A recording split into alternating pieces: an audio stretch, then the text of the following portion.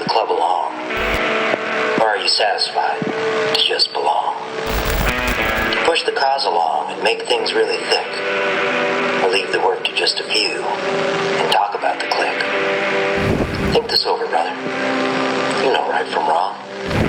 Are you an active member? Or do you just belong?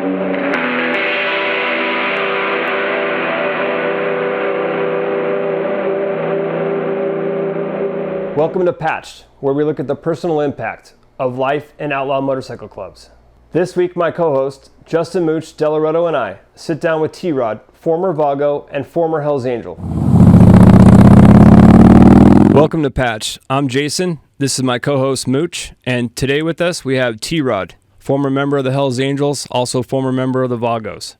A couple of questions we had from last week's episode were, can you guys describe what a nomad is? And then the second question we're going to describe today is pack mentality. So let's go through the first one. What a nomad meant in the Hells Angels Motorcycle Club originally was that a member of the Nomad charter was able to travel throughout the state, right? So if they were a member of the Nomads, then they would go from the north down to the south and from the south to the north to help out charters in need. Now, not 100% certain on what those needs were, but at the time it could have just been they were down a member and they needed someone to come and, assist them with the charter business. So that's what it was meant to be for a member of the Hells Angels. Mooch, would you like to describe what it was like to be a nomad in the Mongols? Because I know there's different meanings to that. Yeah, it was a little different in the Mongols. It was actually kind of a step away from retirement. So there was two different versions. If you were in for 5 years, you could be a chapter nomad. So essentially, say I was in the Portland, Oregon chapter, I would be a Portland nomad. And that just means instead of coming to 4 churches a month, I only had to come to 1, paid less dues. So essentially I was less active, but still involved. And then if I'd been in for 10 years, I could go into a nomad chapter. So for example, West Coast Nomads or OG Nomads, and they ran as an official chapter, but also were, less active. They had to go to less national runs a year and paid less dues. So essentially it was for guys that have been in longer, kind of rewarded them for their time in and being able to be less active. What about T-Rod? What was it like for the Vagos? Well, it was kind of like around the same area, you know what I mean? The Nomads were like, not the last say-so because we're an international chapter, but the Nomads worked out with national a lot, basically. We sent them places where we needed help, where we had new chapters coming up, and to just kind of oversee everybody, give their wisdom. And they, it was like a semi-retirement, right before retirement, like you said, same thing. You had to be in the club over 15 years. Closer to 20, I believe, and then you could go get voted into the Nomad chapter. It was by vote, Not everybody that had the time got in there, and they had president, vice president, and everything. And me, I worked really tight with the Nomad Sergeant Arms. We worked side by side. He was a lot of help for me at the time, So yeah, it was like just kind of like the same parameters, Mooch. Cool. Yeah, and speaking about what T-Rod was saying about the Vagos and their Nomad affiliation, the process to get into it seems like it's a lot of dedication for a member in the Vagos to take that role on, to also be in the club for 15 years and still have the dedication to say, I'm going to go where the club needs me, right? And be able to drop what you're doing or go, whether it's your job that you have to tell or your family that you have to tell that I need to go help another charter out for 1 month, 3 weeks, or, maybe a year. That's another huge dedication to the motorcycle culture that people don't realize is the dedication that is out there, So, yeah, thanks for that explanation, T-Rod, because I don't think I even knew that, The next topic that we have that people were asking about was pack mentality. Now, for me, that comes up with it can mean two things, and I'm sure you guys are going to agree. It's like the whole pack mentality is when something is happening. Okay, let's say something's happening. How does the group react, right? So the group's going to react by the way it sways, right? So if someone gets heated or passionate about something, then most of the group is going to follow follow that suit, right? And that's the one way to describe a pack mentality. The second way is when you're on the road, and the feeling that you get by being in the pack, by hearing the rumble of the bikes, by traveling down the highway, and the perception that the public has of us being in those large packs. That's another definition for me as far as pack mentality. So I don't know, Mooch, if you have something to add to that or take away from that, but let's discuss it. Yeah, no, I agree. I think the other part too, especially if you're physically in the pack riding, like in the motorcycle pack, I think it's that feeling of being involved in something that's greater than yourself. It's a group that's moving as a unit.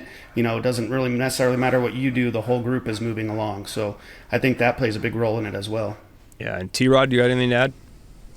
Yeah, in my personal case, I've always been like the shepherd.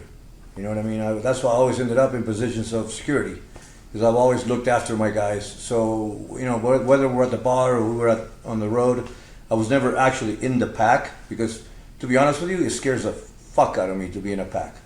Because guys are not paying attention, guys are, you know, playing with their phones or whatever, listening. And you know, you got, all of a sudden, the whole pack comes into an abrupt stop. So I was always helping the road captains. I was always on the side of the pack, just doing my thing, you know, slowing cars down.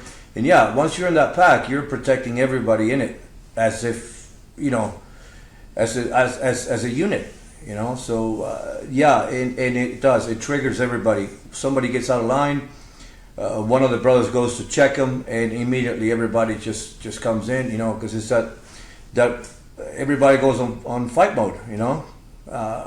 And if there's a loudmouth in the pack, one of yours, it's going to create problems. You know, that's why a lot of the issues happen in the pack. Is you got one guy that is an instigator, and he can get everybody in a wreck real fast. Yes, because people feel comfortable when they have, you know, that group behind them, right?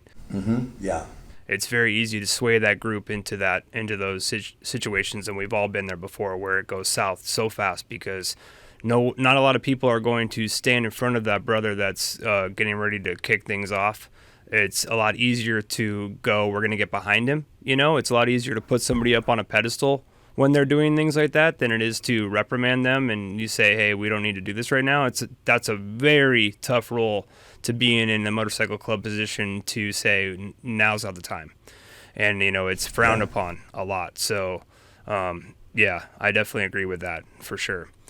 I think T-Rod touched on a good topic too. You know, in the last few episodes, we've talked about the risks of club life, and we keep saying death or jail. And I think something that people forget a lot is the risk of riding in the pack, right? Yeah. Like, we all have lost many members of our own respective clubs in motorcycle accidents. And, you know, it doesn't take much in the pack for things to go south really quick. And I think that risk is something that, you know, every time you put on that patch, you get out and you're riding with your chapter, riding in the big pack, that can happen. And I think a lot of people probably don't recognize that. No, because everyone associates our problems with bar fights or, you know, or being at a rally or things like that. But you're right. I mean, every day we get on a motorcycle, even just to go to church or back, or just to ride, you know, to go visit another brother at a hospital or somewhere, you're taking your life in your hands with the vehicles on the road. So imagine if you've got 16 to 24 motorcycles driving down the highway, like T-Rod said, and someone doesn't pay attention, you know what I mean? Or some car just decides to move over a little bit. The whole pack can become a clusterfuck in a matter of seconds. So, yes. Yeah, it happened to me. It happened to me a couple of times. One time I was almost shot by a cop because these motorcycle cops came up on our pack, and I'm looking at my last guy as a prospect. He's a brand new rider, so I'm looking at him, looking at his mirrors. And this cop's right behind him, man, and I know this prospect is going to crash, you know. So I break off the pack and I wave everybody forward, pass me. Even the prospect, I wave him forward and I get right at the end of the pack, and I put my bike on cruise control and I turned around on my seat and I went, "What's up? What's your problem?" And the guy pulled me over immediately, guns off, you know. And it's like, I'm looking after my guy. You're going to cause him to crash. You know, you're supposed to be the safe person here in the highway, and what are you doing, man? What's your trip? Exactly. And, you know, exactly. When I was a leader, when I was a P, I never rode faster than my last guy, because I didn't want that on my conscience. I didn't want a brand new prospect trying to keep up with me and dying because of it. How am I gonna call his family and go, hey, you know, he's dead. Yeah, we were just on our way to a run, and now he's not with us, right? You're exactly right. Right. There's a lot of responsibility with being on the road with guys in a pack. It's a lot easier to ride single rider, or just with you and your riding companion. You know what I mean? Down the highway, it's faster, it's smoother, it's a lot less stress. But guess what? That you lose that feeling that we all long for, which is that big pack riding down the road and everyone's getting out of our way, and that's every club. I don't care if you're a small club or a big club, you all feel that, because that, I don't care. There's no one in the public in a car who can differentiate between the patch. They just see motorcycles coming down the road in a formation. And so that feeling can be felt no matter what club you're in my opinion. And that's a commonality that we have with everyone on two wheels is in a motorcycle club. And I keep going back to the fact that, and I've said this before, and Mooch and I have agreed on this, is like, there is a huge network out there that we are missing out on because we use the different colors of our patches to put a block in the middle of this what could be something huge. All of that could be easily accomplished. It's a shame. From you could go from Florida to New York, and from New York to California, and up to the Washington coast with nothing but open arms if we could figure this shit out. So yeah, and you were a big part of that, Jason. I remember you going to the CSC all by yourself sometimes, man. Just to try to. I always thought that we were missing out on it, because I'm always looking at it from like a networking perspective, right? I mean, that's how I do my business stuff. But yeah, I always looked at it like the friendships and the relationships that I had with the guys from the other motorcycle clubs were just as valuable as the guys I was in my own charter with. And like, it didn't take much to form those bonds, and it wasn't hard to keep them with just a little bit of communication and checking on people.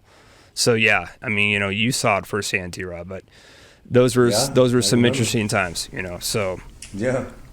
Jason, you want to get in and tell the audience who T-Rod is and some background history? Yeah. So I've known T-Rod for a long time. When I first came around the club, T-Rod was a master mechanic working at a shop for my president at the time, Rusty, and we hit it off right away. I was like, man, this guy's cool, and he's nice, and he's smart as fuck when it comes to motors. And I just was like, I wish he would come back around the club, because I knew he was already in the club and left.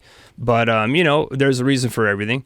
But of course, and I was brand new into the scene, and I thought to myself, well, come on, this is easy. Why don't we just bring him back? Like, he's been in it, we know him, and that's all it takes, right? And we always hit it off, and I always felt like I could communicate with him openly, and that he had his heart in the right place. Like, when he talks about like how he is with regardless of whether it was Hell's Angels or the Vagos, or even when he formed another club in between that, I knew that he had his best interest was his crew, and it was nothing less than selflessness to make sure that they were all good and that they were safe, and they were his number one priority. And that's why when I thought about this podcast, that I knew that I wanted T-Rod to be a guest. Yeah. I appreciate it, man. Yeah, that's for sure, brother. And T-Rod, just before, we don't have to get into the specifics of why you've left or anything yet, but what club, can you just tell the audience what clubs you were in and kind of just your general timeline? I was a member of the Orange County chapter of the Hells Angels, and then got out of the club right after a murder case.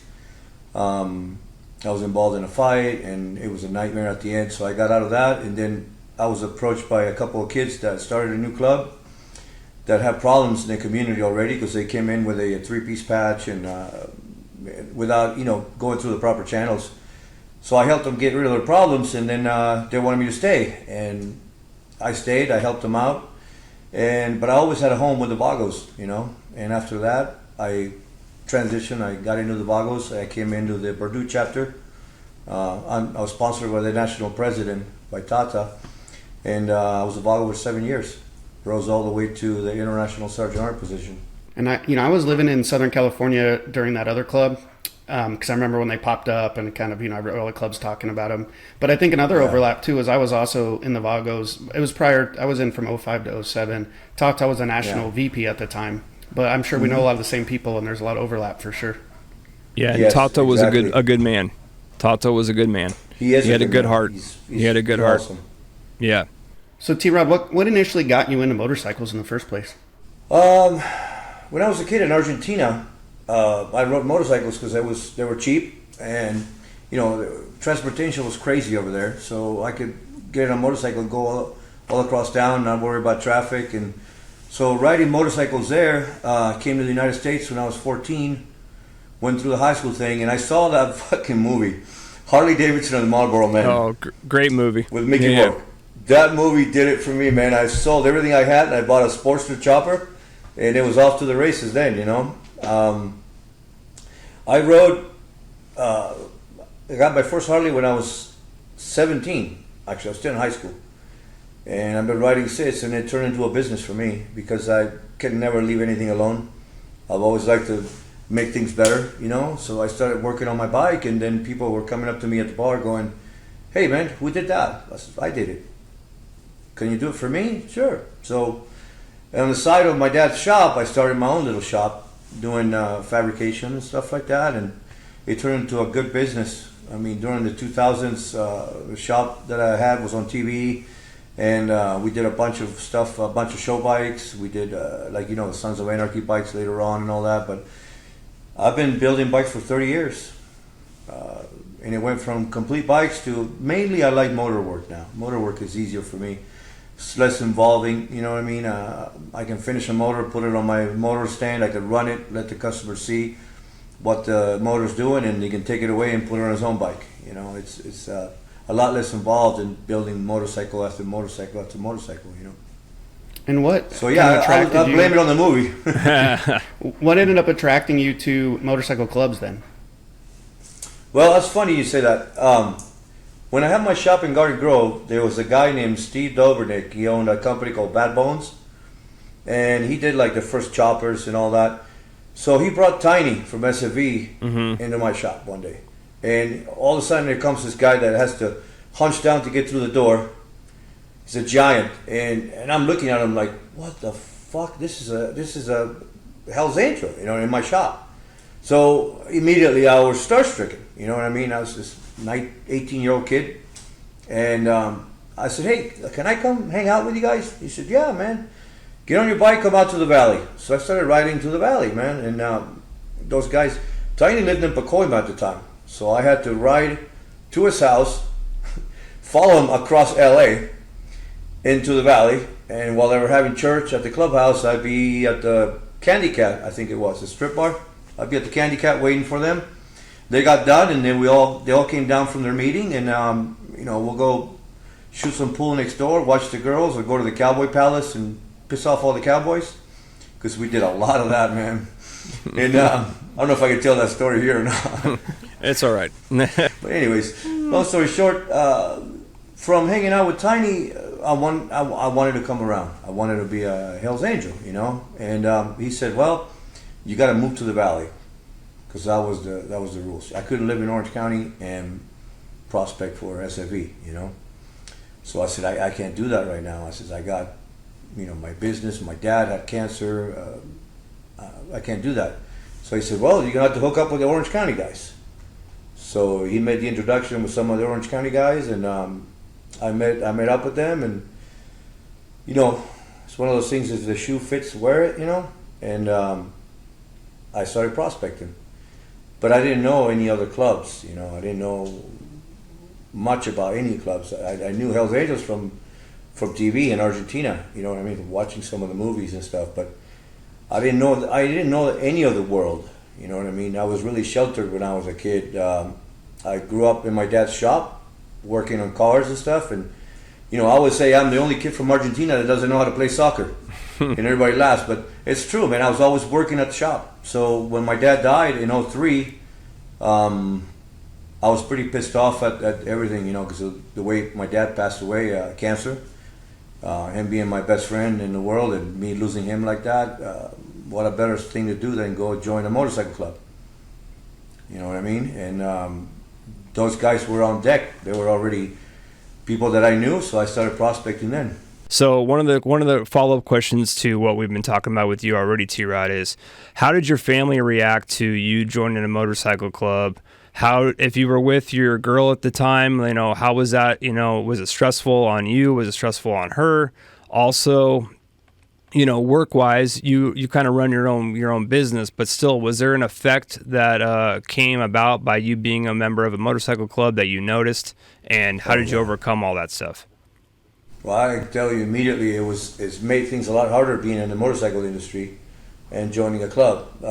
When my shop was big, when I was doing $60,000-$70,000 choppers every couple of months, my name came across the board with the old biker build-offs. Remember that whole thing that was going on? Mm-hmm.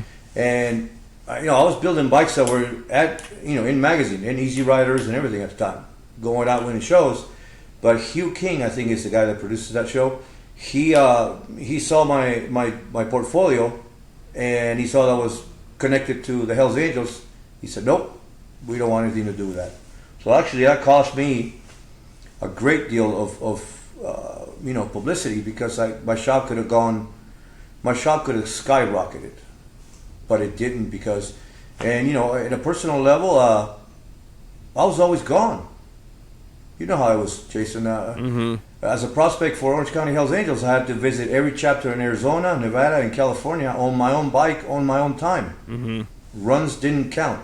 So half of my prospecting time, it was on the road, visiting chapters. And we had a list of chapters that we had to visit before we get brought up for membership.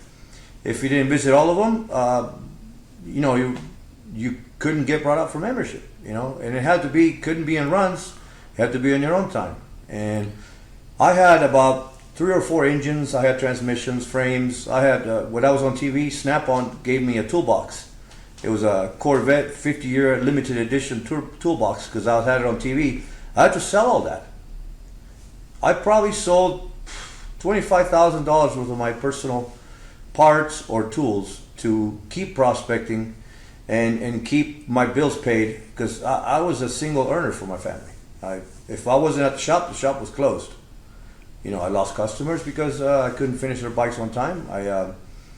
So it was very, very costly and very, very hard on the family life. Mm-hmm. I lost a wife at the time because of it. And that's what I wanted to ask, T-Rod, is how did it affect your family? But it sounds like it ruined a relationship. Oh, more than that, it ruined my relationship with my daughters, man. Both my daughters, especially my youngest one, she's 19 now. I was never around because my dad died, and my daughter was a little baby at the time, and it took a toll on me. So I joined the club, and I was gone. I was gone all the time. And would you say to cope, you closed that off, right? You closed off one door and tried to focus on another one. You have to. Yeah. You know how it is, man. You can't run with the devil and have a conscience. Mm-hmm. Yeah, and that's very tough to deal with. Very tough. So instead of balancing, you would say you focused more on one than the other? Yeah, it's kind of like doing time. You can't be worried about what's going on the outside while you're inside. Mm-hmm. Same thing. I knew my family was going to be taken care of, and I was gone. I was on the road, man. And how would you say you kind of maybe mended those relationships later on, and has it worked out? Or? I tried. My daughter and I we don't talk. Not specifically because of that, but that bond that you have with your kids when they're little, mm-hmm. that bond was never there, I have my son now, who was 6 years old, and now I told my daughter, I said, "Honey," I apologized to her. I says, "I was learning about me while you were around, and I couldn't be a dad because I was trying to figure out how to be an outlaw, and they don't mix." Yeah.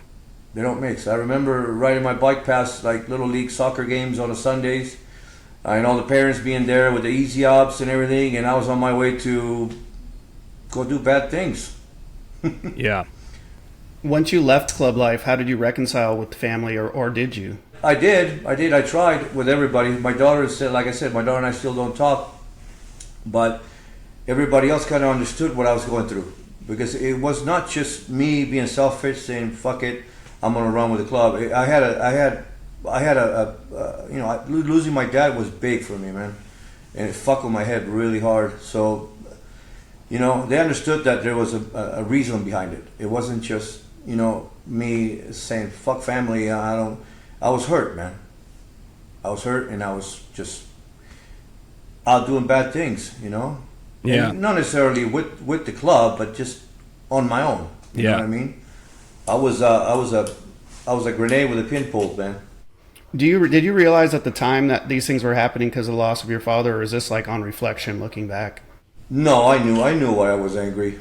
I was angry with God, man. To me, how can a pile of crap molester be in this world and my dad be gone when he never drank, he never smoked, he never beat my mom, he never beat us. My dad was a model man, you know, and all of a sudden he's dead, and all these scumbags are still walking the earth. So I had an axe to grind with God, and you know what? I made my peace with God later on, but at that time, Like having brothers and being in the club, did that help you get through that, or do you think it made it worse?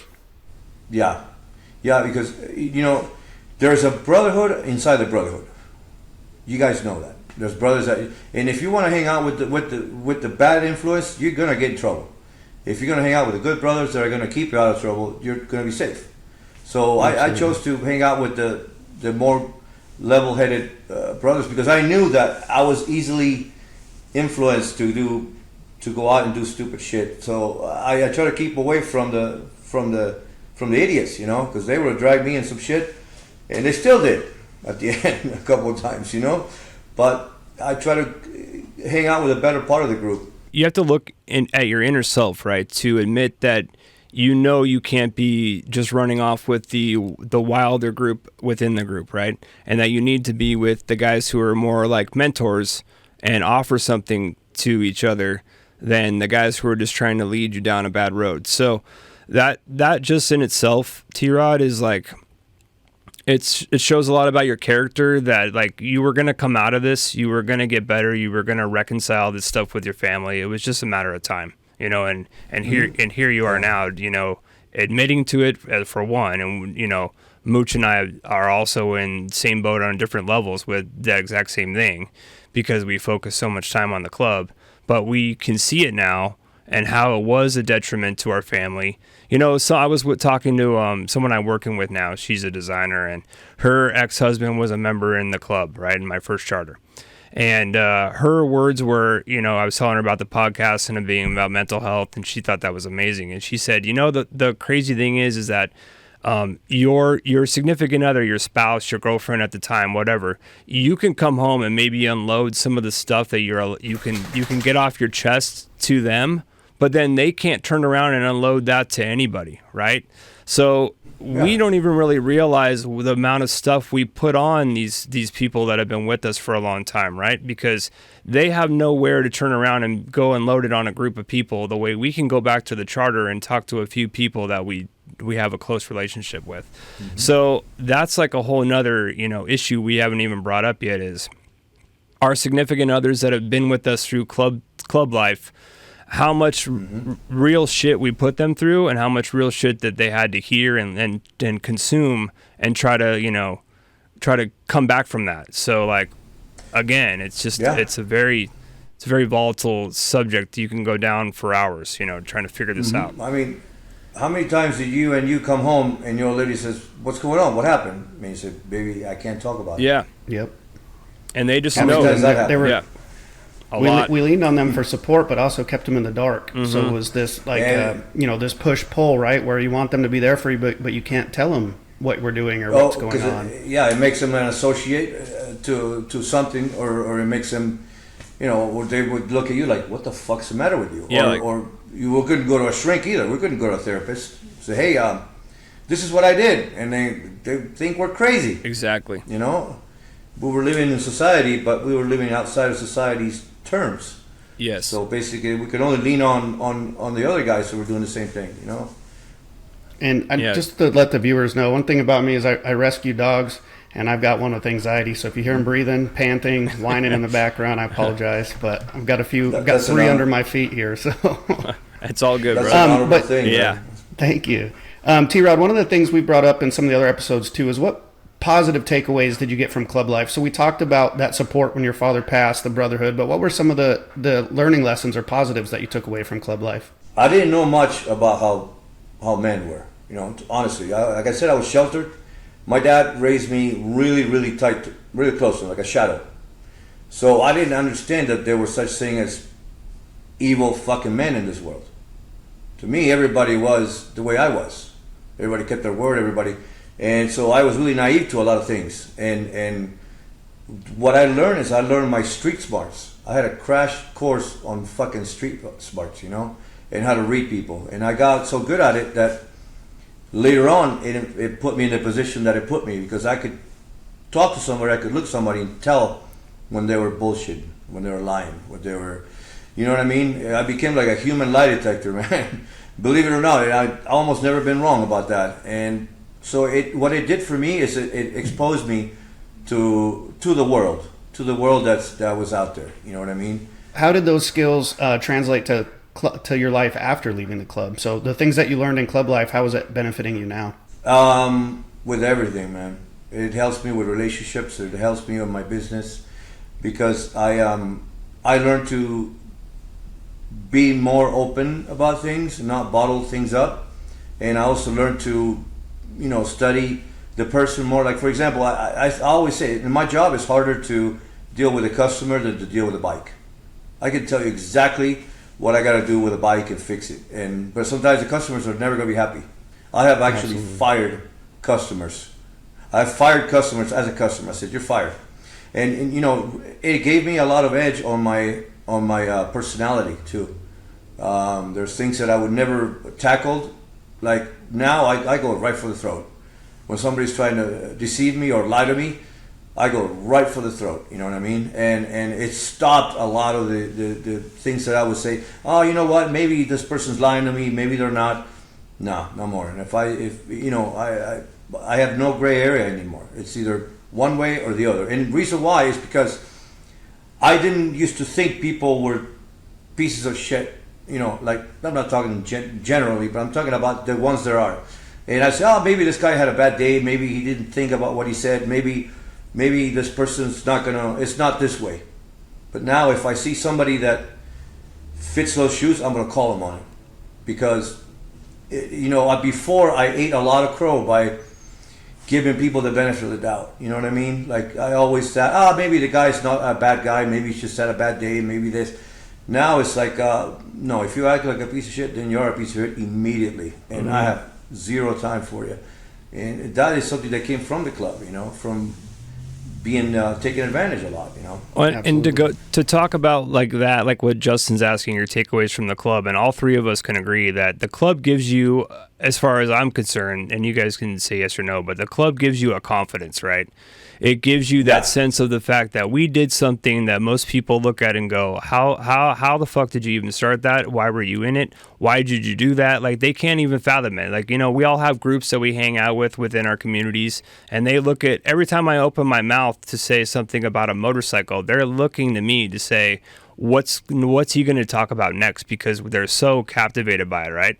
And that gives you a sense of confidence, which is, if you take it in the right direction, like T-Rod said, it can help you in life, right? Because you have that confidence to be able to say, nope, I don't need to deal with this person, and I don't need to add more stress to my life. We can cut this out right now. And I think that that's a huge skill that you can learn from the club and take out into the real world, is the confidence that you do not need to backpedal with somebody or take on somebody that's going to cause stress in your life just because you need a few dollars. You know what I mean? You have the confidence to say, nope, next in line. Who's next in line? And I think that's a huge thing that we all learn from the club, is the confidence that we have because of the thing we accomplished. When I worked at corporate America, I was running an entire department in an electric car company. And I come into the break room and everybody would get quiet, because I was still a member of the Mongols. And these guys are all engineers that came from a lot of money, big families, big money. And at one point I says, what's going on here, guys? Come on. I'm different. Is that what it is? So I need to assimilate in order to associate? Yeah. I got to wear shoes like you do. I got to wear a tie like you do. I says, give me a chance here. And I might surprise you. And, it went from being quiet to them asking me on a Monday morning, hey, T-Rock, how was your weekend, man? What'd you do? You ride your bike? You meet? Yeah, man, we went here, we went there. And then it was like, I became part of them. But at first I had that whole stigma. You know what I mean? Yeah, you got to break down the walls. You got to break down the walls because people in the public are nervous to have these conversations, right? They don't want to upset somebody that they don't know how to act around us at first, right? But I always say hey, I want people to be themselves. If you like Star Trek, then tell me about Star Trek. I want to listen to it. Like if you're someone who wants to paint, then tell me about that because I don't know anything about that. I'm trying to learn in my life too, you know. So I agree 100% with that. You got to break down those walls.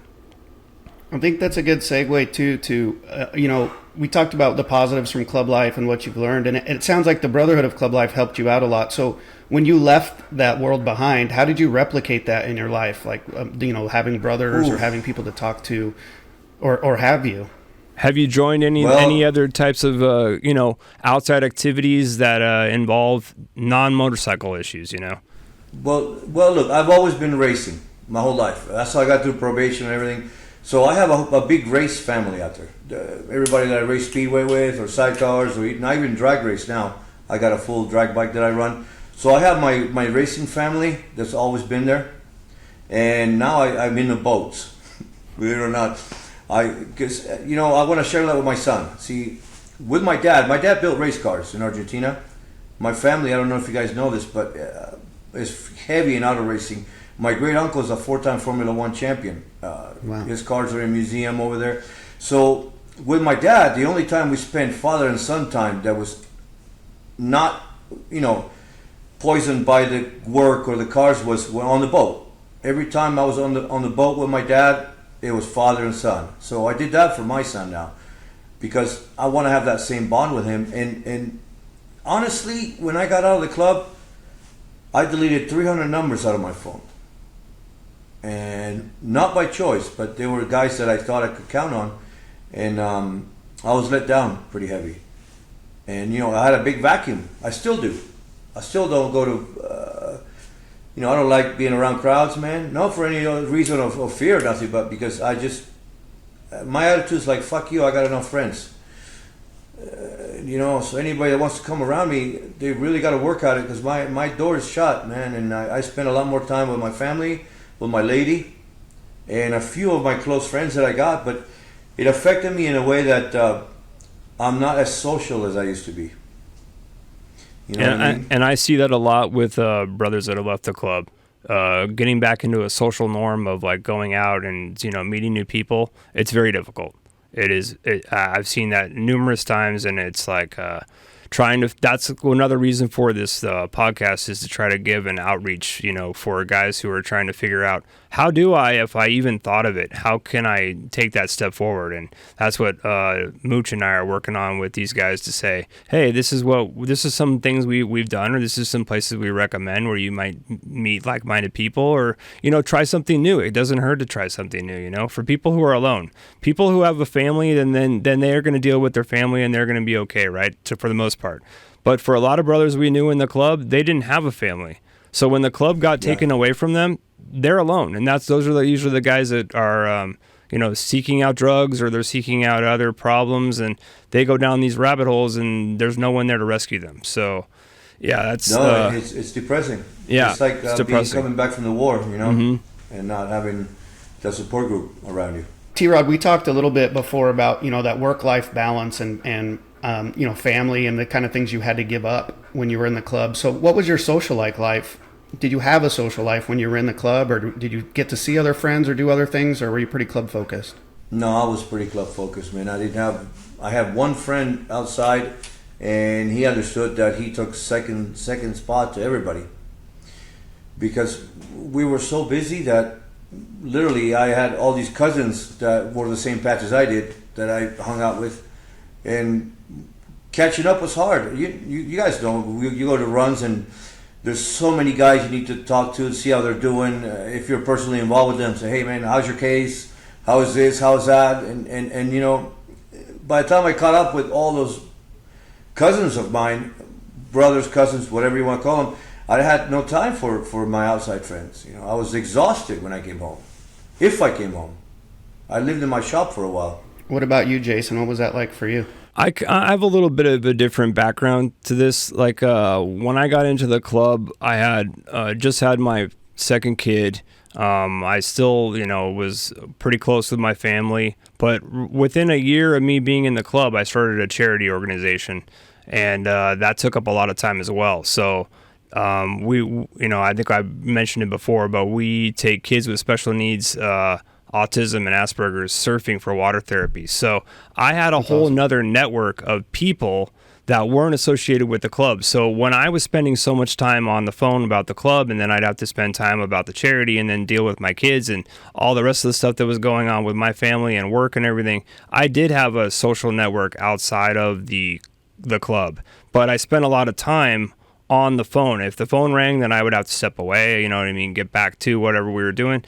So for me, when it was time to leave the club, it wasn't like my life got pulled out from underneath me. It was like I just transitioned from one busy thing to trying to fill the gaps now with already being busy. You know what I mean? So, like I mentioned before, I went to my daughter's school. She was starting at a Catholic school. I met some dads at a back to school night, and the next thing you know, I'm asking like, how can I help out here? And that's where I started focusing my free time.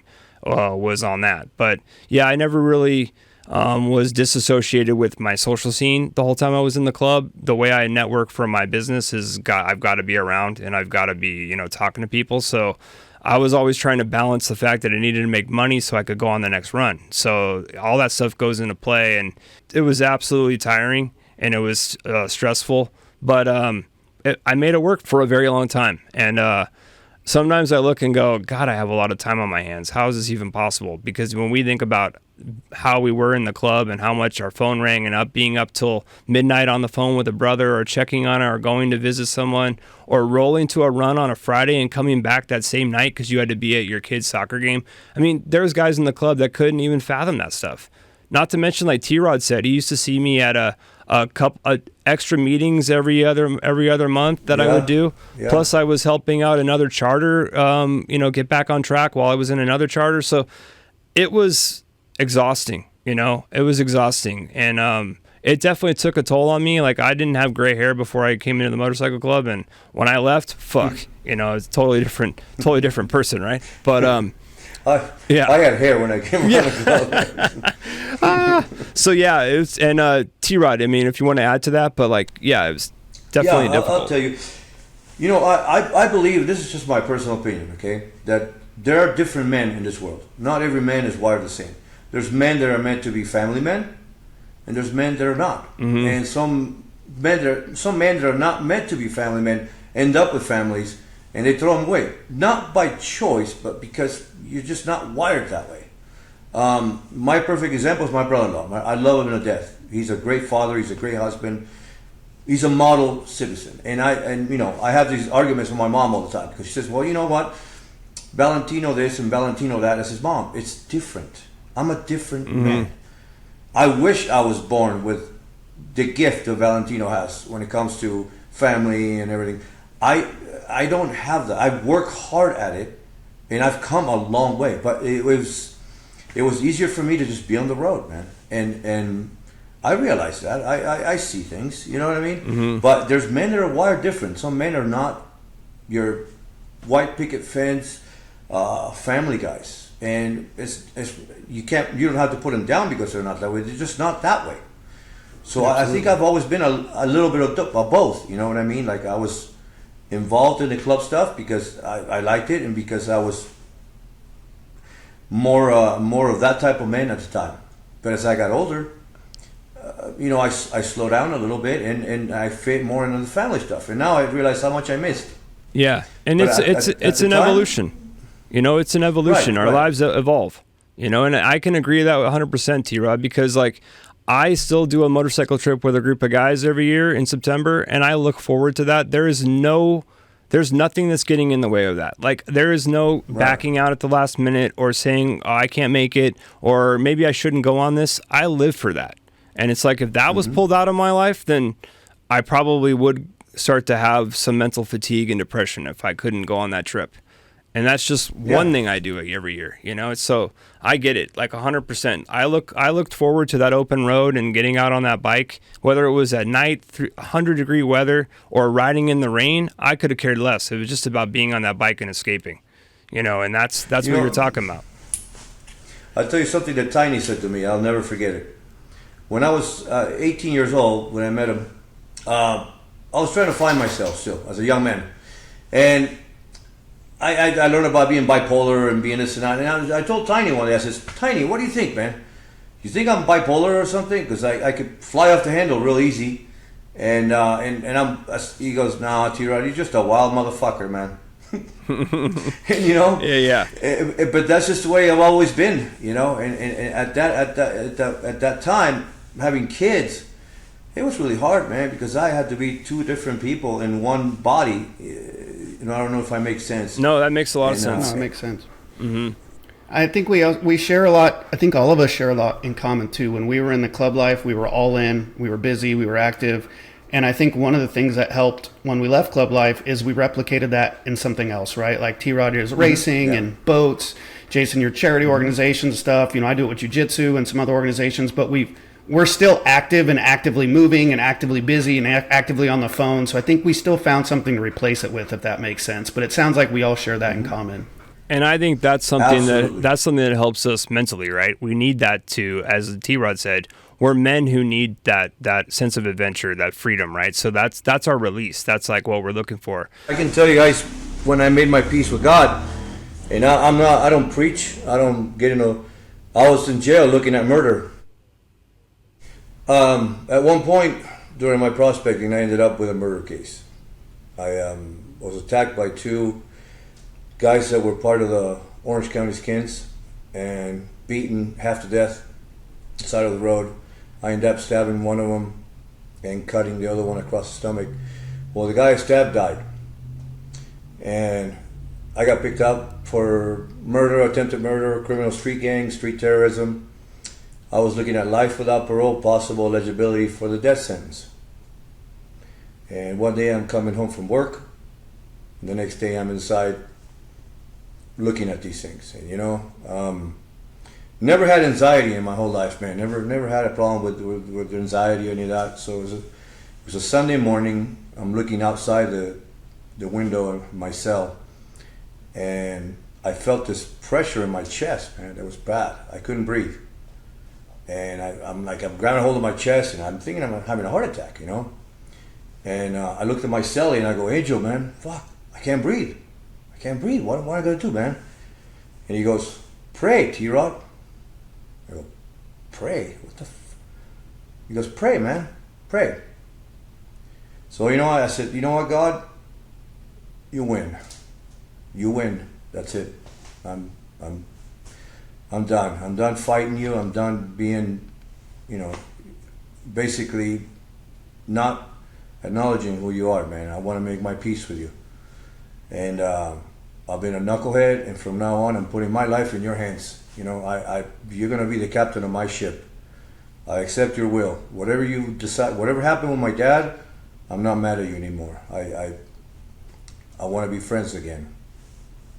2 days later, I was a free man with all charges dropped on terms of self-defense. That's amazing. Thank you for sharing that, brother.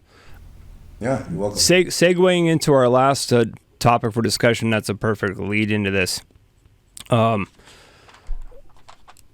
Let's talk about how does the violence associated with motorcycle clubs and like the thing that you were dealing with, T-Rod, how does it have an effect on people that we know in the club, people after the club, and even from personal experiences, dealing with that and, figuring out how to assimilate with, yourself or other people after you've been involved in those situations, because like we talked about before, we can't really talk about it. So how does that take an effect on anyone that you are personally or someone that you've known? Mooch, let's start with you. Yeah, it's a tough life, right? And I think, as a therapist, I would definitely equate it back to some form of PTSD. I mean, we lived a lifestyle where you could get hurt at any time, or people you care about could get hurt, or you might have to hurt somebody else. The toughest one for me is being in leadership and then losing members under your leadership and carrying that guilt with you for the rest of your life. I think that's that's been one I've struggled with the most. That's one I continue to struggle with. But that's been one of the hardest ones for me. That thankfully I have people like you guys to reach out to and talk to. And if it wasn't for guys like us with shared experiences, I don't know who I would talk to about it. So that's been beneficial for me for sure. And T-Rod? Yeah, the thing I just told you guys, I've only told a few people in my life actually, and that was the worst day of my life. That's continued to be the worst day of my life when I went through that. I took everything a man's had, and I took everything he was ever going to have. You know what I mean? I live with that for the rest of my life, and I've always tried to be reasonable, even in an unreasonable situation. For example, I had to live with myself with everything I did. So I always tried to reason first, and I never not give a man a honorable way out. I believe in doing that. I believe in saying, look, man, if you keep up like this, we're gonna have a problem, and you're gonna get hurt. And so when it came down to the violence, I was okay with myself because I had given that person an honorable way out, and that person chose not to take it. So whatever came upon him, I knew I had not brought up to him. You know what I mean? Mm-hmm. It saved a lot of problems many times, but also put me in a position when I was the first one to throw a punch sometimes. But I was okay with myself because I never was a bully. I never was a guy that would come in and take your lunch money. I've always was the guy that tried to get the bully to stop taking this other kid's lunch money, and when he didn't, then I beat the shit out of the bully. You know what I mean? Mm-hmm. So I've always was okay with myself when it came to that. That's how I dealt with it. That's how I still deal with it. I tried not to get into hands. That's my last option, but when I do, it's because I have exhausted every other option. And I'm mad at the person that is making me do it because it's like, damn it, why wouldn't you take this way out that I just gave you? Mm-hmm. But some people, in society, they don't, it's gotten to the point where people get away with everything with the way society is now. Everybody I had this guy who was, he worked for a magazine and he screwed me on a job. He told me he wasn't going to pay me, but he was going to put me in the cover of the magazine and put an article.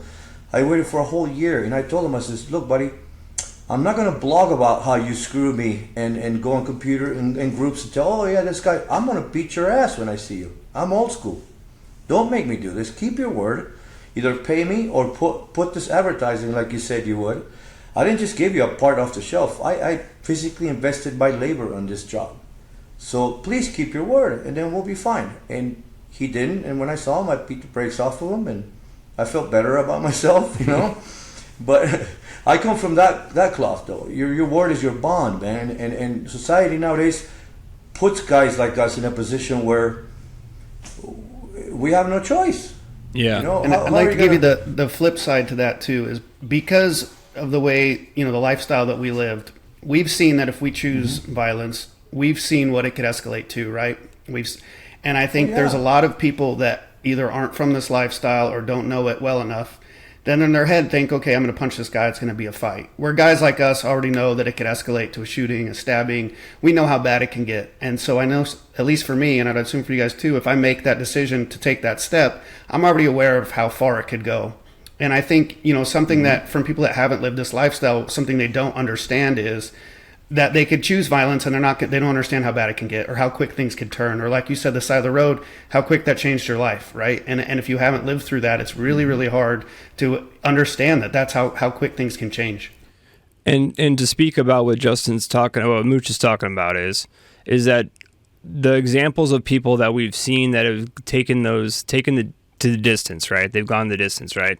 And how it affected them afterwards. How many brothers did we see that got into things we're not going to discuss, but they weren't able to handle it afterwards, months afterwards, years afterwards. I saw brothers basically go on a decline from, weeks after all the effect of the pats on the back and like you're this badass motherfucker that's in the club and everyone's like putting you up on a praise, but you're not, after you leave the meetings and you go home and you're by yourself or you're dealing with your own court case or all the stress that comes with all that stuff, like T-Rod was saying, you know, being in that cell, no one else is with you. And so we saw a lot of brothers go down the road of drugs, alcohol, become abusive with, you know, people at home, and they had no outlet for that. And I think a big reason that we are so into this podcast and why we think that mental health is a huge topic here is because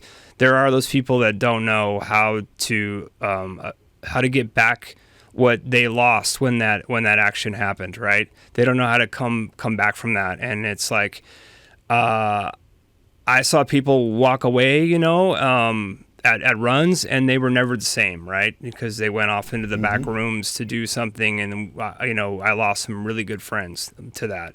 And that's just a big thing that we can all, I mean, everyone we talk to, that Mooch and I have talked to, all can agree that the things that we've done in the club, there are people who can't handle it, and there's nothing that says that that's a bad thing or a good thing. And this is why we're here, is that people need someone to talk to, or at least just to know that we can understand what they went through and that we're here for them. So they can't relate to anybody. Before we quit recording, I had two quick questions because we'll see what the viewers think. But one, since you spent the majority of your adult life in motorcycle clubs, when did you decide it was time to leave? You know, I tell you when. There's an old saying that says, when you expect everyone to do for you what you would do for them, they're always going to let you down.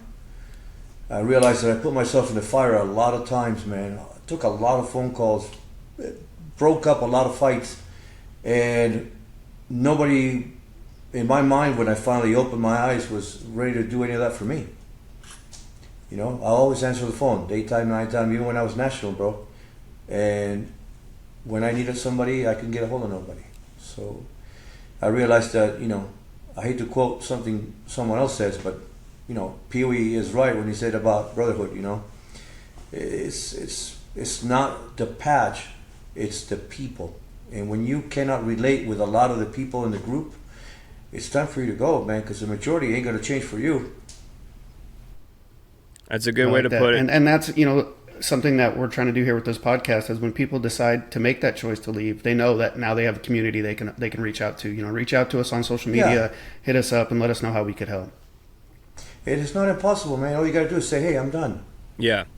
It's easy. And then the other question I had is, you know, on social media and stuff, I get asked a lot about what it's like going from one club to another. You know, a lot of times it's called patch hopping, and there's, you know, these negative connotations. Yeah. I don't think people understand in club life how common that really is, right? To go from one club to another. And so just briefly, can you explain, you know, why you chose to leave a club and then join another? You know, when I left the Angels, it was over a situation where I felt like I was, you know, abandoned at a bar fight, or the brothers ran out, left me there. They had to come back for me. And to me, that's a big thing, man. You never, ever, ever leave anybody behind. I don't care if it's in a club. I don't care if it's in a war. I don't care if it's in anything. You never leave anybody behind. And when that happened to me, it broke my heart. And I know there was a lot of good brothers there that were sad to see me go, and I was sad to miss them. But it was something that I could never take back. And then the other deal was I stood up for the bylaws. I stood up for somebody, and because it was the right thing to do, and it was being done wrong. And I chose one person over an entire organization. Because they went about it the wrong way. They straight railroaded this guy. The guy turned out to be a piece of shit, which is funny because, you know, joke's on me, I guess. But I was doing my job, and you know what? I don't like it when people go behind someone's back and they just railroad them over something that it's an agenda more than something that person did, you know. And I stood up for that because that was the right thing to do. When it cost me. But you know what? Here's the deal.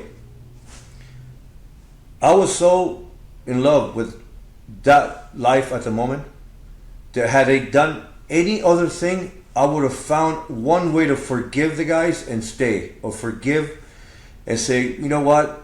But betrayal to me is the biggest thing that you cannot take back. You know what I mean? And maybe God had a hand with that. I don't know. Because I would have tried to look the other way on just about everything else they could have done.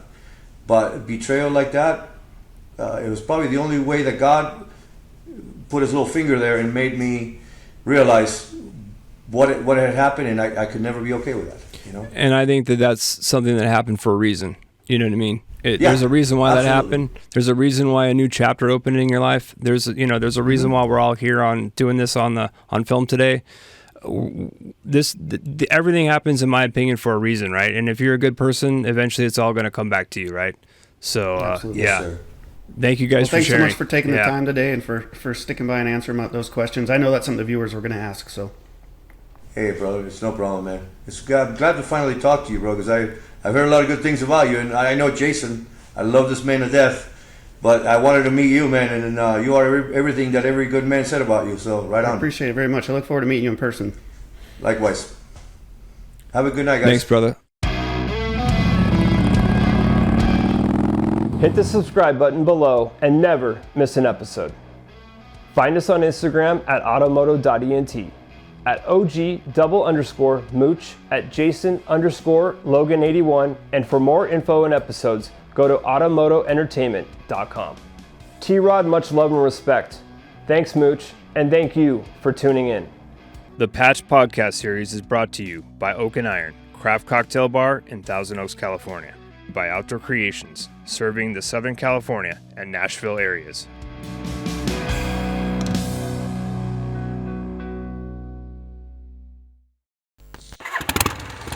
Are you an active member? The kind that would be missed? Or are you just content that your name is on the list? Do you attend the meetings and mingle with the flock? Or do you just stay at home and criticize and knock? Do you take an active part to help the club along? Or are you satisfied to just belong? To push the cause along and make things really thick? Or leave the work to just a few and talk about the clique? Think this over, brother. You know right from wrong. Are you an active member? Or do you just belong?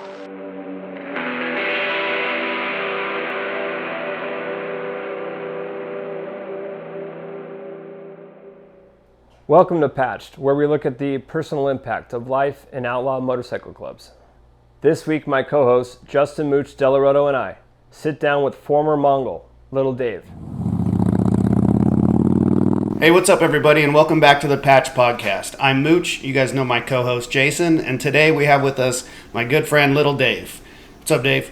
How you doing, guys? Good to see you, brother. So a little background is Dave was a longtime member of the Mongols Motorcycle Club. I'll have him share that in a little bit. And so Dave and I have known each other for over 15 years due to that. And then Jason, if you want to explain a little bit about how you and Dave know each other. Dave and I kind of ran into each other at these COC meetings, coalition of clubs. But I'd say more or less like our relationship that we have now started after Dave was exiting the club. Wouldn't you say that would be about accurate, Dave? Yeah, that's correct. Yeah. Dave, if you want to go a little bit more into that, you're more than welcome. It's probably easier for you to give an explanation on how we came to be close. Yeah, so I first met Jason at the Coalition of Clubs when we were started a movement called Save the Patch. And, it stemmed from the government 2008 indictment against the Mongols Motorcycle Club. And Jason was heavily involved, as I was, to try to, facilitate other clubs to come on board to start the movement of Save the Patch and get everybody behind the movement to pursue keeping our patch, so nobody else had to go through what we went through. And Jason and I built a relationship, and when I exited the club back in 3 years ago, he reached out to me, and we just started talking again and just going through things and developed a relationship. For the last 3 years, we've become pretty tight. So that's where our relationship stemmed from, and continue to have a relationship to this point, to today. And just to to spread out on that is like what Justin and I talked about in the first episode is that most people can't imagine that even Mooch and I would be talking, or someone like Dave and I would be talking with our backgrounds and the history between our clubs. But we realize that we have more in common than we know, and that there is a larger goal out there, and the true brotherhood is with like-minded people. If you want to put it in that perspective, but yeah, just me getting to know Dave and Dave getting to know me, it's like there's so many commonalities in the way we live our lives, the way we raise our families, the goals we have for the future, how we still think about the club, even though we're out, how we still worry about brothers. All that stuff, you can't pull it away. And so I feel like that's what's really created us to have a strong bond. Like I said, it's not a common thing. It's but this is kind of why we're talking, to show people that you can have an open mind and find brotherhood in people who aren't wearing the same patch as you, and that's it. It takes a little bit to think outside the box, but believe me, the rewards are huge. So just wanted to throw that out there to everybody. I think what's good for our viewers to recognize is, right now we're all talking because we're all ex-members, but when you guys met, the two clubs weren't getting along on the street, right? And Save the Patch really brought you guys together, despite, even as active members. Is that right? Yeah. Yeah. Without a doubt, nobody was getting along at the time, and it goes in waves where there might be some talk about some things, or some areas where it's calm, or some areas where it's not. But what we realized is that if we don't jump on this bandwagon, like Dave was saying, the next club was going to be us, right? And I'm not going to say that it hasn't been in the years to come, but it was going to be a downward spiral effect to all the clubs, and we saw that, the writing on the wall. If they could knock out Dave's club, then they were going to come after our club next. Then they were going to be going after the Outlaws, the Banditos, and so on, until all we would be left with was mom and pop clubs. And so we wanted to make sure we at least put our best foot forward into trying to keep everybody out of prison. I described it to my own club when I would talk to them was the incident that happened in Twin Peaks in Texas, right? A bunch of people go there, not necessarily banditos, not necessarily one percenters, but people that were all just there to have one common cause. And look what happened. Shit breaks out, and then they just rounded up every single person in the parking lot and put them in, detain them for 4 weeks minimum. And the way I explained it was, who can afford to be away from their family and jobs for 4 weeks? Just think about it. How much money would that cost you? So thinking that way helped, us spark their relationship and understand that there was something bigger than just worrying about, I'm mad at you because of the color of your patch. And I think that it paid off. So Dave, would you say that go ahead.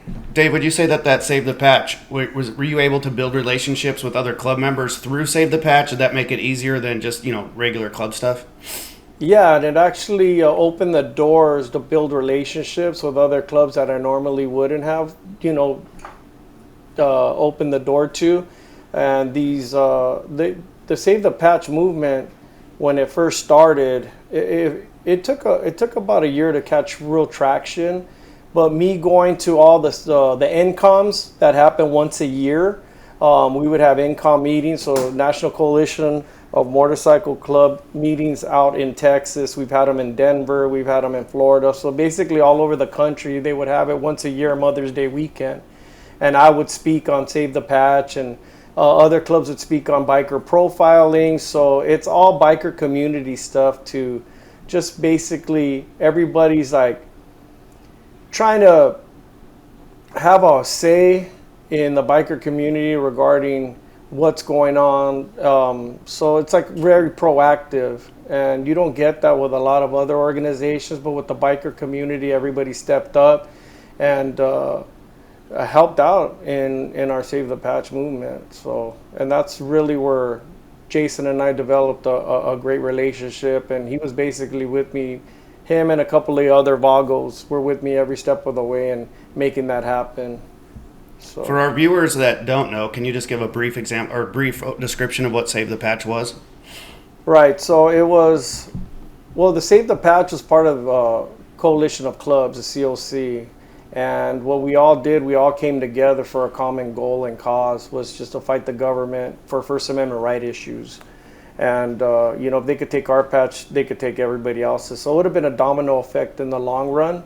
And everybody was worried. I was worried. Everybody was worried. But we all thought, in the end, we were all going to be saved by the First Amendment rights. Freedom of speech. If they could do it to us, they could do it to everybody. Catholic Church, anybody that wore a symbol, on their back or had a symbol regarding their organization. So it was a pretty heavy situation going into it. Nobody knew what the outcome was going to be, but we all expected it would end up in the Supreme Court at one point or another. It made it to the Ninth Circuit Court of Appeal twice. Once they kicked it out, the second time they gave the government a chance to prove their case, which they did, and we were convicted. But in the end, it went back to the Ninth Circuit Court of Appeals, where we prevailed and we won the final decision. And it was up to the government to pursue to go to the Supreme Court, and to this day they haven't. So the verdict, the ruling came down, I believe, about a year and a half ago in the club's favor, the Mongols Motorcycle Club, which would have affected everybody. So we basically did it so nobody else had to. So we were the test case for the government. It was a David and Goliath fight for sure. And we were under indictment for 13 years. So it was a long haul. It was scary at times. You didn't know what was going to happen. But in the end, we prevailed. Justice prevailed in our favor, so we were good. And that's where it ended up. I mean, we spent millions of dollars in hundreds of thousands of dollars, equaling about $1 million, $1.5 million in fines and court costs and paying all the lawyers and transcript fees. It was a lot of work. I mean, being an international president at the time, I mean, you would think you'd be hanging out at bars all day long, drinking beers and hanging out with the brothers, but we did a lot of heavy lifting as far as like legal work and research and flying on planes and speaking, just to keep the movement going and keeping the traction going on it. So. And to clarify, that case went on, you said, for 13 years, right? Correct. The original indictment came down October 21st of 2008. And we didn't go to trial, like we're jury trial, until 2017, and it went into the 18th year. 2018. So it was a long haul. It was taxing. Trust me, taxing, very taxing. Not on me, on the club as a whole, because they're trying to steal our identity and take everything that we've ever known, and as far as history and tradition of our club. So, like I said, it would have been a domino effect. So we basically rode the whole thing out, and in the end, we won. It was a thankless job. It was tough for people to keep up with it. But the group that we worked with, like Dave said, guys from the Vagos, the Hessians, Right. Hells Angels, Mongols, Banditos, even guys from the Outlaws and other motorcycle clubs, Sons of Silence, they put in the effort because they could see that if we stepped back to do nothing, then they were just going to walk all over us, and it would have just crushed the motorcycle culture. It would have crushed it. Yeah. One thing I want to say on that is, like, everybody's like probably recognized that we were all under one roof and nobody was fighting, or like everybody left their dirty laundry at the door. We would meet under one roof. It was a gentleman's agreement, honor amongst thieves. Whatever happens at the tables happens at the tables, and when we leave, that's another story. So everybody was really good about keeping their cool, their composure when we all met under one roof. Outlaws would be there, banditos would be there. So, Sons of Silence, pagans. So it was crazy to see that many 1%er clubs under one roof and nothing kicking off. And it's a true testament to everybody just being men and, and fighting a common goal, which is a federal government. Yeah, I think it's a great example of showing how clubs could work together if it wasn't Right. for the street stuff or what's happening outside. Like you said, everyone's able to put it to the side and work together, and they really showed what could happen when everyone works together. I think it was a really good example of that. The network is never ending. I mean, like, that was just to save the patch. But what Dave and I and other guys saw, what the possibilities could be of just that group or the whole group working together, mind blowing how it could have transformed from there. But yeah, it's hard to take ego out of it. You know, when we get out of the room, like Dave said, when you get out of that hotel lobby and you're out back home, good luck. You know, so. But yeah, when we were together and the like-minded people were in the same room, there was nothing we couldn't take on. And there were guys that would work countless hours on this stuff just because they were passionate about it. Yeah, so Dave, to take it back, what first got you into motorcycles, and then what made you interested in joining a motorcycle club? So that's a great question. I mean, everybody always asks me that. So I started riding dirt bikes when I was like 8, 9 years old in my elementary school. One of my good friends had dirt bikes, so every day after school we'd go ride dirt bikes in his backyard. We'd be skateboarding, BMXing. I was always active as a kid. You know, there was no video games really, like Atari was the only thing, so we were really active as kids on the streets. So riding dirt bikes was fun, and then, you know, graduated to riding Jap bikes and running on the streets and boosting bikes and just acting like fools. And I got my first Harley when I was, I think, like 22, 23 years old, and just started riding and just loved the freedom of it and just being out on the streets and just, it's just a whole, just being free and just in my thoughts and my bike. And it just opened up a whole new avenue, just like to release, like to be out there and just have fun. So that's what kind of drew me to it. And then I ran into one of my club brothers that he was probably about a 2-year member at the time, and I had grown up in the streets with them in El Sereno, and his name's Giovanni. He's a nomad now, and he got me into Green Hell with the Vagos one day when we were coming from Paramount Studios after a run. We were hanging around, a bunch of Mongols and us, and a bunch of hang-arounds, me being one of them. Went to Green Hell, and fuck, I was hooked, man. I loved it. It was great. Just that whole outlaw 1%er scene. It was just something I had never experienced, and I just dug it. How old were you when you first started hanging around then? 26. I was 26. So I hung around the club probably a good 9 months before I patched in. So I did a lot of grunt work. I was Bobby Loco's chauffeur. Like, I took him everywhere.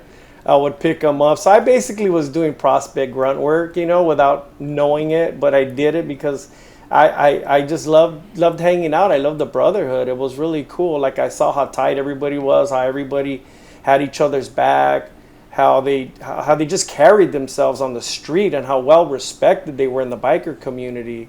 I had never seen anything like that. I was young. I was 26 years old. So me being a new rider in the Harley scene, I was just like, wow. I was just like, I was struck, and, you know, I was smitten. You know, it was a good thing.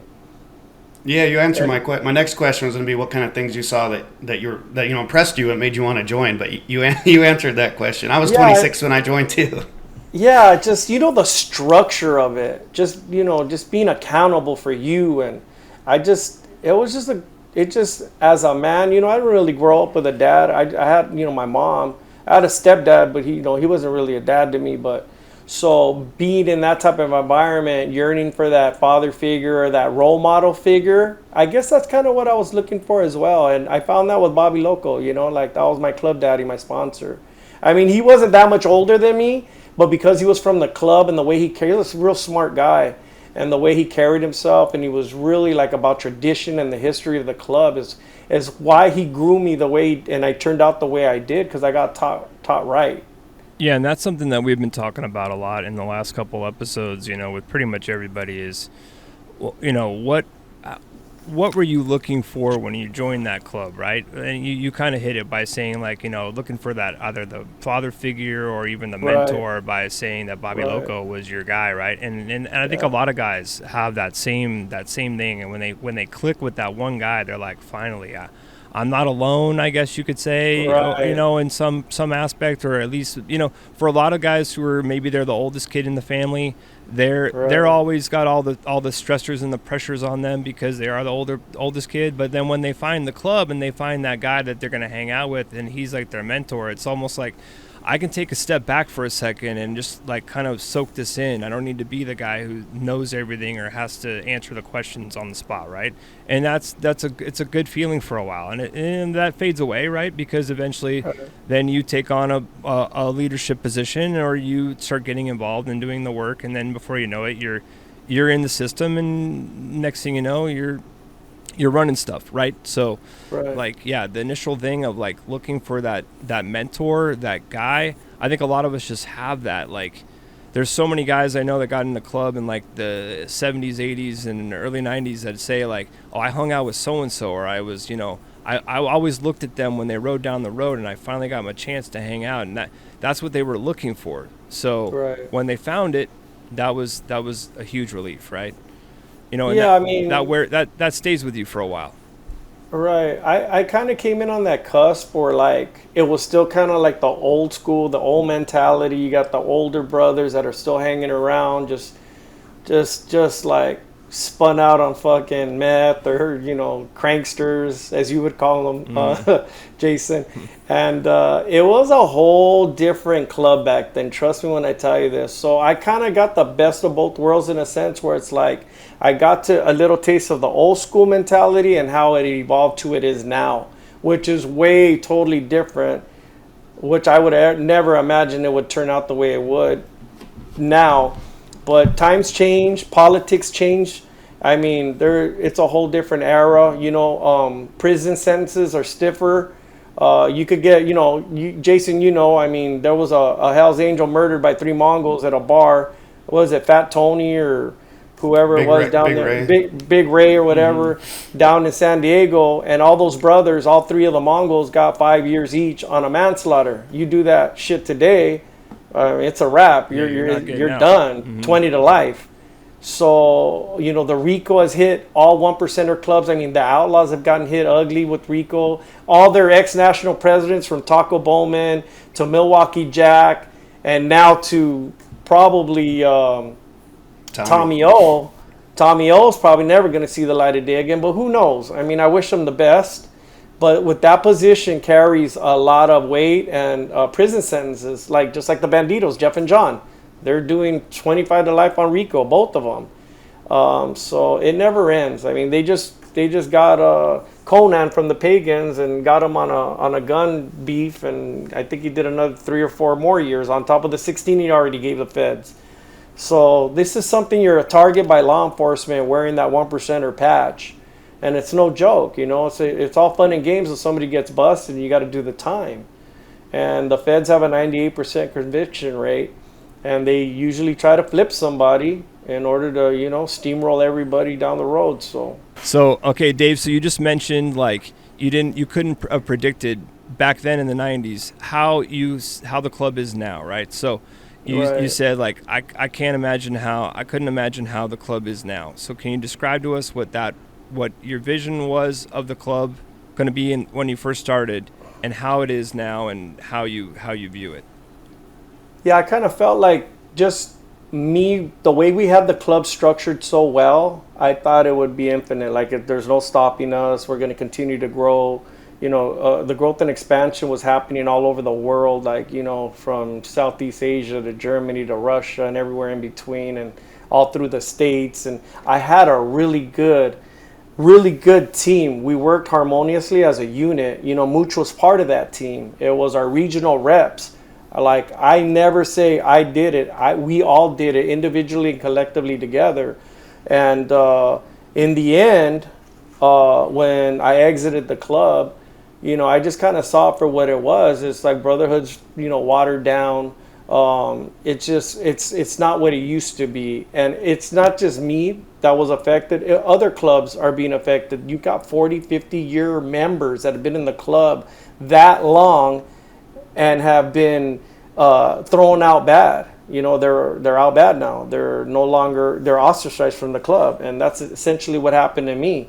And I just see it time and time again with the Mongols, the Hells Angels and other clubs, and it's like, this isn't what I signed up for. This is supposed to be a, a brotherhood where we all have each other's back. And my circumstances were a little different. I kind of just gave up in the end. I just was so tired of the politics and always having to look over my shoulder, not just by law enforcement. It was just people that are in my own cabinet, my own regime, that were just being shady. And every year when we were doing elections, it just felt a little different. It just wasn't the same as when we first started. So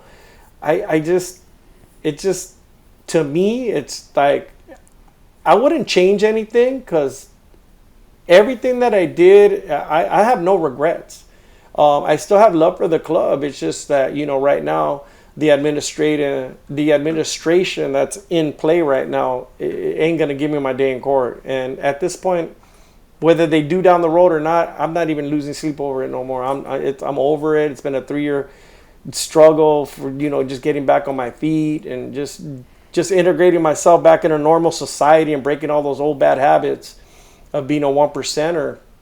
And what I mean by that is just like, you're always looking over your shoulder. I mean, I'm still like, I know I still got enemies. I mean, it is what it is, man. I mean, I was in the club for almost 25 years. So, Hell's Angels see me on the street or whatever, it's probably still going to be on and cracking. But, cross that bridge when I get to it. I hope it doesn't get to that, but it is what it is. And, all these clubs are it's changing. And I can't say it's for the better, but some are staying where they're at. Like some clubs like the Pagans and stuff, Outlaws are really just old school, but they're not evolving.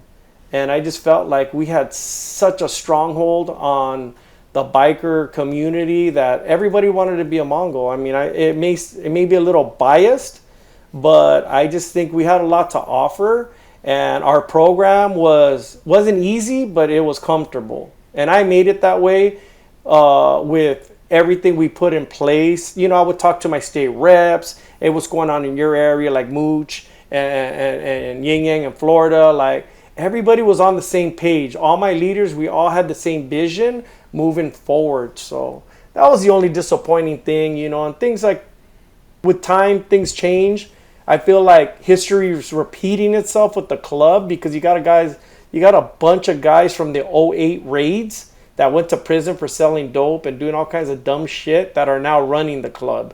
So it's not a good thing. It's not a good thing at all. Dave, I heard you talked a little bit about the structure, and when we were talking about what attracts people to the club, I think a lot of people get attracted because of this club structure, whether it's Jason's old club, our old club. There's a lot of rules. People always laugh at, they want to be outlaws and they got more rules than regular people. Right. But with that type of structure comes a lot of work, right? A lot of effort. It affects your life quite a bit. So early on, how did it affect, how did you balance being a club member versus being a family member versus work? And then how did that evolve as you got, more position or leadership in the club? Yeah, I'm glad you asked that. My family definitely took a back seat, but you got to remember, when I first came into the club, my wife and I were going through some shaky times, and I wasn't with her. We were estranged for 9 months. So I was just kind of doing my own thing, figuring out my own path in life, and I ended up joining the club. So it wasn't like, I had any strings attached. I had nothing to worry about. I was pretty much single. And then I ended up getting back with my wife, and she just basically accepted, my new lifestyle. She wasn't happy about it because she just wasn't vibing with the whole situation. It's not for everybody. The 1%er outlaw scene is not for everybody. I mean, you get called in the middle of the night to go put in work, or somebody gets beat up at a bar. You got to go make sure they get the fuck out of there.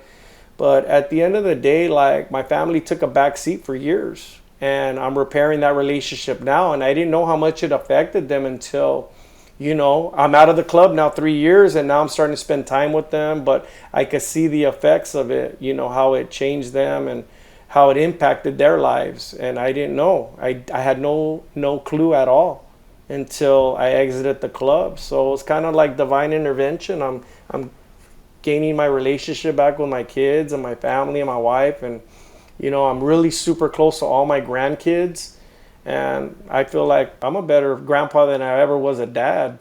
And I know it's never too late, but that's what I'm doing now. So I'm happy where I'm at. I'm doing I'm doing well. We had a previous guest that brought that up, and the way he framed it I thought was really cool, worth repeating, is that he said, he prospected and put in work for a club, and now that that's gone, he's prospecting and showing his worth to his family now. That's and I thought that was a cool way to look at it, because that sounds very similar to what you're doing. Yeah. Yeah, so, like, Dave, why we invited you on here, obviously, because, Mooch and I both know you, but we're talking about mental health, right? We're trying to reach out to brothers that are probably in a dark place, or they might be on the verge of that. They need to talk to somebody, and this is also for the general public, anyone that's watching the show, right? So it's just to show everybody that we're just as much human as anyone else, right? So I think my question to you, Dave, is like how the struggle that you went through, right, when you were exiting the club and all that drama that went on, like, truthfully, brother, like, how did it affect you on a day-to-day basis? I mean, like, and how did you come out of that without falling down a fucking really bad tunnel? What was your coping mechanisms for that? I had a really good support system. It was a real big struggle. I had just heard that they had a meeting, which was a lie, that they threw me out, whatever. I just took it on the chin. And then my first reaction, I was on my patio of my house, and there was a large glass vase that I punched. It shattered everywhere, and my finger was half hanging, like I had a flap, I had tendons cut, and so it was like a bad start to already bad situation. Like, it just kept getting worse, and I had to have surgery, and it was just a big old thing. So that set the tone to just, like, I took a nosedive. I was at the bars drinking every day.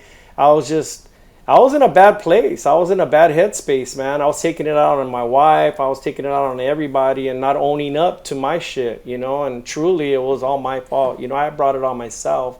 I wasn't taking ownership until I finally realized that all the hurt I caused my family, and all the bad situations I put them in, and it was just a tough situation. It wasn't easy, and you reached out to me, Jason, and I appreciate that. And from there, you and I developed a great relationship. We ended up building a rapport and a good relationship, and we've had our dinners, and you guys were a good support system for me, to try to get over this hump.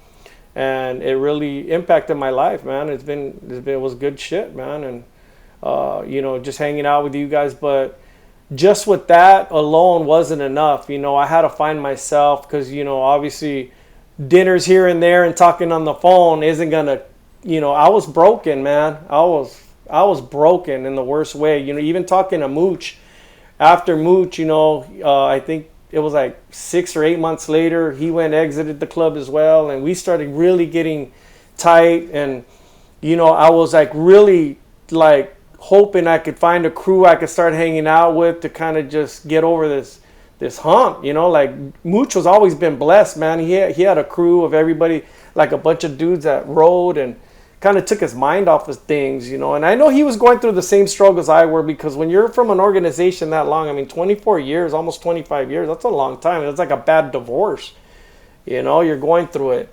But there was times like I didn't give a fuck if I lived or died, man. I was just, and it wasn't just because of the club, it was everything. It was my relationship with my wife.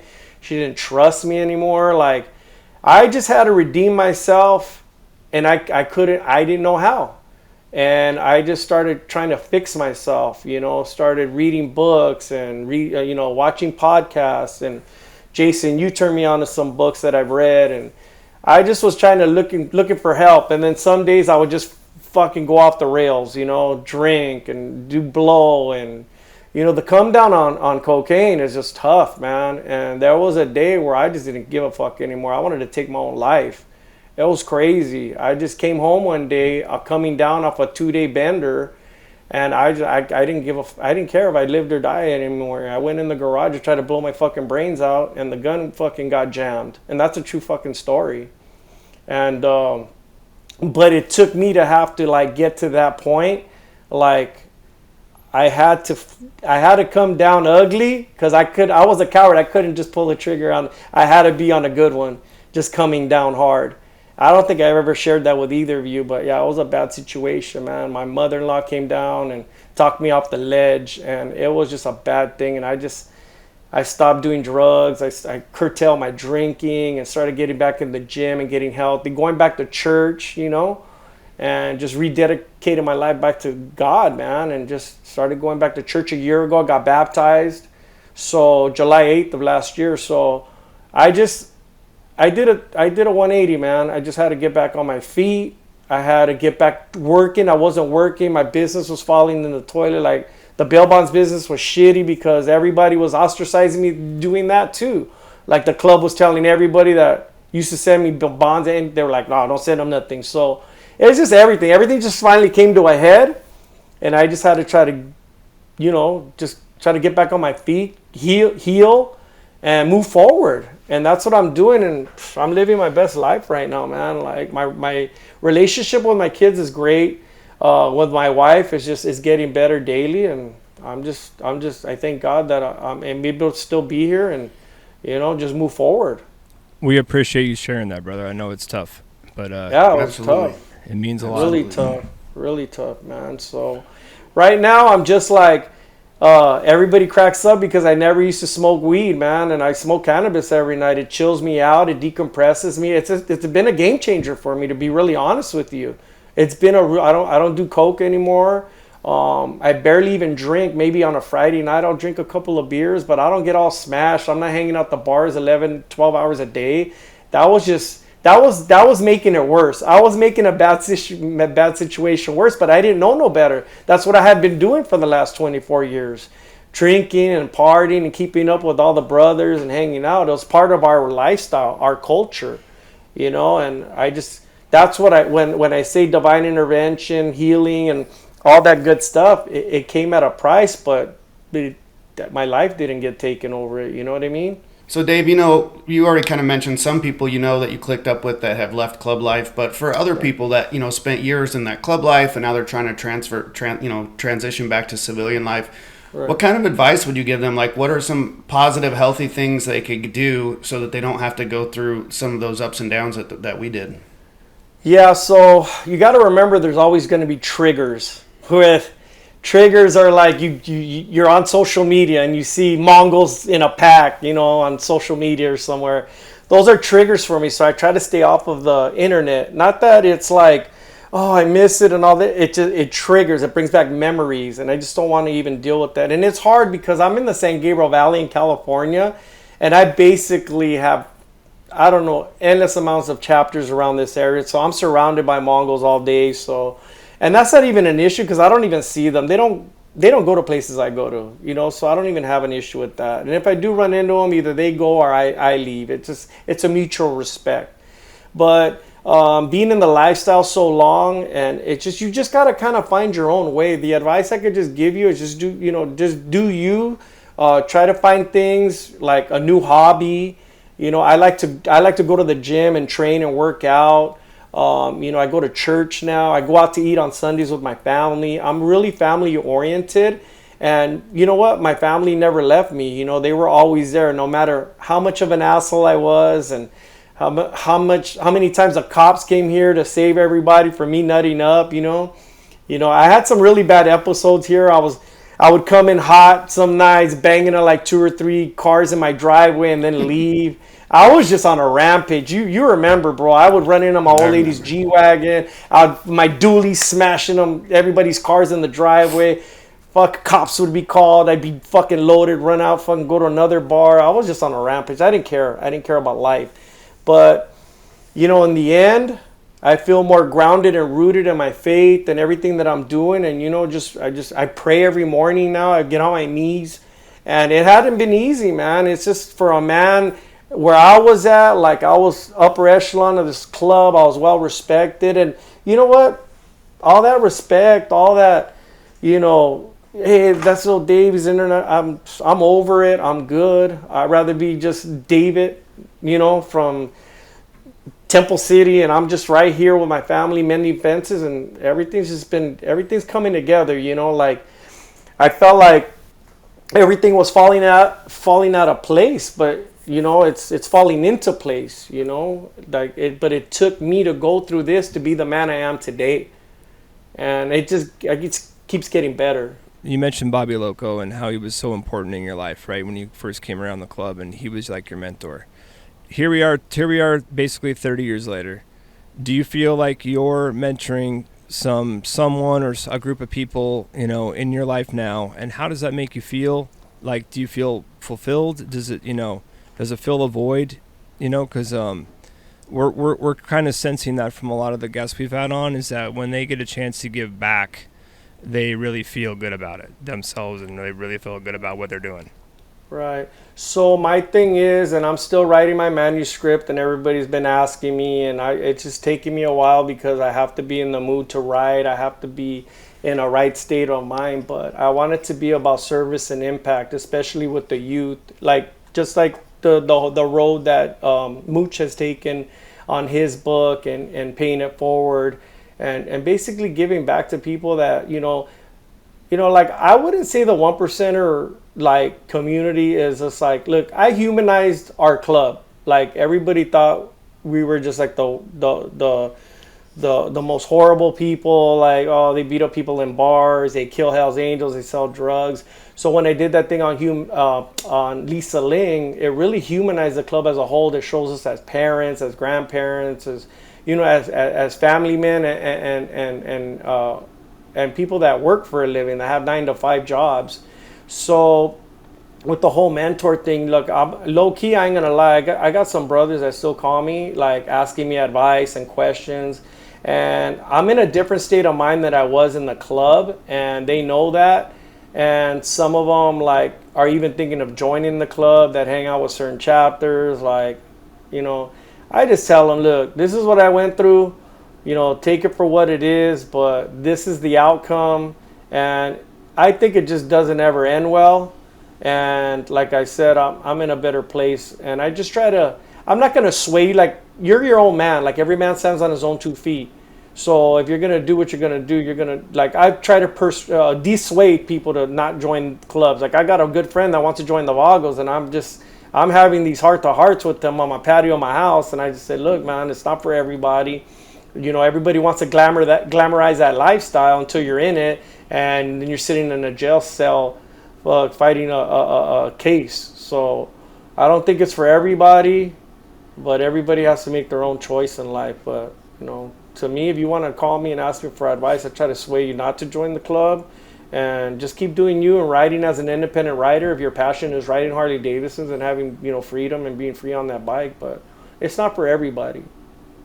Dave, like you said before too, you wouldn't change what happened or what you went through because it shaped you for who you are today. Right. And just for our guests that haven't been in clubs or been around that life, what are some positive takeaways from club life? Like, what are the lessons you can learn from being in a club that still carry on with you now that you're not in a club? Some of the lessons, like being a man of your word, showing up on time, like all those, like, things that you learned, when you were younger, that you learned in club life, and now it translates into how you are as an employee or a family member or a friend. Just everything is about respect to me. Like, when you're in the club, we have such a structured environment. Like you were saying, we have more rules and regulations than society does. And with that being said, you learn structure. And that was a big takeaway. Like, I was a big procrastinator. Like, I was never on time, and like, I'm on time now. Like, I figure if you're supposed to be somewhere at 11, you're late, if you're there at 11. So always 10 minutes ahead or 15 minutes ahead. You just learn respect, and you learn by the rules, man. And I taught a lot of people to just respect law enforcement. People probably hate me for saying that, but I don't care. It's a two-way street. And we gotten so far because I had respect for certain people in that, law enforcement that was actually, we were targets. But you know what? At the end of the day, if you ain't doing nothing wrong, you ain't got nothing to worry about, right? So that was my mentality. So just all the structure and everything that I took, the respect and everything, everything is earned. You know what I mean? Absolutely. And I think that another takeaway is those relationships we built, right, with other clubs, other members. That's why you're here, with that relationship with Jason. Right. But building relationships, I think, is a huge takeaway as well. It was great. I met a lot of good people along the way, and being on the road a lot, you get to really know people, especially your own club brothers. But having these sit downs with all these upper echelons of all these clubs, you get to know people, and it's a respect thing, you know. It's an honor amongst thieves, like I said before, and you just come and hang out. You know, I've been in some really sticky situations where you didn't know if shit was gonna crack or you weren't gonna end up home that night. Like it happened a lot of times. So by the grace of God, I always walked away fine and nothing ever happened. So that's like again another testament of me being able to speak well and diffuse a situation, a volatile situation that could have gone south bad, you know. So you spent 25 years putting in work for the club and club life, and now you're putting in work for Dave and family life. So what are you working on now? What kind of things do you have going as far as businesses or projects? What do you got going on? So right now I've been really blessed to get back into the body shop business, right? Body shop industry. It was my thing I was doing before I opened up the bail bonds business. So when I left Crestview Cadillac to open up my bail bonds business with my wife, I had just started as the national P, right? And then we started opening up chapters everywhere. And I didn't get back into the industry because my my bail bonds business really took traction and it started blowing up. And we did that for literally the time I was in the club for like the 13 years as the international president. And now I'm back in the body shop industry. It took me about a year to get back acclimated because a lot of stuff has really changed in the industry. But I'm a 9-to-5er again. I'm happy. If you ask me if I like my job, I'll tell you I love my job. You know, I'm a general manager of a big shop here in the San Gabriel Valley. They value me. They really like me. I enjoy working again. And I just kicked off a cannabis delivery business. So I have a dispensary out of Costa Mesa. And that launched about a month and a half ago. My wife and my daughters are running it. So I got my hands in a bunch of stuff. And I'm just happy, you know, like everything's coming together and everything's falling into place for me, and I'm just happy and I'm blessed to have my family back in my life that supports me and I support them. And you know, they've still got, you know, little hiccups here and there, but at the end of the day, you know, I've really changed. And you know what, smoking cannabis, I'm not just plugging it, it's really helped me change my attitude on life. And you know, with the whole sleep pattern now, it's just chill. And you know, rather than fly off the handle, if I'm having a bad day, I'll come home, smoke, and just chill. And you know, the old David, I can't even stay up past 9 o'clock anymore. I'm like dead ass tired. I get up to go to look. I get up every day at 4:15, 4:20. I'm at the gym like at 4:45 a.m. I'm out of there by 6:15. I'm at work by 7. I grind for 12 hours. I don't have to be there 12 hours. But I get shit done and I work hard all day, and that's why I'm in the position I'm in, because they saw what I'm worth. And I'm happy. I'm good with that lifestyle. You know, I tire myself out all weekend. I spend with my wife and my kids and just chill her. I had my granddaughter all day Saturday. Ran errands with her. She jumped in the car. She's 6 years old. She calls me Papa. And we ran all over, took her to 7-Eleven, get a Slurpee. Those are things that I enjoy doing now. Not being at the bar doing blow and doing dumb shit all day. You know what I mean? That's my solace. That's my freedom now, is spending time with my granddaughter, especially because she's autistic. So, you know, it's a disorder. So she was nonverbal up until recently. She's just really talking a lot. And, you know, I just enjoy it. And like I said, I'm blessed, man. Family first. God and family first. That's my new motto. There's a reason. There's a reason that you're happy. Yeah, there's a reason that all this has come about, brother. Yes. There's a reason. Yeah, and I don't want to sound cliche. Oh, everything happens for a reason. I hate that shit. Yeah, no, it didn't happen. You know, you know what? I made the best out of a bad situation, and I have no regrets. It was my path. Then, like I said, I had to go through all the shit I went through, and it was bad. Mooch will tell you. I felt like giving up sometimes, man. And it wasn't, oh, poor me, I'm not the P no more. It wasn't about that. It's everything came crashing down at one time. Most people wouldn't have made it through what I made it through. Like, I'm not a headstrong guy at times, and I just like, I blow up, you know. I've learned to, you know, keep my composure, and I'm more confident now again. I just feel good, man. I just feel good. I'm just in a really good place. I was in such a dark place for a couple of the last 2 years, and this whole last year I've just evolved. I've just evolved into the person I am today, and just basically reinventing myself and just being a better person. Not shitting on people no more. I'm just not that guy no more, and I'm glad. That's awesome. Really appreciate you coming on with us today and telling your story and sharing your experience with everyone. I really hope it helps people. But, I love you. I'm glad you came on. Thank you so much. And you want to plug the business names or where people can find you? Or Yeah, we're on social media on Instagram, West Coast Safe Delivery .com. We have our own app for your Apple phones. We have our own website, which has a vast variety of cannabis product and edibles. And I'm just so blessed to be in this industry. And, I've got friends in the industry, and they've really helped support me and help me with vendors. And my journey's not over. You guys just wait. I have 1 year under my belt. Give me another year and you guys are going to see it. And I'd love to come back and share everything that's going to happen in the near future. I don't want to say anything. I don't want to kill my blessings. So I'm just going to keep my mouth shut for now and stay tuned. Big things are coming and you'll see. And thanks everybody. Okay. Love you guys. Love you too, bro. Hit the subscribe button below and never miss an episode. Find us on Instagram at automoto.ent, at OG_Mooch, at Jason_Logan81. And for more info and episodes, go to automotoentertainment.com. Great episode. Thanks, Lil Dave. Thanks, Mooch. And thanks for tuning in. The Patch Podcast series is brought to you by Oak and Iron, Craft Cocktail Bar in Thousand Oaks, California.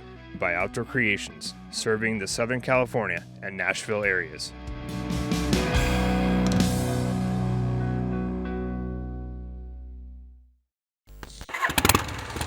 Are you an active member? The kind that would be missed? Or are you just content that your name is on the list? Do you attend the meetings and mingle with the flock? Or do you just stay at home and criticize and knock? Do you take an active part to help the club along? Or are you satisfied to just belong? Do you push the cause along and make things really thick? Or leave the work to just a few and talk about the clique? Think this over, brother. You know right from wrong. Are you an active member? Or do you just belong?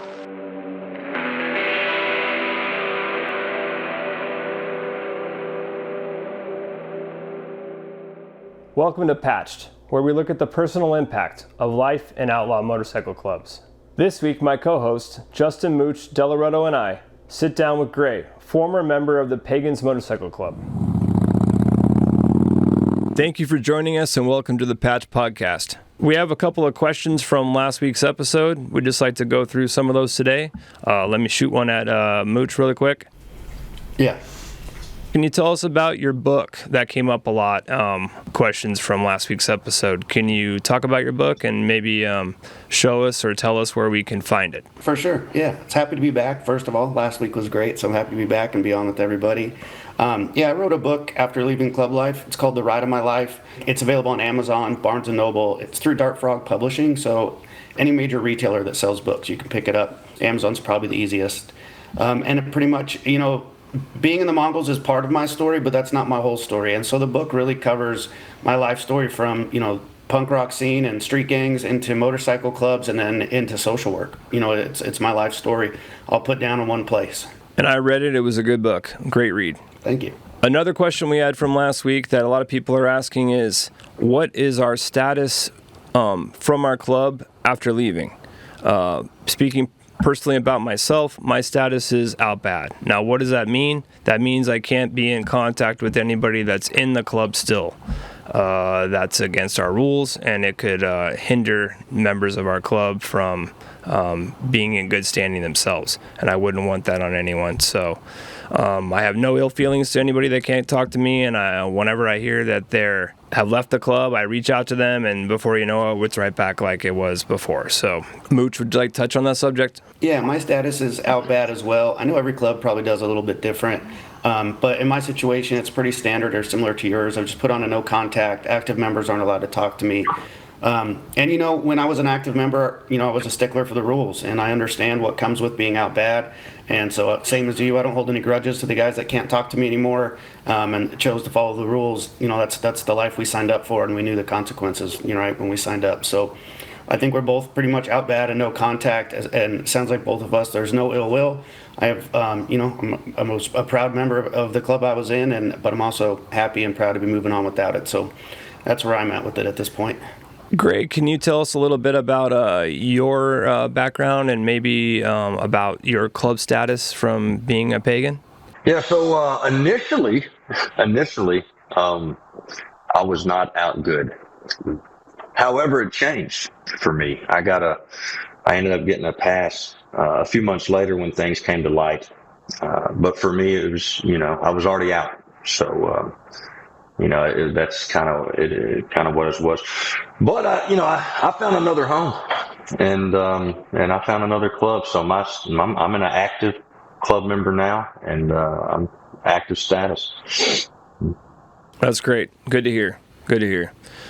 Gray, you want to give us a little background on your life prior to motorcycle clubs? Prior to motorcycle clubs, yeah. So I started clubs very, very early in life, but I didn't start prospect until I got out of the service. So I was in the Coast Guard for almost 5 years, and I lived on a cutter.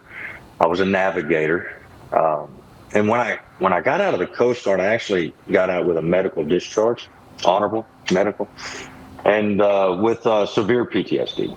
And so when I got out initially, I kind of had a touch of agoraphobia, and I barely left the house. You kind of had to drag me out of the house. For those that don't know what agoraphobia is, it means you do not want to leave where you're at. Is that the best way to describe it, Gray? Yeah, well, yeah, it's almost like a fear of leaving the house. Mm-hmm. So yeah, I had to kind of push through that, and for me to do that, motorcycles really helped. That was something I had grown up doing, was riding bikes and ATVs and being around, the guys, as a young man. And so when I got out of the service and I started trying to fix my mental health, I went and bought a motorcycle, and then, ended up in a small club. Just kind of how it went, full of veterans, That's great. Mooch, you want to touch on that? When you say you grew up around motorcycles, what was it like? Family members had motorcycles, neighborhood kids? What was that environment like? So my dad had a Harley, and when he would come home from work, I would hear the motorcycle, and I would run to the door. I'd run outside, and the story goes that was actually the second word that I said was motorcycle, because I related that to Dad, because I would get excited every time I would hear it. So growing up, my dad, my parents ended up divorcing, but he was really good about making sure that I had ATVs and things like that to whenever I would go see him. And so that was one of the best parts of my upbringing was riding around in the mountains in Arkansas and riding around the rivers in Texas. And so when I was trying to find a good place to get back to when I got out of the service, that was kind of one of the things I jumped right into, was riding again. What was the first motorcycle you got? The first one, me and my brother shared, right? We had to share everything, right? But we had a little 125 Honda. Remember those little Enduros, and they had headlights and taillights and metal tanks? Yeah. It was like a 76 model, and we beat that thing to hell and back. But yeah, that was probably the first one. What about your first Harley?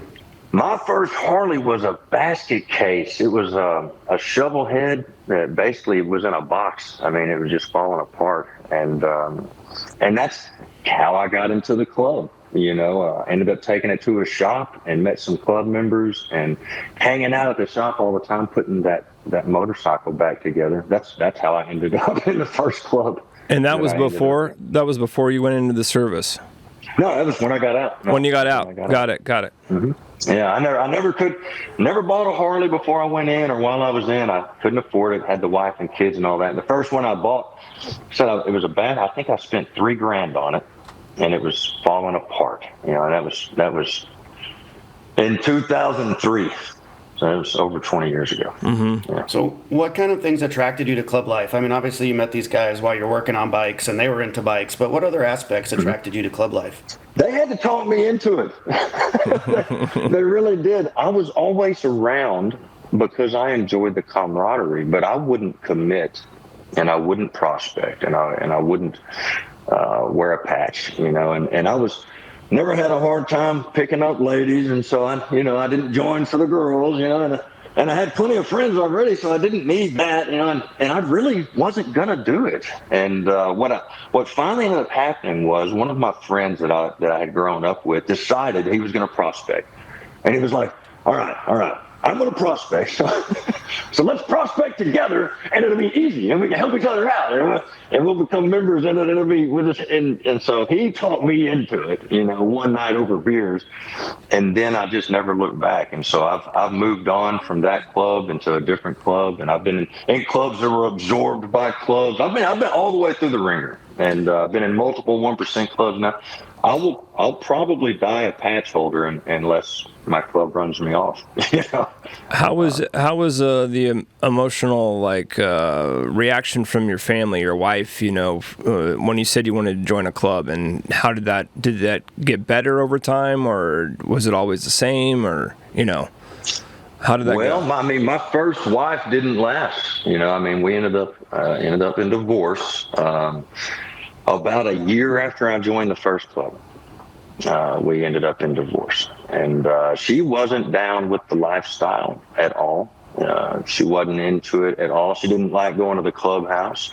She didn't even like riding, and she was pissed off when I bought the bike, and then I had 3 bikes in the garage when we got divorced. She was good and pissed off. But I was at a point in my life where I was going to make me happy. And we were really young, got married really young, and she's happily married now, doing her own thing. But yeah, when my first marriage didn't last at all, I found a woman since I was in the club that I actually started dating as a member, and I've been with her now for 20 years. So, yeah, more common interests. Topic Jason and I talked about last week. The guys that join a club that are already in a relationship or married, generally their lifestyle changes, right? They go from being devoted partner, having all this time with the family, and now they're devoting a lot of time to club life, versus the partner that starts dating you once you're already in the club, and they've met you at that level, right? Yeah. Was that kind of your experience as well? Like meeting somebody after you're already in the club seemed like it went better, right, than meeting someone 100%. I always tell the guys when someone comes to me and goes, man, I'm thinking about buying a Harley and maybe trying to prospect, I ask them, are you happily married? because if you are, you may seriously want to rethink this whole thing, because if she's not down, it makes it tough. If something's going to break, and you're either not going to be a member long, or you're going to get a divorce, and something's going to break. And so I actually will bring, when I have a new guy coming around, a lot of times I'll talk to his old lady and go, do you realize what this is? Because I honestly don't want any phone calls with you crying because, he has to go to a mandatory run. I don't want to hear it. You know what I mean? So. Yeah. No, and I think that's good. We've both seen that it doesn't work if, you're out on a run, the member's out on a run, and his wife's calling his phone and blowing him up, or he's got to rush home quick. Like, he's not all in. Typically, you're trying to balance these two fields, and you're not 100% in on either one of them.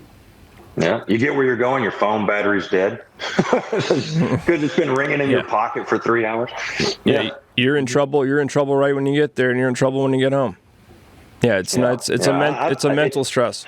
Yeah, it's really tough on marriages for women that are not into the scene. If she's not into the scene, doesn't enjoy being around it, then it makes it really tough for most people. Some people can do it. I know people that do it, and their old lady never comes around. You never see them, and they keep it separate. And they've been doing it that way for years. But I never could figure that out. So, Gray, how did you find what worked for you when it came to balancing your marriage and relationship with the club? Man, I tell you, after, like I said, I've been with her for 20 years. We've been married for 15 years this year. And I have been a member of a club the majority of that time. I prospected several times since I've been with her. And I think the main reason that it really works is because she understands that it is what I need. It's for my mental health. It really, really is. I kind of have to be around brothers with that camaraderie. At least, every once in a while, like I've got to have a release where I can go and just be myself. And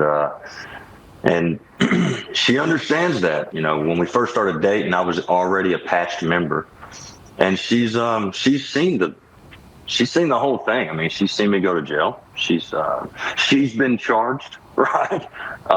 She's been through the ringer, and if anything, I think it probably brought us closer. Because I don't think anything could tear us apart at this point. I mean, we have absolutely been like through things that most couples will never go through because of this drive, this ride that we've been on. And I mean, she's glued my head back together in the middle of the night. You know what I mean? I mean, she's not scared, and she's not going to run off.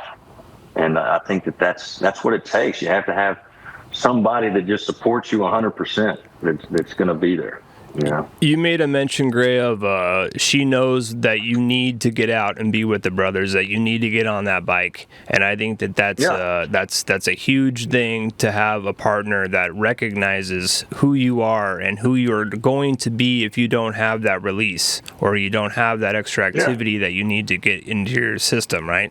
You're going to go down a dark road if you don't go get on that bike and hang out with those brothers, every so often, and that is what we're talking about here. That is mental health, by understanding your own person and understanding what you need for your own mental clarity to have the reset button hit.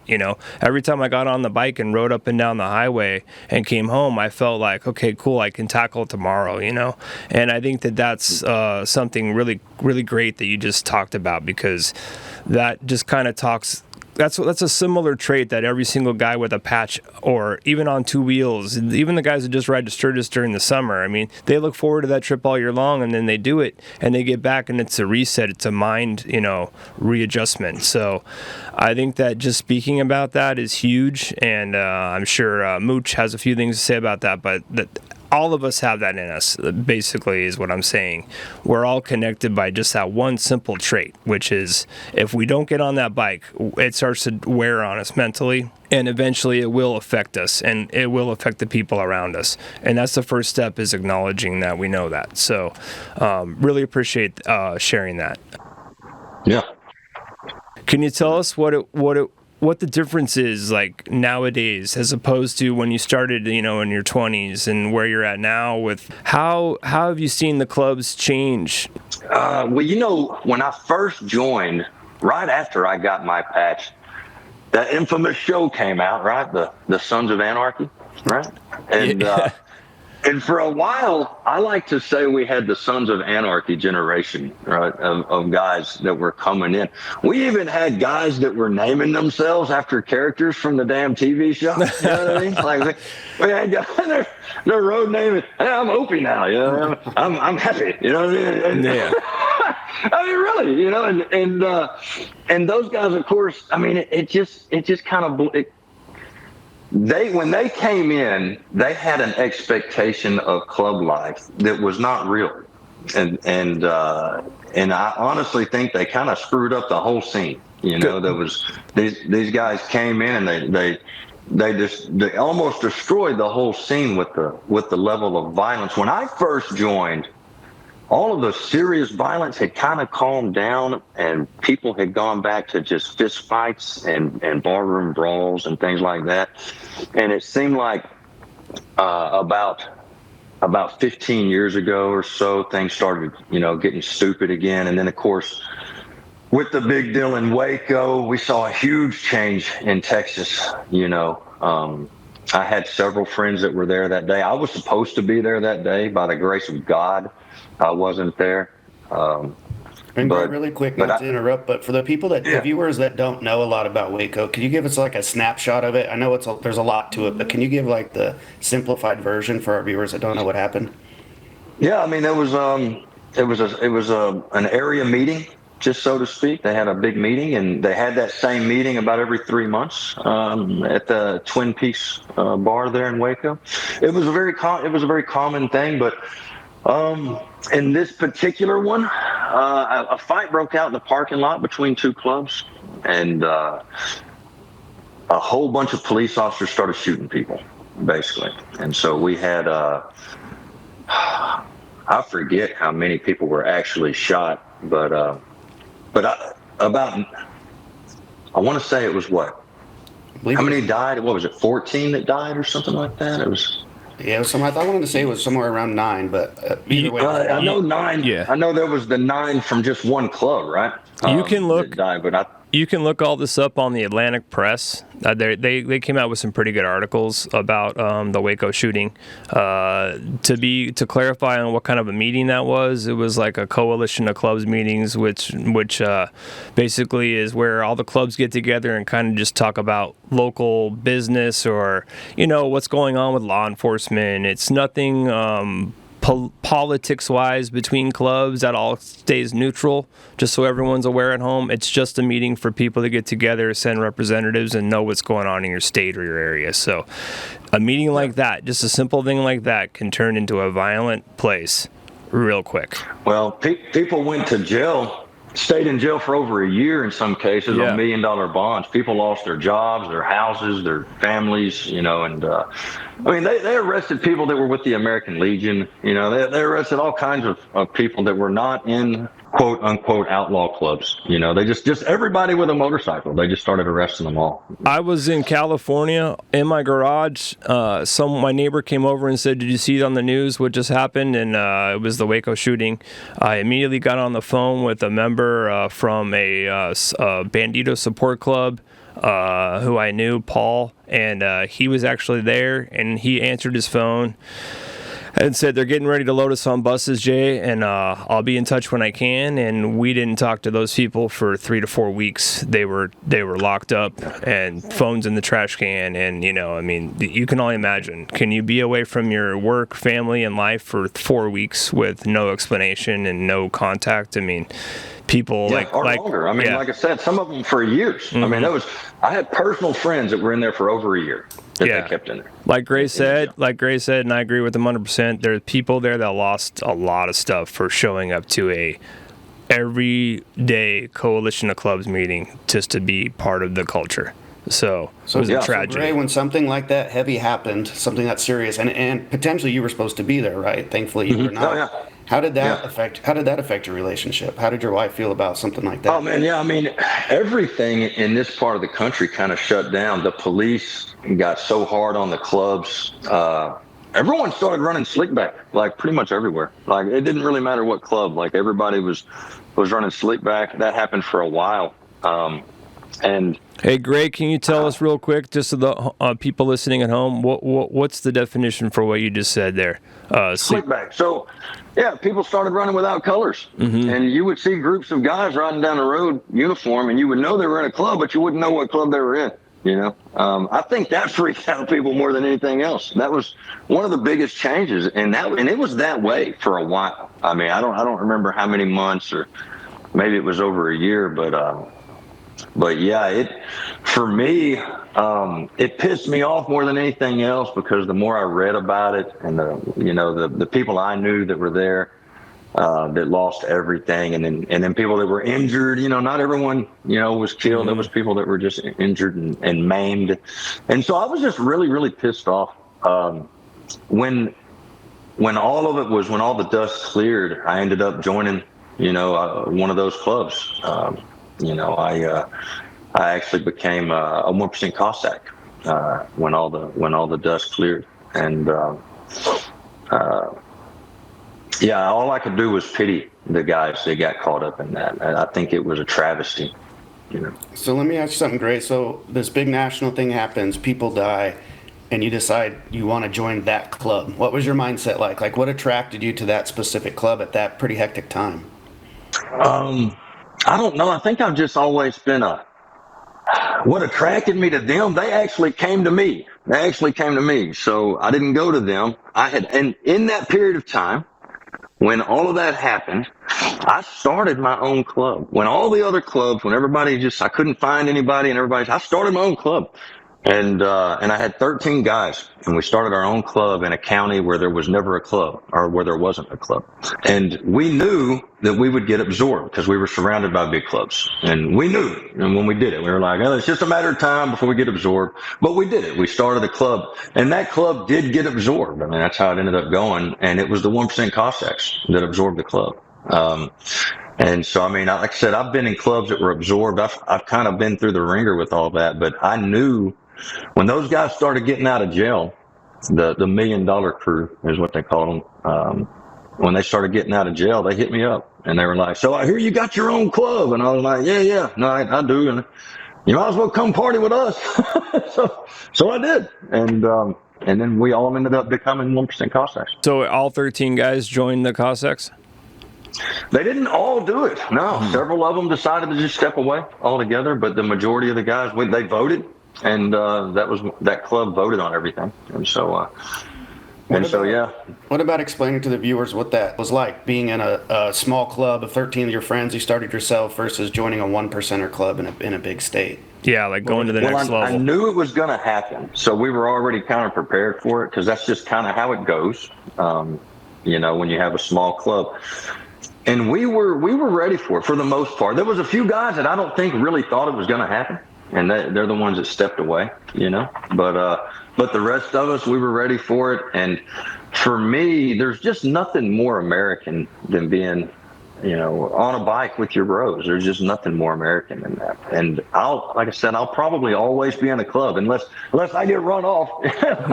I'll always be in a club. And for me, it's just I just kind of have to have that in my life. And I wasn't going to be around and be a part of the culture and watch it be destroyed by anybody. And for me, it's about the culture. And I do my very best to get along with people from clubs all over the country. And I like to promote the culture. And when I saw what the police did, I took it as they were trying to destroy the culture.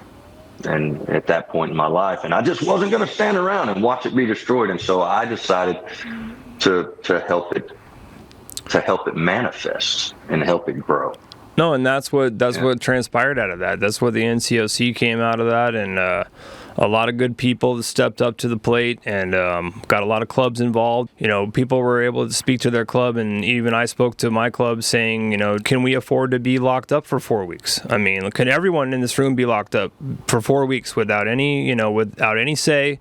What are you going to do? What are you going to tell your family? What are you going to tell work? I mean, they already know you're in this biker club, and we're already at, a low level to them. By saying that you're not going to be around for 4 weeks, I mean, you're forgotten. You know what I'm saying? So that's a very tough thing to watch. It's a very tough thing to then all of a sudden jump in and say, I want to be a part of, putting a stand to this. I mean, that's what a lot of us did.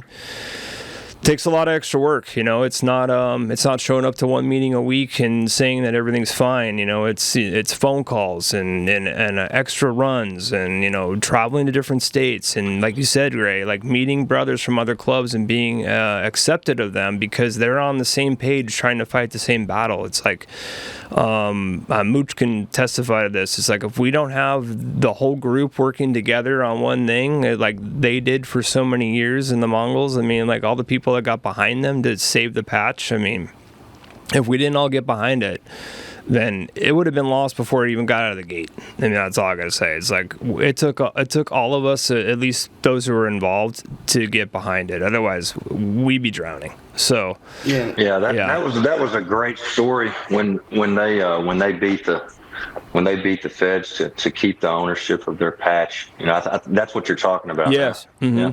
And they also were a club that rode without their insignias on for years. And Mooch, you could probably talk a little bit more about that, but I remember seeing you guys, at certain parts of the night in certain freeways, and there would only be like maybe a bandana to signify that they were part of the Mongols, or a T-shirt.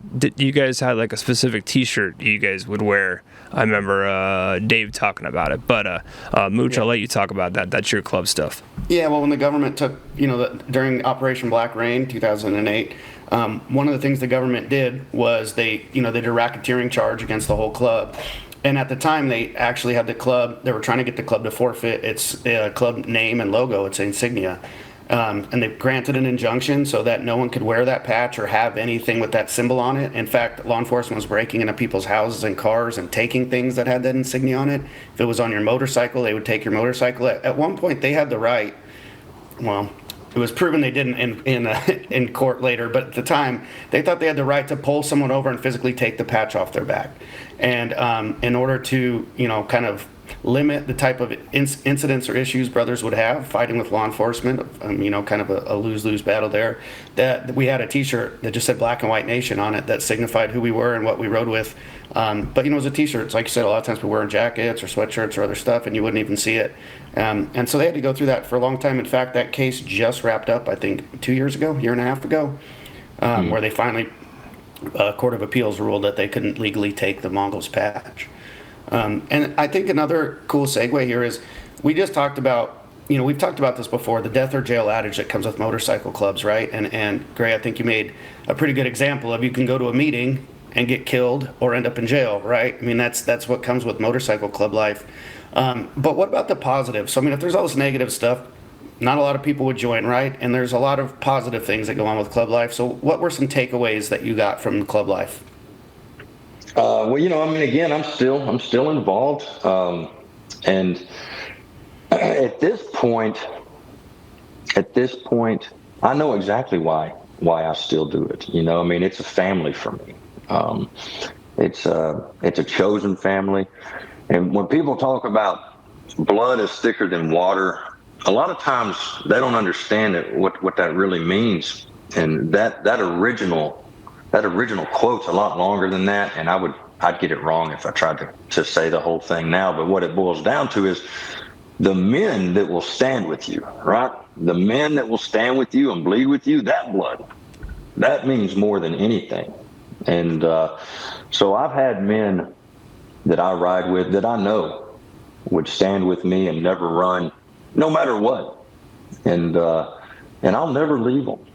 You know what I mean? You'll have to drag me away kicking and screaming. It's loyalty, it's family, and I would be alone in this world. I would be, it would be terrible for my mental health, for my psyche to not have somewhere to go and somewhere to ride, and clubhouses all across the country that I could just ride to anytime I get, an urge to do it. Like, it would just really, really hurt my feelings at this point. I'm used to it now. I've been doing it too long. And so it's me. It's who I am. I'll never, ever change. And even if I was kicked out, I would still try to find a group of guys that I could ride with, even if I didn't have a patch. You know what I mean? That it's just who I am. And just to touch base on that, Gray, that's huge that you would, no matter what, even if you were out of the club, you're still going to find a group of guys to ride with. That you need them mentally, right? And I think that there I know I do. I've proven it. I've been in different clubs. I've seen, I've been without a patch. I've been reprospected. I've been disciplined. I've been through the ropes, and I decided a long time ago I need it in my life. I have to have the outlet. And there are so many people. There are just so many people out there that have left clubs that just don't have a direction or a sense of what to do. And I'm like, there has to be some outreach out there for them. They have to find a group of people. They have to take a chance on a group of people, whether they're on bikes or whether they're at a church or whether they're at a park, playing chess. Do us a favor and take a chance to try to meet some new people, because if you stay alone with your own mind in the dark, you are going to go down a dark hole and we're never going to see you again. So that's my one thing. I've joined several different social groups. I don't mean to interrupt. Go ahead, Greg. I've joined several different social groups. Church is a big one. And I don't go as much as I used to, but I can guarantee you there was a long time there where I was at church 3 times a week. When I get in a dark place, sometimes you have to go find the light. You know what I mean? And I'm a big believer on finding some kindred group of people that are like-minded in some way. Men need that, whether you want to admit it or not. So And I think I didn't mean to interrupt you. I apologize. no, you're good. I was just going to say that I think, if you're spending a lot of time away from home, you're going on road trips, you're having these new experiences, you're kind of living life at full throttle, right? And you lose that. You need to replace it with something. You need to replicate it somewhere. For me, it was going to jiu-jitsu and being a part of the Brotherhood of a team and being on a team and, playing sports. For some of us, it's going and lifting weights or just, like you said, finding a group of guys to ride with or church. But replacing it with a healthy hobby, I think, is one of the few ways that's actually successful to kind of, once you left club life behind or a different club or whatever, because you still get a lot of those positive effects that we got in the club life without a lot of those risks that came with it. Yeah, the working out, the exercise, that's a huge part of it too. The jiu-jitsu, whatever, some kind of physical outlet. Yeah, for men sure. need that. I just believe that. You got to have a physical outlet, but you also got to just take that chance to try to meet a new group of people. Because when I got out of the club, my daughter had just started a junior high school at a Catholic school, and I didn't know anybody there. But they had a dad's night, like a dad's back to school night. So I showed up early, and I see a couple guys cooking and grilling on the barbecue, and I said, "Oh, well, what do you guys do here?" And they're like, "Oh, well, we're part of the men's club, and we cook in the kitchen once a month for the whole men's club group. There's like 130 guys that show up." And I said, "Oh, okay, cool." I'm like, "This looks great. Where do I need to go?" They're like, "You want to come?" I said, "Sure." So it was the next Monday. I said, "What time do I need to be there?" 3:00. I showed up at 2:45. I did that for 5 years with those guys, and we still hang out today. And it's they're all guys. They're just a different group of guys with same mentality. They need an outlet. They want to talk to people. They have everyday problems. They need some people that they know they can call at a whim's notice, and that they'll be a ear or an arm around their shoulder. I mean, it's just natural, and you can't deny that you don't need that. So even for guys like us, it's we were in these top 1% motorcycle clubs. Believe me, there are great people out there in different activities that you can meet every day that would blow your mind how similar they are to guys in the motorcycle clubs. Yeah, maybe they're not the big, burly, tattooed beards, earrings, that kind of stuff that we were all used to all the time. But these guys are genuine men that really, really make you feel like you're part of something. So, Gray, I really appreciate you sharing this stuff with us today. Hey, I appreciate you guys having me here. I really do. Thanks for just having me here. And I think that the conversation is great. The mental health with men. This is Men's Mental Health Awareness Month, right? In June. A lot of people forget that because it's also Pride Month, I think. but it is. It's Men's Mental Health Awareness Month.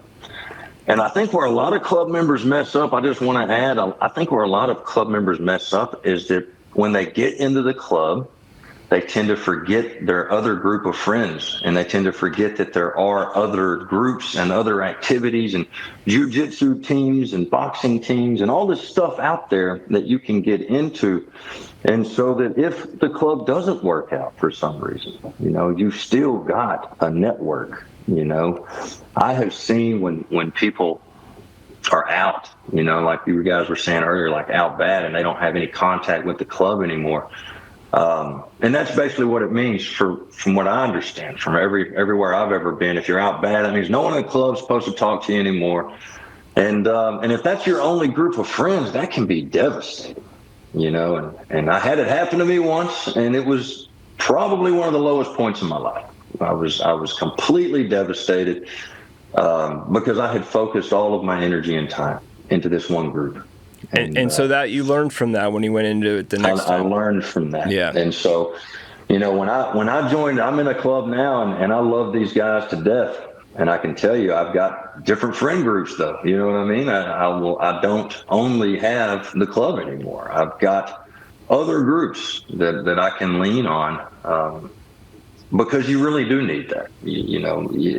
We are social creatures. Men tend to forget that because, when you talk about your feelings, at least my generation, we just got, popped upside the head, really. But men do need to start focusing on not being alone so much, especially the veterans. Because if you live inside of your head, it gets dark in there. Yes. when you've seen dark things, and it's, you've got to get out into the world. You just have to. Absolutely, because you're missing out on so many things. You're missing out. Time goes by so quick. Even just getting out with a group of guys and riding once a year on to some destination and just getting out of town. I mean, you have to have something to look forward to. You can't just bottle it all up. Life is too short. Yeah. All of a sudden, you're too old to travel. Exactly. It depends. You know what I mean? Well, that's one of the things that everyone from the outside looking in on guys like us looks at us and says, "How is it that you guys make the time to go ride and just go do these things that we wish we could even just attempt?" And I'm like, "Well, this is what we do. This is why we like this, but I have groups of friends, and I'm sure you guys both do too, that just are like in awe of any time we mention the fact that we were doing something with the club or on a ride with the club, because to them it's so foreign, it's so impossible. The reach is like, forget about it. And I just think like you can do those same things with a group of people from anywhere. You can plan a trip, you can go somewhere, you can do a new adventure, you can go to a different country. You just have to do it. You can't just wait. Yeah. You can't wait. So some people are just happy getting in their fishing boat and going to the same lake every week, right? Yeah. The same river every week. They're happy, doing the same exact thing every single week, and they get into a group, but all of a sudden you're too old to actually enjoy the world. And my hobbies include, getting on a bike and going 1,000 miles. I've actually gotten to an age where I really can't do it as much anymore. Like under doctor's orders, Yeah. I can't even take those real long rides anymore. It's a tough one. That'll hurt your feelings, right? I have a special seat and all kinds of stuff. But I've seen, so many things from the back of a motorcycle, and there's people around here that have never left the county. And it's like, man, I hate that for you. Exactly. Mooch, did you have anything else you want to talk to Gray about today? Yeah, just really quick. The one thing I was going to say on that topic is I think when you were talking earlier about the Sons of Anarchy generation, right? And we talked a little bit last week about traditionally back in the day, especially when you probably first started coming around clubs, the guy that joined the major club was the local tough guy. He had a reputation. People knew who he was. No one was shocked when he joined. And then I think over the years, the clubs kind of opened their door to taking anybody who was willing to join or willing to do whatever they needed to do to get in. And we started getting, this generation of, do you know who I am? These puffy chested, because, they didn't know who they were either, right? And I think part of what we were talking about, these people we see that just get devastated when the club career is over is because their identity was based off of that club, right? Like I was Mooch the Mongol, not just Mooch. And thankfully that wasn't true for me, but you guys know what I'm saying. We see that a lot.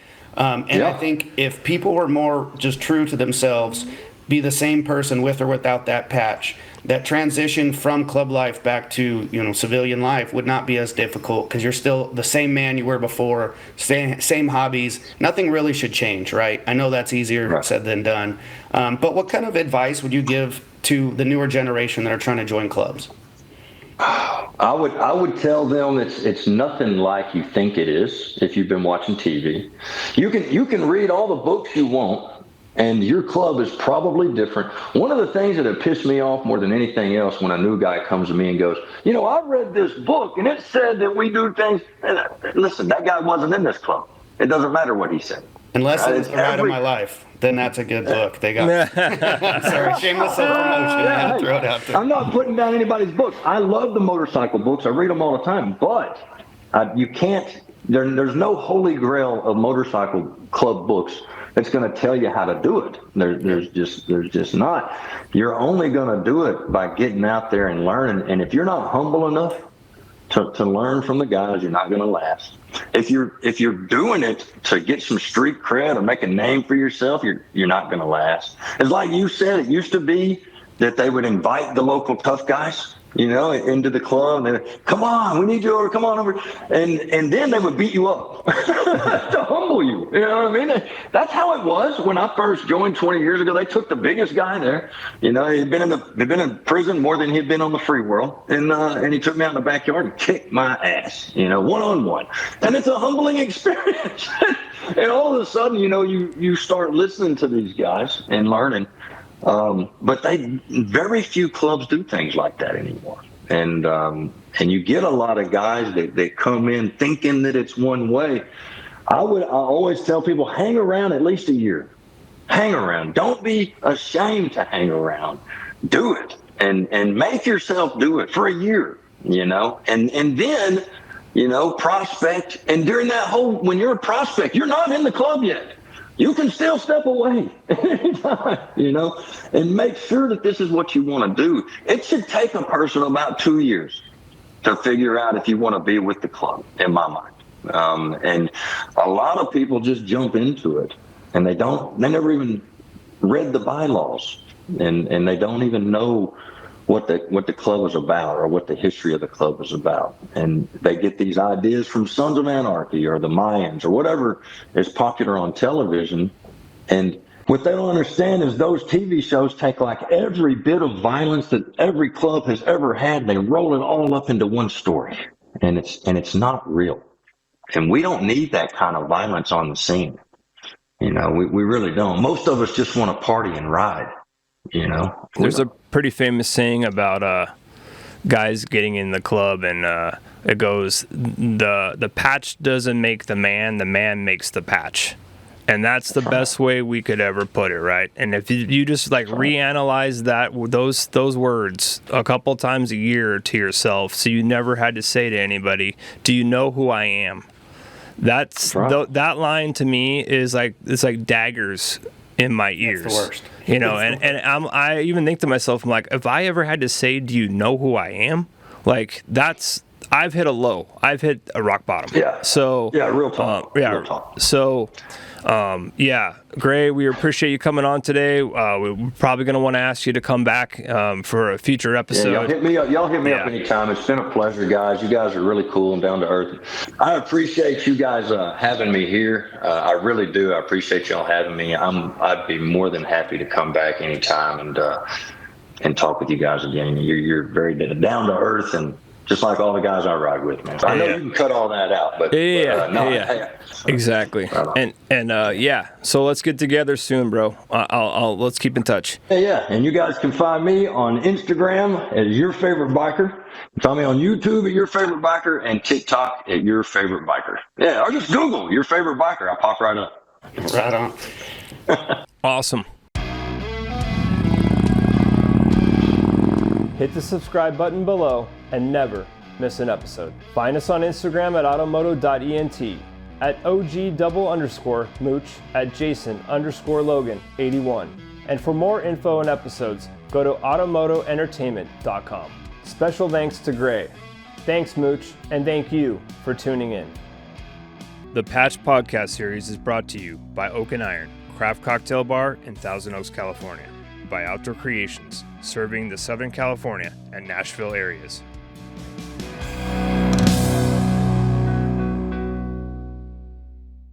I pull up, I look across the street, and there's already a couple of SUVs sitting over there, and I walk around, and I see the AR-15s laying against the back of the car. I said, this is about to be Texas. Welcome to the second season of Patched. Thank you to all our viewers from Season 1. We truly appreciate it. We've got a great season coming up, and we hope you enjoy it. All of our guests help us take a look at the personal impact of life in outlaw motorcycle clubs. In this episode, my co-hosts Justin Mooch Delaretto and I sit down with Tiny, former member of the Hells Angels Motorcycle Club.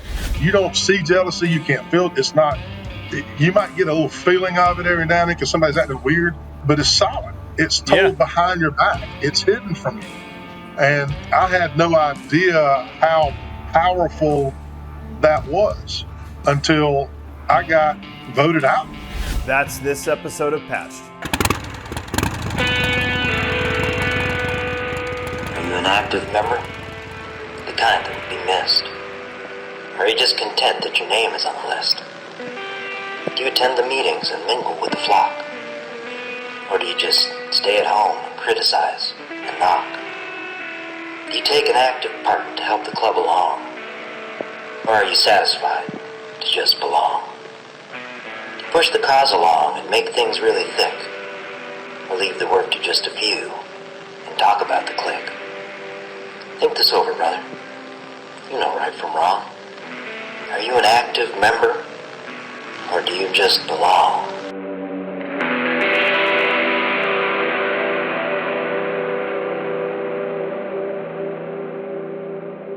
Hey everybody, welcome back to Season 2. What's up, Jason? Hey, good to see you, Mooch, man. We're excited for Season 2 to come out, and we're especially excited for all of our viewers out there. We appreciate the support.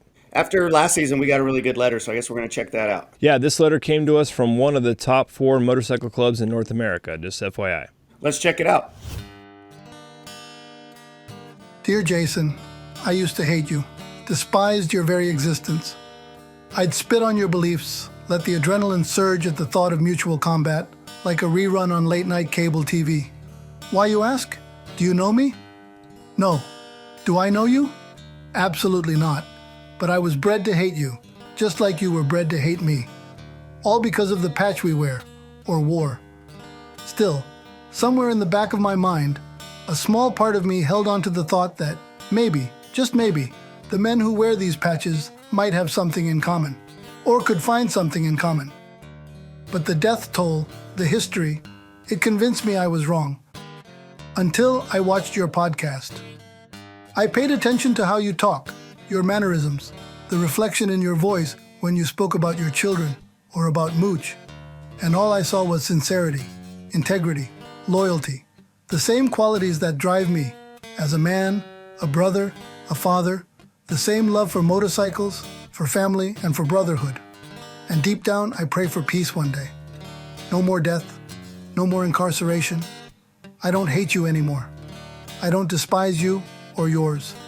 And if we ever share a room one day, I won't be preparing for war. Jason, I respect you. I believe in what you're doing and in what you're trying to build. Thank you for being a voice for those of us who might not be ready to speak yet. Sincerely, active father, active brother, active 1%er.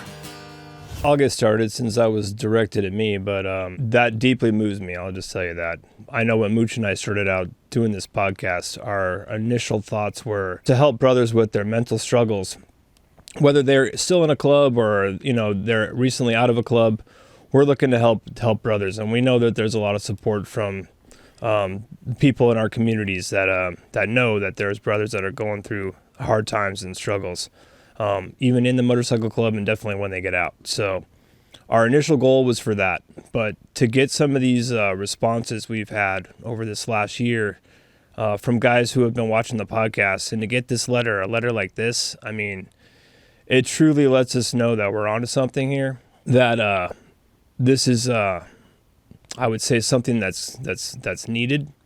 It's something to look at, and it's something that's I just feel is just there's a lot of opportunity here. So I hope everybody can listen to that letter and really think about what we have going on right now and where this could go. So I also wanted to say that I just think it was very well written. I mean, so that just goes again to show that we're not all your typical bikers. So that's my opinion. Mooch, go ahead and give your thoughts on that too. Yeah, wow, what a really meaningful letter. That one really hits me because this is something that, we weren't really sure of our direction starting out. We kind of had some different ideas. And, I think one of the main themes that we came across doing this season 1 was that common bond that we all share between clubs and, peeling the patch back and showing how much we all have in common. And so to have others resonate on that and reflect on that and really see where we're coming from, it really means a lot. It really makes me feel good. I'm really excited and happy to hear that. So whoever wrote that, thank you so much. This is why we came back for season 2. Yeah, one of the things I really enjoyed about season 2 is, when we started off with this, we were really looking at kind of the mental health effects of club life, the underlying issues, and also, how different patch members have things in common. But what I really got excited about with all these great guests we had this season was that we really started to target and look at what these guys did post-club life, what it was like to get back into the real world. And after dedicating half of your life or a majority of your adult life to something, and then finding a new focus or new shift. And I think we really nailed down on that this season, and I'm really excited to hear what everybody thinks of it. So this season we reached out to advertisers, and we are selling merchandise. And why is that? Because we are going to grow this show to reach a new audience, to create stronger topics to discuss, try to get more people in the same room our number one goal this next season is to do a table on the round discussion with guys from multiple motorcycle clubs across the United States. So just so you know, like why we're going to start having commercials and advertisers and why we're going to be selling merchandise, it's all to make this show better and to reach more people. Yeah, our whole goal is to get this out to as many people as we can. And, that takes a little bit of money. So that's why we have advertisers and are doing some fundraising. And potentially, hopefully, we can get me and Jason in the same room for some more episodes and get some new guests. So anything you guys contribute goes straight to the show. We appreciate all the support you guys can give. Thank you. All right, guys. The first guest we had this season was Tiny, a former Hells Angel. Tiny was recommended to me by a brother of mine in the club, and that recommendation is gold. Tiny's a great member from the southern states. Opened up a charter in Tennessee. Great family man, hard worker. Can't have anything but good things to say about him. Yeah, a lot of our viewers last season were wanting kind of more diverse crowd, so we were looking for more one percenters or more club guys from across the country. So we're really happy to get someone out there from South Carolina. He helped do Tennessee, and he said the club helped him become a better man and helped him accomplish a lot of his goals in life. So he had a lot of achievements within the club. So we're really excited to have him on, and I hope you guys like this episode. Check it out.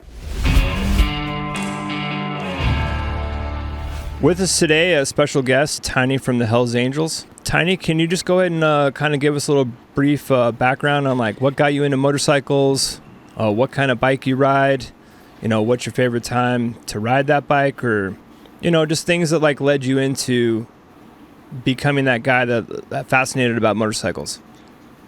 Well, like any recipe that you would have, there's multiple ingredients. I had a really cool uncle, and my father bought a KZ 750 off of him when I was 14 years old. So I would sneak whenever, hey, man, I'm Gen X. I was a latchkey kid. So everybody was gone when I got home from school. So I just started riding that motorcycle and learning how to ride. And I kept going for a long time. And my dad tried to ride it one day, and he fell over in a church parking lot. And he asked me, "Do you think you can ride this thing home?" And I said, "I don't know. I'll try." So I jumped on the bike.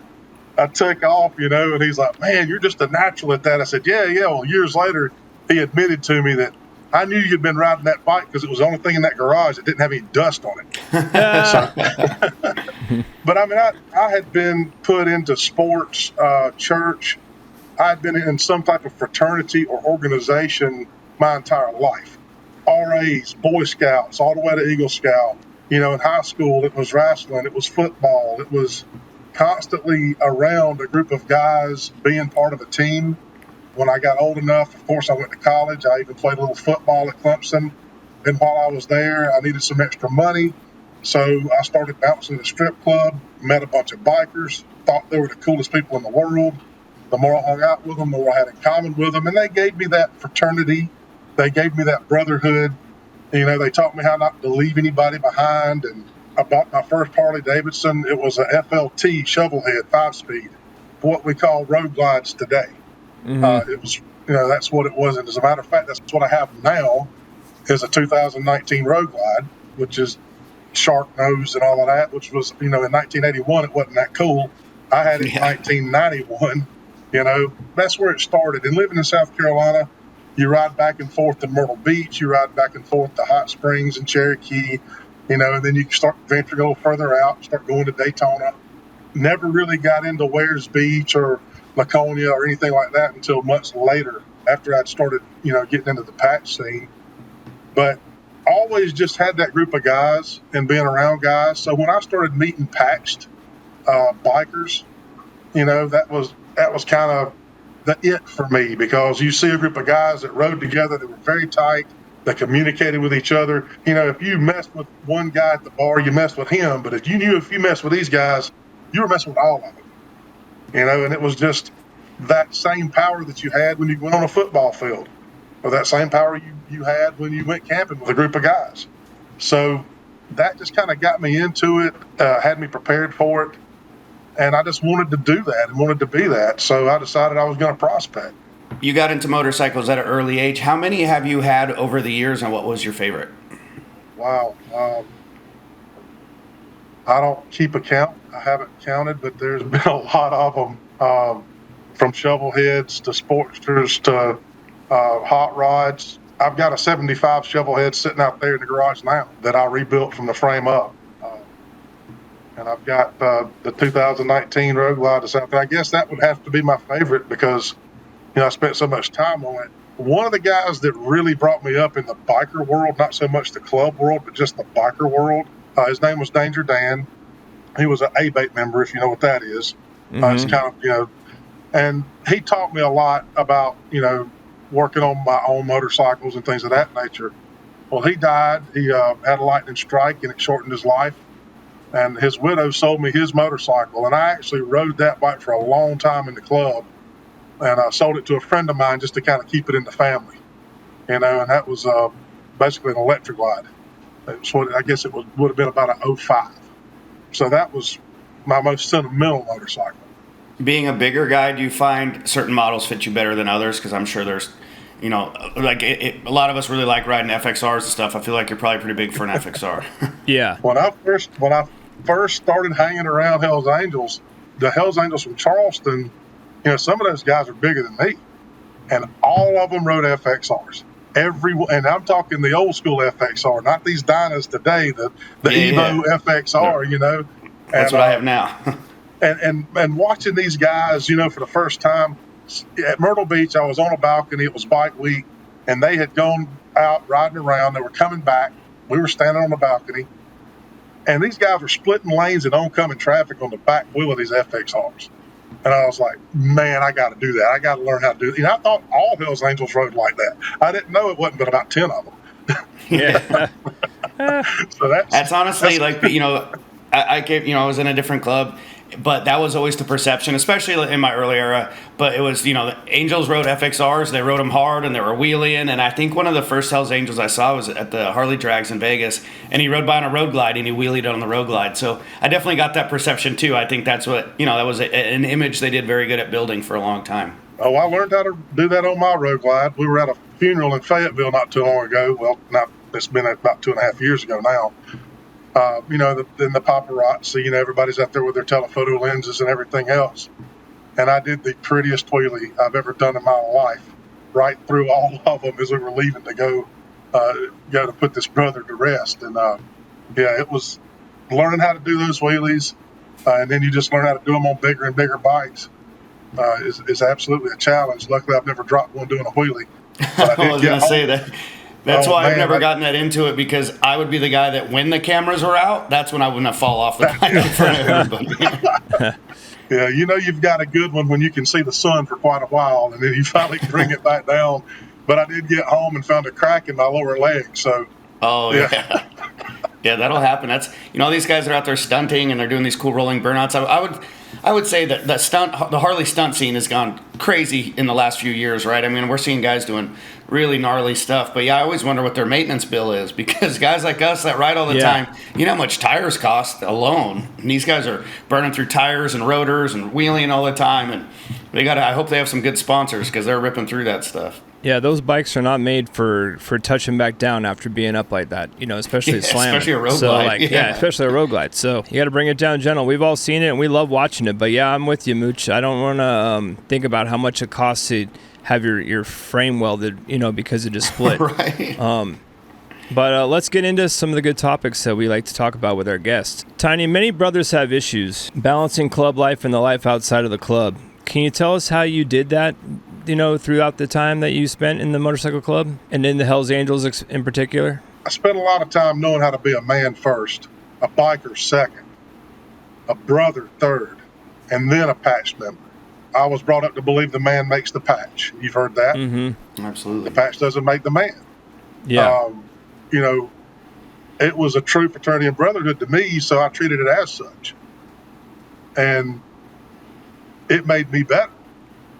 Learning, prospecting taught me the disciplines that I needed to go into some great things in my life. I went back and finished my college degree. I found the love of my life and had a beautiful child. Many great things happened to me after the drug scene and after, all of the gang scene and the thug scene and all of these things that you go through as a man getting to a 1% club. I didn't have to meet all of those things for the first time when I got there. And I was very lucky in that. When you see some guy come in and hang around and prospect that's never lived through any of that, you know he's got to get through that first. He's going to have a hard time. Oh yeah. You know, you don't know if it's going to derail him at any point in time. And I think that's a lot of the reason why 10 prospects for a solid club that's doing things correctly, out of 10 prospects, you might get one member, because a lot of guys just haven't had the experience that I had before I got there. And then when I got there, I had some great mentors. You know, I had guys that when we would get back from a run, hey, call me when you get home. You know, hey, how's your mom doing? Hey, how's your kids doing? How's your bench press look? You know, have you gotten any faster with that knife pull? Whatever. It was always concerning each other. And the group I had was, you know, do what you say what you do, mean it. You know, you figure out what's the truth, and you stand up for that truth and be willing to fight for it. And those are things that you have to have as a solid base of reality when you're in a club, because there's so much mystery, there's so much unknown, there's so many things that can affect you, from testosterone to the alpha male syndrome to the pack mentality. All of these processes that go through people's minds that have never experienced them before is really hard. So I had a lot of those lessons already learned when I got there. So I knew what traps not to fall in. Now, leadership at a higher level, that was a new thing for me. Power was a new thing for me. I never experienced any power outside of my own. But once you become an officer and you gain all this rank, and then all of a sudden people are asking you life questions. Like, you're supposed to tell them what to do.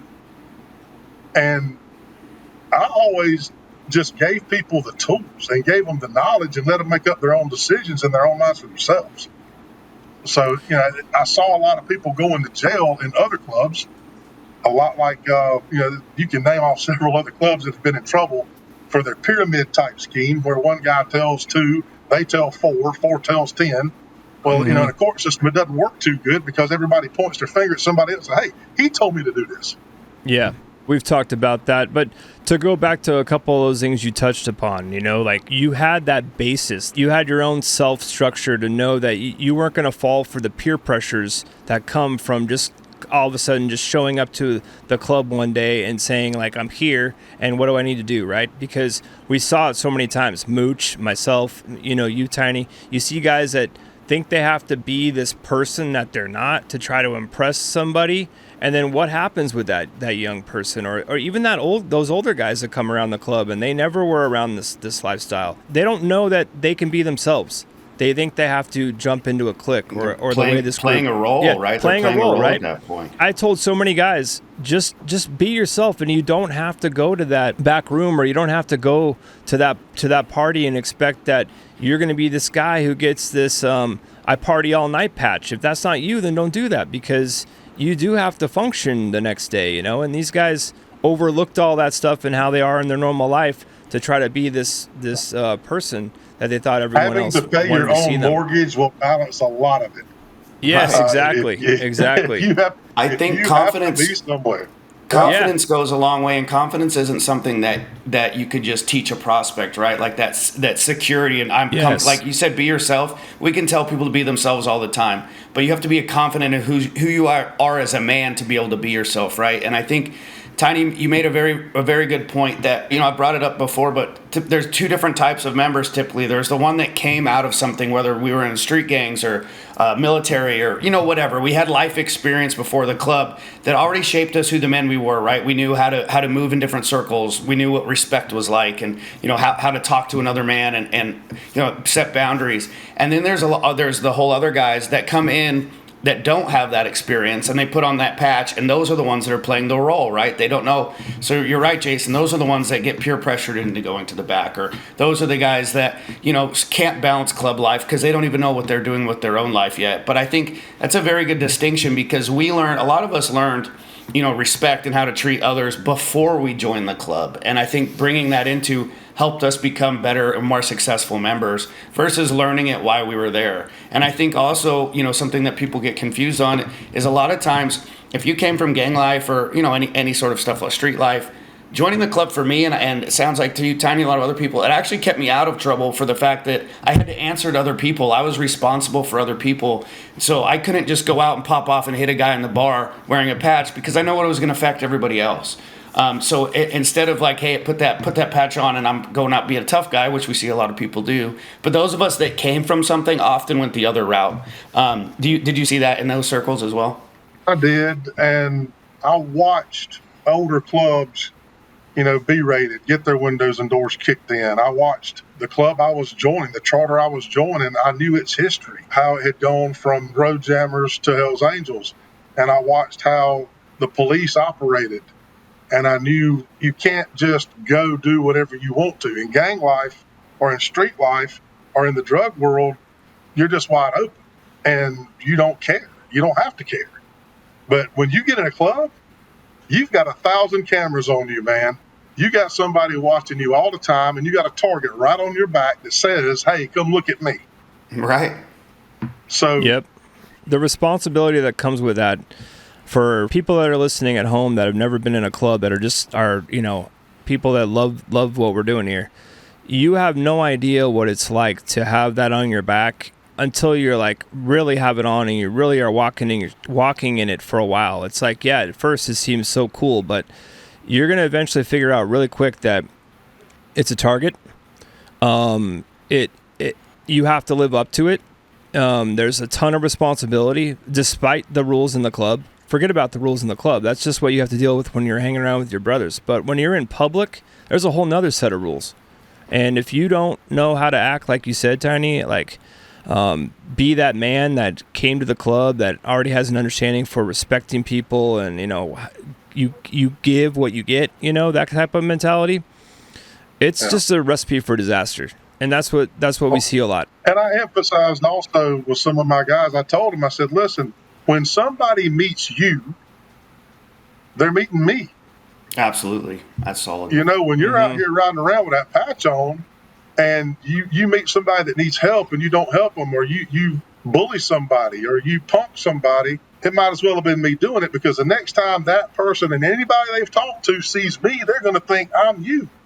Yep. Yes. That's the responsibility that comes with it. If someone meets a Hell's Angel for the first time and that guy's a dick, all they know is Hell's Angels are dicks. It doesn't matter if you were or not. And any club, obviously, but that goes. And then, on the law enforcement narrative, everyone, they're always pushing this organized crime, drug dealing stuff. But as we all know, you wear that patch, you have a spotlight on you. And what I always tell people is, hey, man, if you're trying to be a drug dealer, the last thing you should do is join a club because you're wearing a patch that says, hey, look at me, and here's where I'm going. And I think that's another big piece, too, is there's an image that people think, and there's also an image we have to uphold. And that's the balance when it comes to the patch. And we've talked about this a lot with guys in the club, that, like, some guys will join the club to further their criminal empire, right? They think that by putting on that patch, by getting the respect of the people in the community or their small circle, they went from street thug to now they're in with the big boys, right? But I don't know very many examples of where it works. No, it doesn't. So it's like, I mean, you were probably bigger before you got there. Yeah. So and if you continued when you got there, you were the sucker that got caught first. Yeah. Yep. Exactly. Yeah, you're not living long without getting caught doing that lifestyle, for sure. No. So, Tiny, another parallel I really like is, I know we don't know each other personally, but I'm a mental health therapist and I work with teenagers on parole probation. And one of the biggest things we try and get the parents to put these youths in is what we call pro-social activities, so sports or groups or clubs, because we see, how much positives can come from that. And it sounds like you spent a lot of your time playing sports and, growing up. So how do you feel that kind of helped shape you into the man you became, and even as a member? So my parents learned early on that if I have any free time, I'm going to do bad things with it. So they kept me very busy, very active. I constantly had somewhere I had to be and had to go. I had Boy Scouts on Monday night. I was back at Church Ferraris on Wednesdays. I was bowling on Saturdays. I was going to campouts with the Scouts one weekend of the month. I was always going somewhere to be with somebody, to do something greater than me, greater than myself, be part of a bigger community my entire life. So being in the club, whatever you decide to sacrifice for, okay, what did you guys were reading or thinking or looking at on your phones as soon as you woke up, where did your thoughts go, and what did you sacrifice for to be where you're at today? That's your religion. That is your religion. If you're paying tithes to it and you're praying for it, that is your religion. It doesn't matter if it's drugs, if it's alcohol, if it's this podcast, if it's your bike club, whatever it is. So you're right, Mooch. You have to focus people's mentality and what they're dreaming about and what they're praying for and what they're hoping and wishing tomorrow is going to bring. It needs to be focused on something greater than themselves, because if it's not, it's going to end up a problem. Yeah, and I think team sports are, a very important way to learn that lesson. But also, you mentioned wrestling, and I grew up as an avid wrestler as well. And for me, I'd always say, there's the team aspect of wrestling, right? There's the team points. If you win, it helps the team. But if you lose, I can't blame the quarterback. If something happens, I can't say, oh, the coach didn't put me in. Like, all that responsibility is on me. And I had to learn that, if you want to get good at it, you have to put in the work. And the guys that are getting better are probably putting in more work. And so how did that kind of translate the stuff you learned in sports? How do you think that affected who you are as a Hells Angel? There's always somebody stronger and always somebody better, and the only thing you can do is improve your own technique and your own self. In a team sport, it's just like being in a charter, right? So you've got 12 guys on a team, you got 12 guys in the charter. Now, every single person on that team has their own personality and their own strengths and weaknesses. I think that when you're in team sports as a younger person, you're learning how to adapt to people's different strengths and weaknesses and their different personalities. And if their you don't roles, right? And their roles. And it's like, if you don't have that structure for yourself as a young person, and then you jump into, you think that you're just going to jump into something. And I know most people, I would almost say, don't say, I'm just going to go join a motorcycle club if I've never done anything that's been around a group of people or had some structure to it, because I think it would be almost like too foreign to try to tackle. So it'd be kind of interesting to know if there were that many people that never did a team sport or never were a part of an organization before they joined a motorcycle club, if that's even the truth, because all of us on this podcast and every single guest we've had has all had those same similar background traits to their life before they got into motorcycle clubs. So whether it's they got into the military and figured that out before they came into the club, or they were in team sports, or they had a group of friends and they had to learn all their little discrepancies and how to deal with all those people. No one just came solo their entire life and then joined a motorcycle club, because I think it would be just too overwhelming. I think we all got to the club for selfish reasons, okay? We all wanted it for ourselves. I wanted that patch for myself. But at some point, you have to make that transition, okay? Yeah. So you're a student, you're in the hall of the schoolhouse on a Friday, varsity plays Friday night. You see all the guys walking around school with their jerseys on. Yeah, they're all the same team. They're all the same color, right? Yeah. Well, it's the same thing with the motorcycle club. It's a feeling. So you want to join the team to get that respect and that admiration and to be part of that group as well. But at some point, you've got to learn what your job is and how to help your teammates. Mm-hmm. And then you learn their strengths, like you said, and really you learn your weaknesses, and you learn where you need to improve. And as long as you don't try to hide that or lie about that, and you try to improve that, you're going to be okay. You mentioned a lot of traits that you, like when you're a good member, or like you said, from prospecting to membership, being on time, being a brother, a lot of those things. What kind of things did you learn in club life that you took with you once you left the club? Like, the things that helped shape you be a better person or a better man or more reliable. What are those things that you learned from club life? So a lot of people, as soon as somebody says, hey, we need a roof on the building, I never had the problem of doing this. I was always very respectful and mindful of what my resources were. But you have a lot of people that immediately want to throw their hand up and say, hey, I can do that, I can do that, I can do that. And eventually, they can't do any of it. But yet you see that a lot in other places in life. And you learn to say, okay, we've got to figure out how to get this done, even though this man claimed he could do it. You learn really fast how to get it done, regardless of who throws their hand up first. But it's a trait that you learn in life that you carry with you later on. And you do demand that in the club. You can demand things of men in the club that you can't demand in real life or in other parts of life. Okay? To be on time, to not mess with another man's wife or motorcycle. That has repercussions in the club world. Out there in Walmart, it's just not the same. Absolutely. Okay? Yeah. So even though you did learn the discipline and you expected other people to raise themselves to that level before you gave them a patch, and once you gave them a patch, you expected that of them, that does not translate well. So you have to find ways around that mentality. I find little things like, especially in leadership, we held our members to a certain level of standards.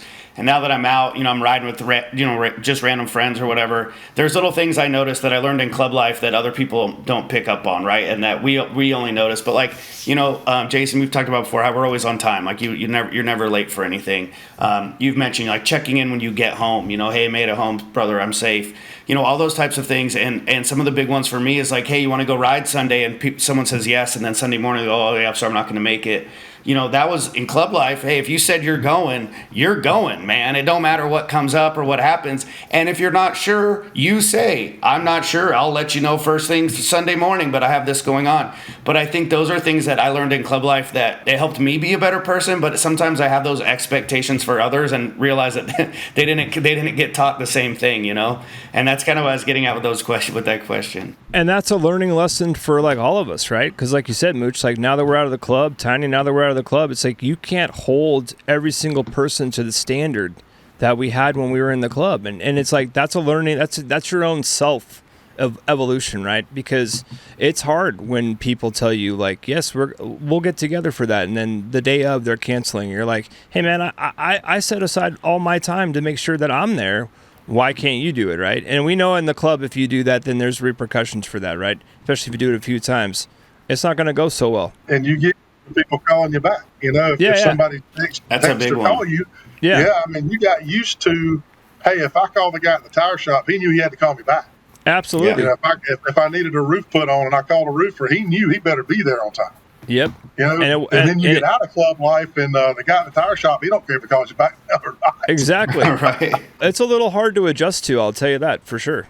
Yeah. Yeah, those expectations, and this is probably the first time like we've openly spoken about it now that we've talked about it more, but those expectations, because we had them of our members, we had them of ourselves, obviously, and then you get tight with a group of guys or coworkers or whatever, and we instantly just put those expectations on them too, and we're kind of setting ourselves up for failure in a way that's those are not unrealistic expectations, but like I've told people in couples counseling, it's unspoken expectations, right? Like yes. If you're in your head think, when I come home, my wife better have the dishes done, but you never told her that was your expectation. You come home and they're not done. Now you're mad at her, and it's this whole fictional thing because I had expectations, but she was unaware of them, right? And I think that's a big common thing in those circles too. And I learned a lot from people that wanted to do everything. They would succeed at it for a while, but then they would complain and say, oh, well, the grass didn't get cut. Yeah. Well, you've always cut the grass and never asked anybody else to do it, so people just expect you to do it.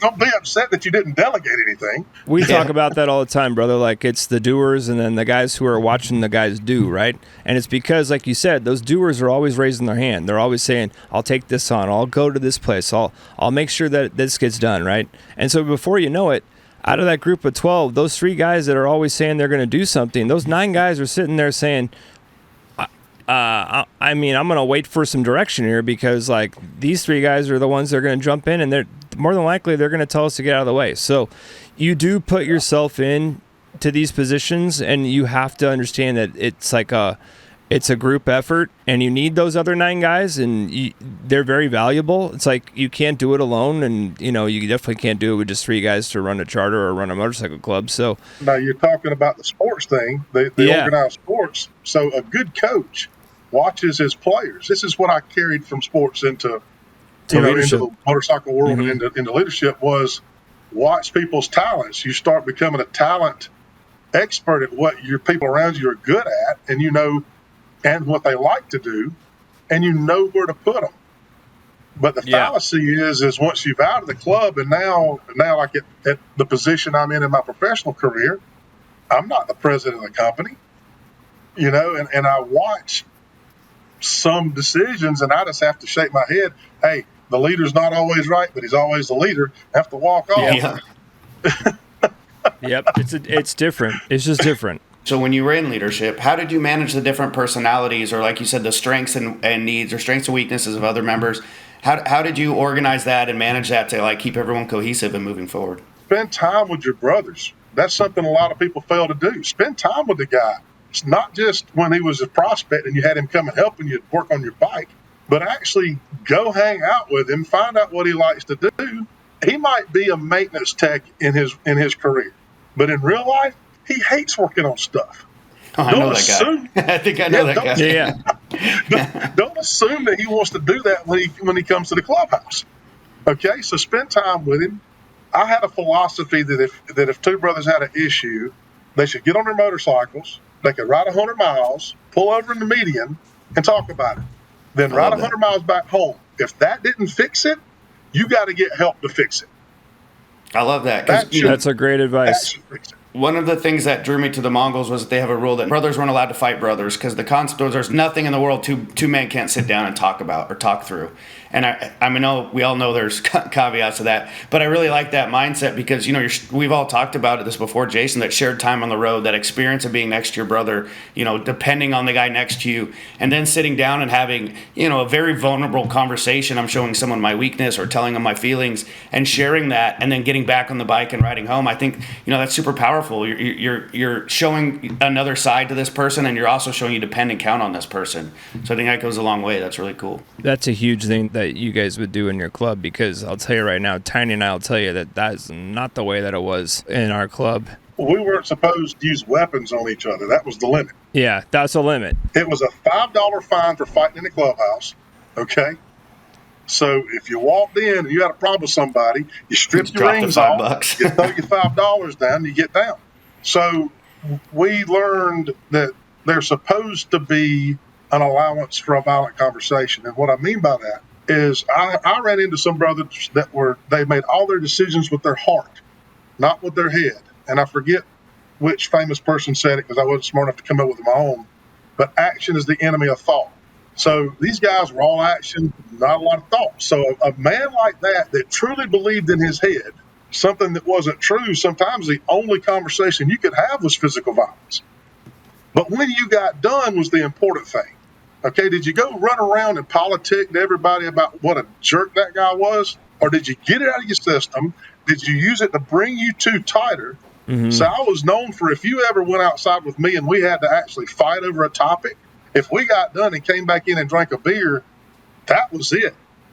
I would never vote that guy out, and he would never vote me out. So you was going to have to find another way to get your politics if you had a problem. The problem I saw growing up with that, because I came from a gang that we solved our stuff with violence too, and with the same concept, right? We go outside, no weapons involved, duke it out, share a beer together. And I think on surface level, I think that's a good concept.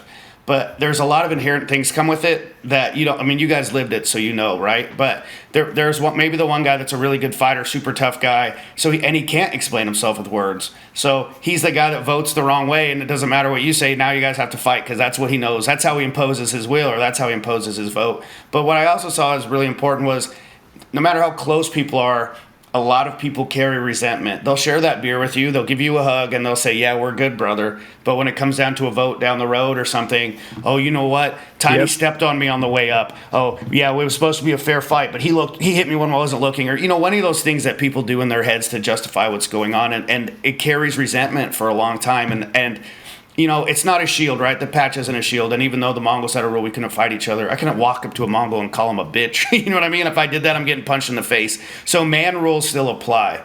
But, I see both sides of that coin, and I think it's an argument that I've had, not an argument, but a discussion I've had with a lot of people about the pros and cons. But I think the hard part about is old school people can go there, step outside, handle their business, but the newer generation has a harder time. I think it's fewer and far between people that can deal with it, and I think it's just gotten out of control. So even if it started as like a manly thing, I think it's gotten pretty far out of control. Exactly. The real man part of it. Those feelings get harbored, right?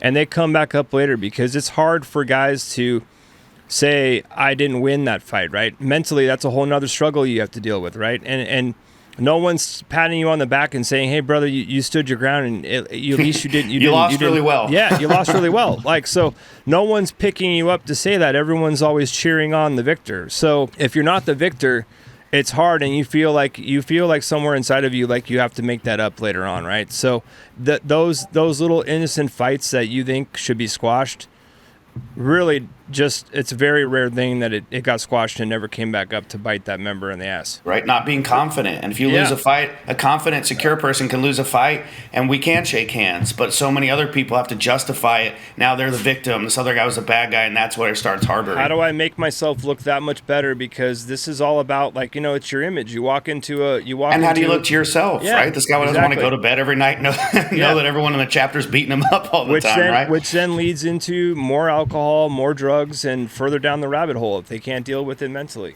Well, the old school fights that I was involved in, I never had a problem with the way those guys voted. They never had a problem with the way I voted. Years later, in the club, out of the club, we still talk to each other.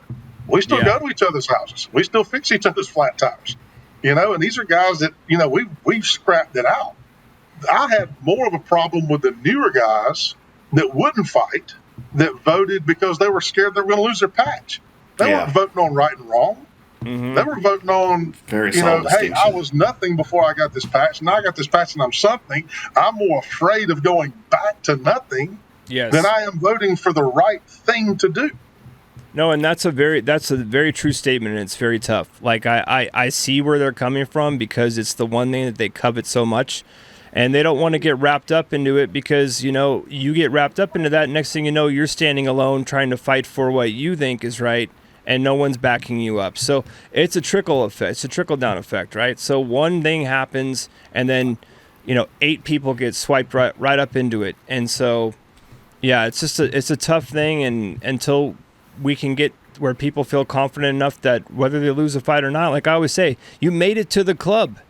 You're in one of the biggest clubs in North America. You are that guy, whether you're, a Mongol, a Bandito, a Outlaw, a Hell's Angel, a Vago, a Devil's Disciple, any of these big clubs, you've made it. There are people everywhere looking and saying, you're doing the one thing that I wish I could attempt.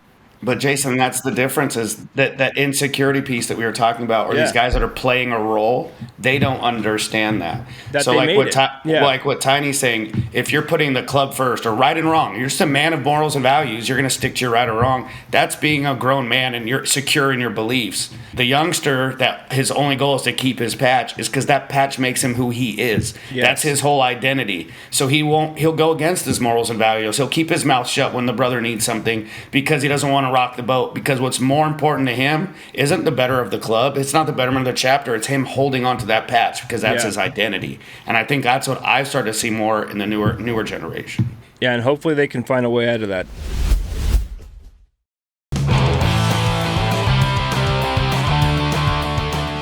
Hey, what's up, guys? This is Mooch. A lot of you have been asking where to get an autographed copy of my book, and the only place you're going to be able to get it is here at the automotoentertainment.com website.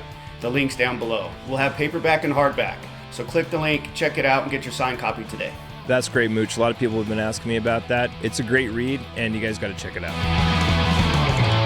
Patch merchandise is available at automotoentertainment.com.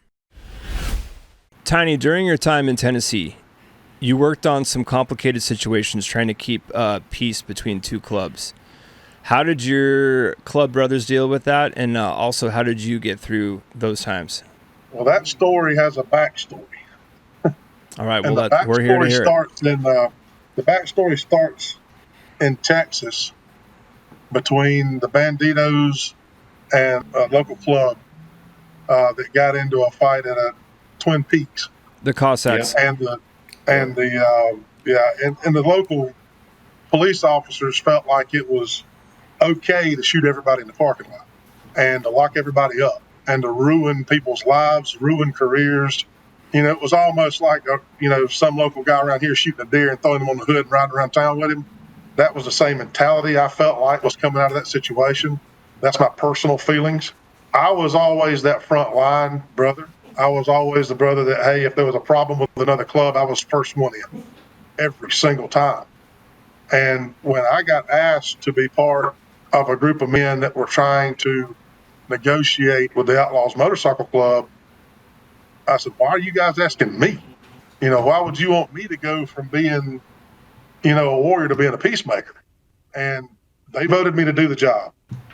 Listen, it doesn't matter what my opinion is when I walk into a table, whether it's my table at my house, my table at the clubhouse, or the state meeting. If the vote goes against what I think, I still go with what the vote was. I just had the respect of feeling like the group had a smarter mind than my own. So that's what I went with. So I got a contact. I went to a meeting and I received a local contact for an outlaw in my area to speak with whenever there was an issue.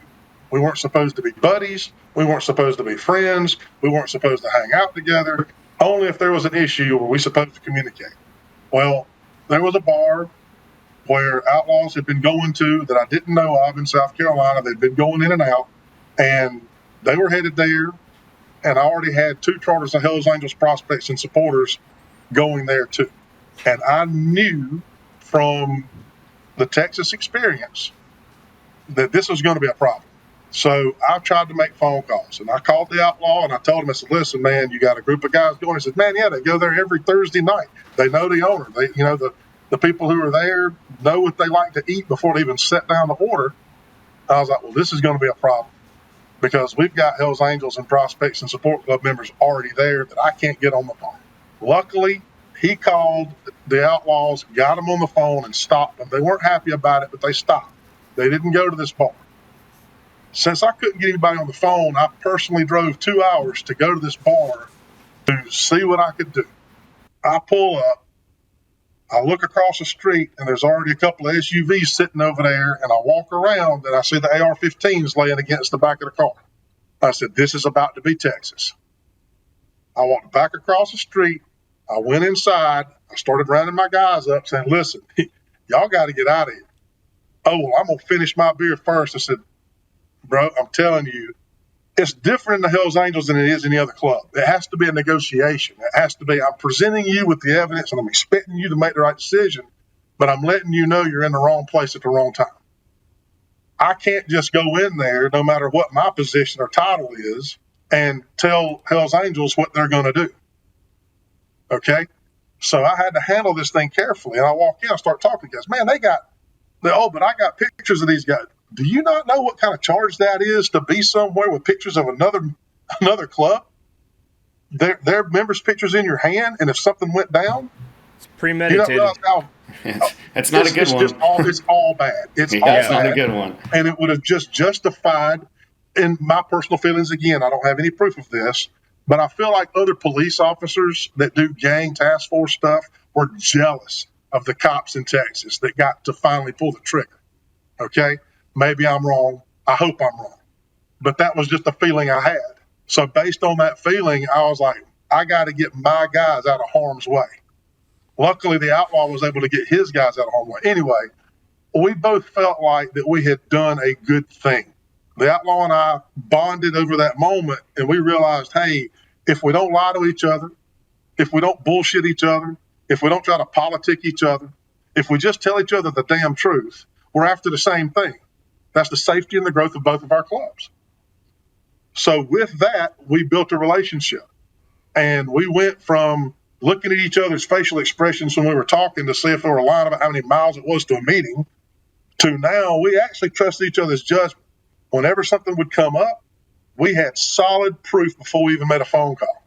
And we didn't sugarcoat anything. We laid it right out there. I didn't know till years later that Rusty Coons had the same type of relationship with some Mongols out in California. Different story. So anyway, this led into Tennessee. Been trying to push into Tennessee and Georgia since I've been in the club. Nobody's growing. Nobody's getting outside of their comfort zone. Nobody's going anywhere. Nobody's doing anything, especially the right way. We hear all the propaganda about the other clubs doing things the wrong way. We hear all the things about how they're just throwing patches on people, how they're selling their patches, how they're doing this wrong and they're doing that wrong. Okay, well, let's do it right. But at least we're doing something. We get off the couch, we go on our motorcycle, we go somewhere we've never been before. We show them our brand of Brotherhood, and we see how many people are like us in that place. Well, I found a group of guys in Tennessee that started going back and forth. And there were some weaker areas for the outlaws over there at the time, but we started negotiating back and forth about where we could put people and how they should act inside the community. Had Harley-Davidson dealerships lined up, glad to see us coming to those areas in Tennessee where there wasn't a solid motorcycle club presence that was doing good things. So slowly started doing that, but the whole time I stayed in the communications with the outlaw that was my contact. He stayed in touch with me. We both made sacrifices. For him, he could just make a phone call and demand things, where I had to take things to an officers meeting and it had to be presented, and then it had to be written up, and then it had to be sent to a vote. And it was a long process for me to do anything. But he was able to do things a lot faster than I was, and we just worked off of each other. So we wound up having an actual Tennessee charter, not a bullet fired, not a drop of blood, not a single jail sentence, no federal indictment started, for the first time in history. It had never been done. Some people were not okay with that. Do you believe that? Like it was too easy, right? Right. Yeah. Right. I think, Jason, we've talked about before too, we spent a lot of time talking about, trying to get the clubs to get along, what worked, what didn't work, because I think all of us played a role to some extent of trying to, do negotiations with other clubs, speak with other clubs. And I think, you're bringing up a very good point as far as how the leadership works and the structure. And I think, it has a lot of pros in some ways, but when it comes to trying to coexist or have communication existence with other clubs, I think it's almost a detriment, because I remember when we had these ceasefires or stand downs against the Angels in California, and all it took for the Mongols was the president says, you see an angel, walk away. If you don't, there's consequences. Well, you got to follow the rules, like you said. Whether I agree with it or not, rules are the rules. But then when it got presented to the Angels, they'd say, okay, well, we're going to vote on it. And then it would be, well, this chapter is cool with it, but this one isn't. And this area is cool and this isn't. And you know what? You know how club life works. Cool, we're cool here, but then I go to San Diego and a member gets touched. Well, now we're not cool anywhere again. And so, I think that leadership part is one of the reasons, one of the many, but one of the reasons that it's very difficult to get these clubs to start getting along and start talking more, because all it takes is one guy to say F this or F that, and even if it is a top-down structure, maybe doesn't care about the consequences or whatever, it takes one or two guys to ruin it for everybody, and without everybody on board, I think it's going to be very difficult moving forward. And it's a political truth too. So what I mean by that is you have a personal truth that you believe, that was what was truly happening. In my mind, I was truly having a productive relationship with a member of the Outlaws that was benefiting the Hells Angels. Then you have a political truth. The political truth was this Hells Angel Tiny's getting along too good with the Outlaws. They're too buddy-buddy. He's having too good a time with them guys. Okay? So that was the political truth. Then you have the objective truth. Okay? The objective truth is true no matter what anybody thinks. But you know how long it takes to prove it?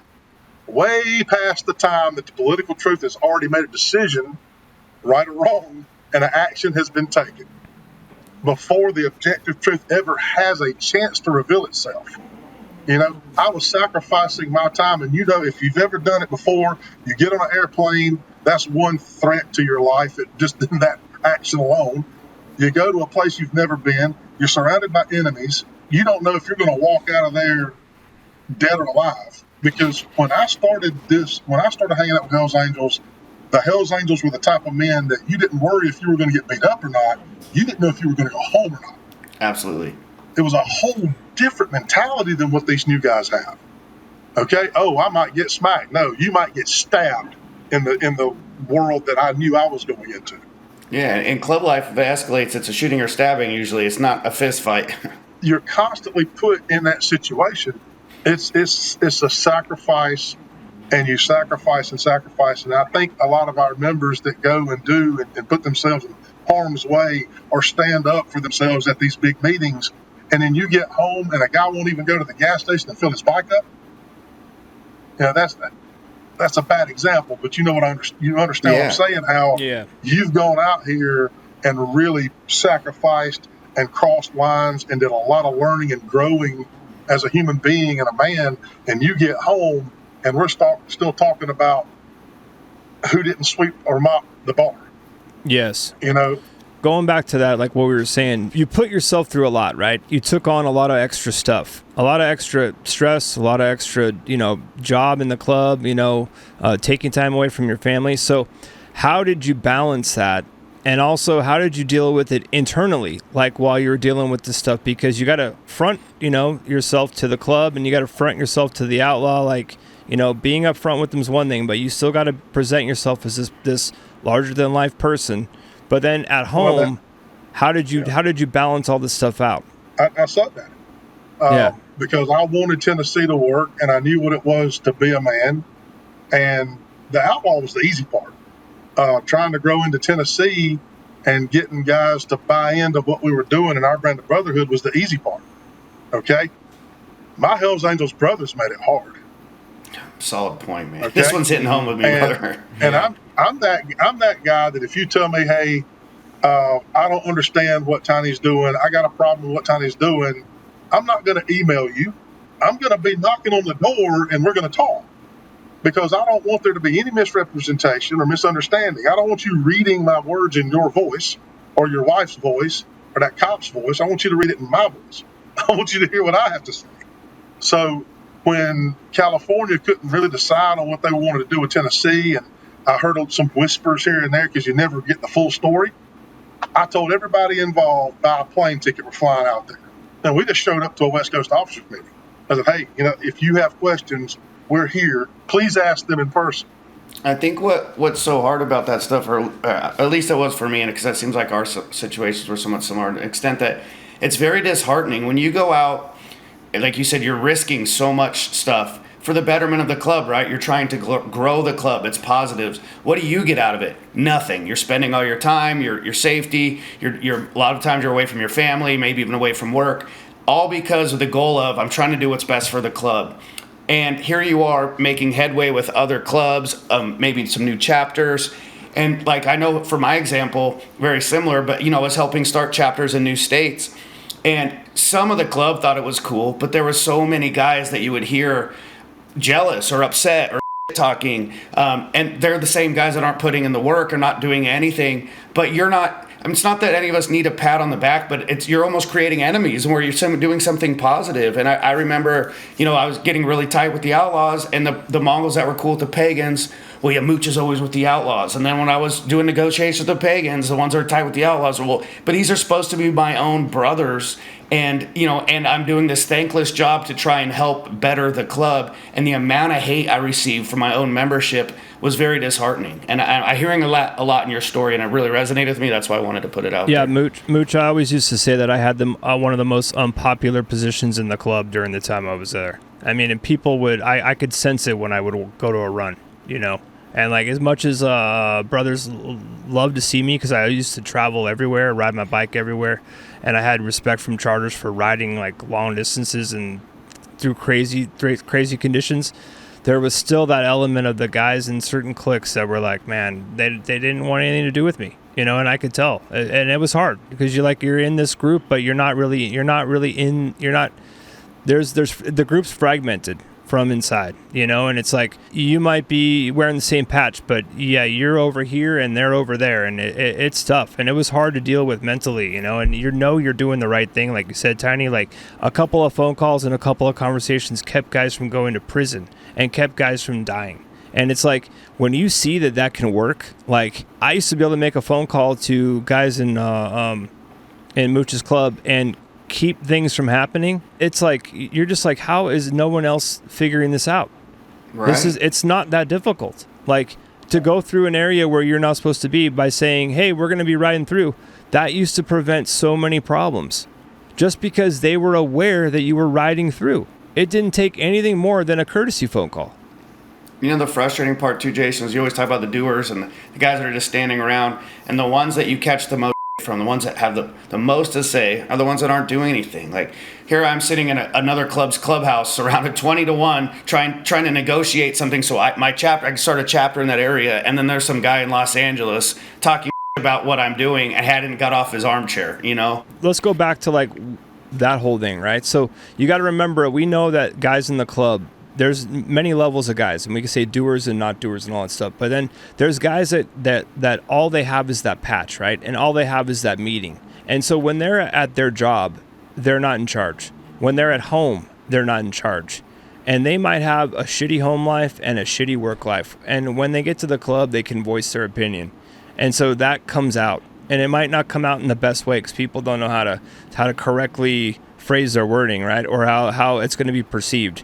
it's really quick to throw a complaint. It's hard to talk about it. Look at what you're doing and give some positive reinforcement, because remember, if you say go f those guys, whether it's the cops or another motorcycle club, most people can chime in and say, yeah, f those cops. I got 3 tickets, pulling into this event, or I know some brother that's in jail. Like, it's real easy to jump on that, but we all know we've ran into cops in every town across North America. There are good ones and there are bad ones, and there are good members of clubs and there are bad members of clubs, right? And so you just got to understand, it's like, it's not always that the member necessarily. It's just that what else are they dealing with that creates that situation where it's so easy for them to throw that negative comment at the person who's trying to do something positive. Well, I've drastically underestimated jealousy. Jealousy is huge. Jealousy. Yeah. And it's quiet. Jealousy's quiet. You don't see jealousy. You can't feel it. It's not. You might get a little feeling of it every now and then because somebody's acting weird, but it's silent. It's told behind your back. It's hidden from you, and it becomes a conspiracy, and then it gets traction.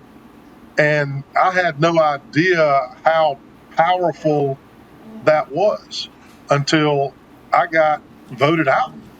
How did that feel, Tiny? I mean, when that all came down.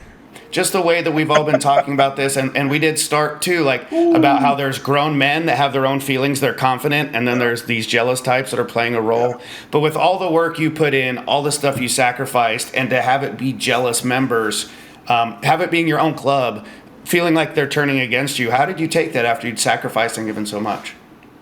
So the right way to do it in the Hells Angels is to just say, okay, I quit, and then do whatever you have to do to keep your head down for a year, and then come back and ask to prospect again and do your prospect time again and get your patch back.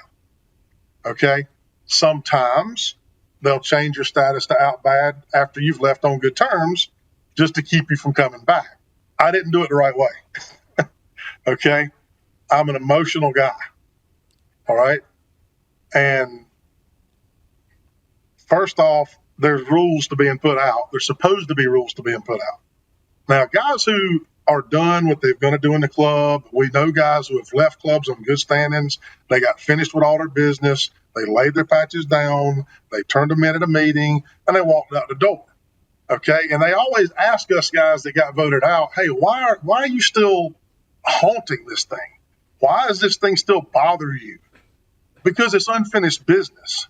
Okay, you've got your whole plans and your life and all this energy you've put into this, and you're going somewhere with it, and all of a sudden it gets ripped away from you, taken away. And we had one man, one vote, 100% in, 100% out was the rule.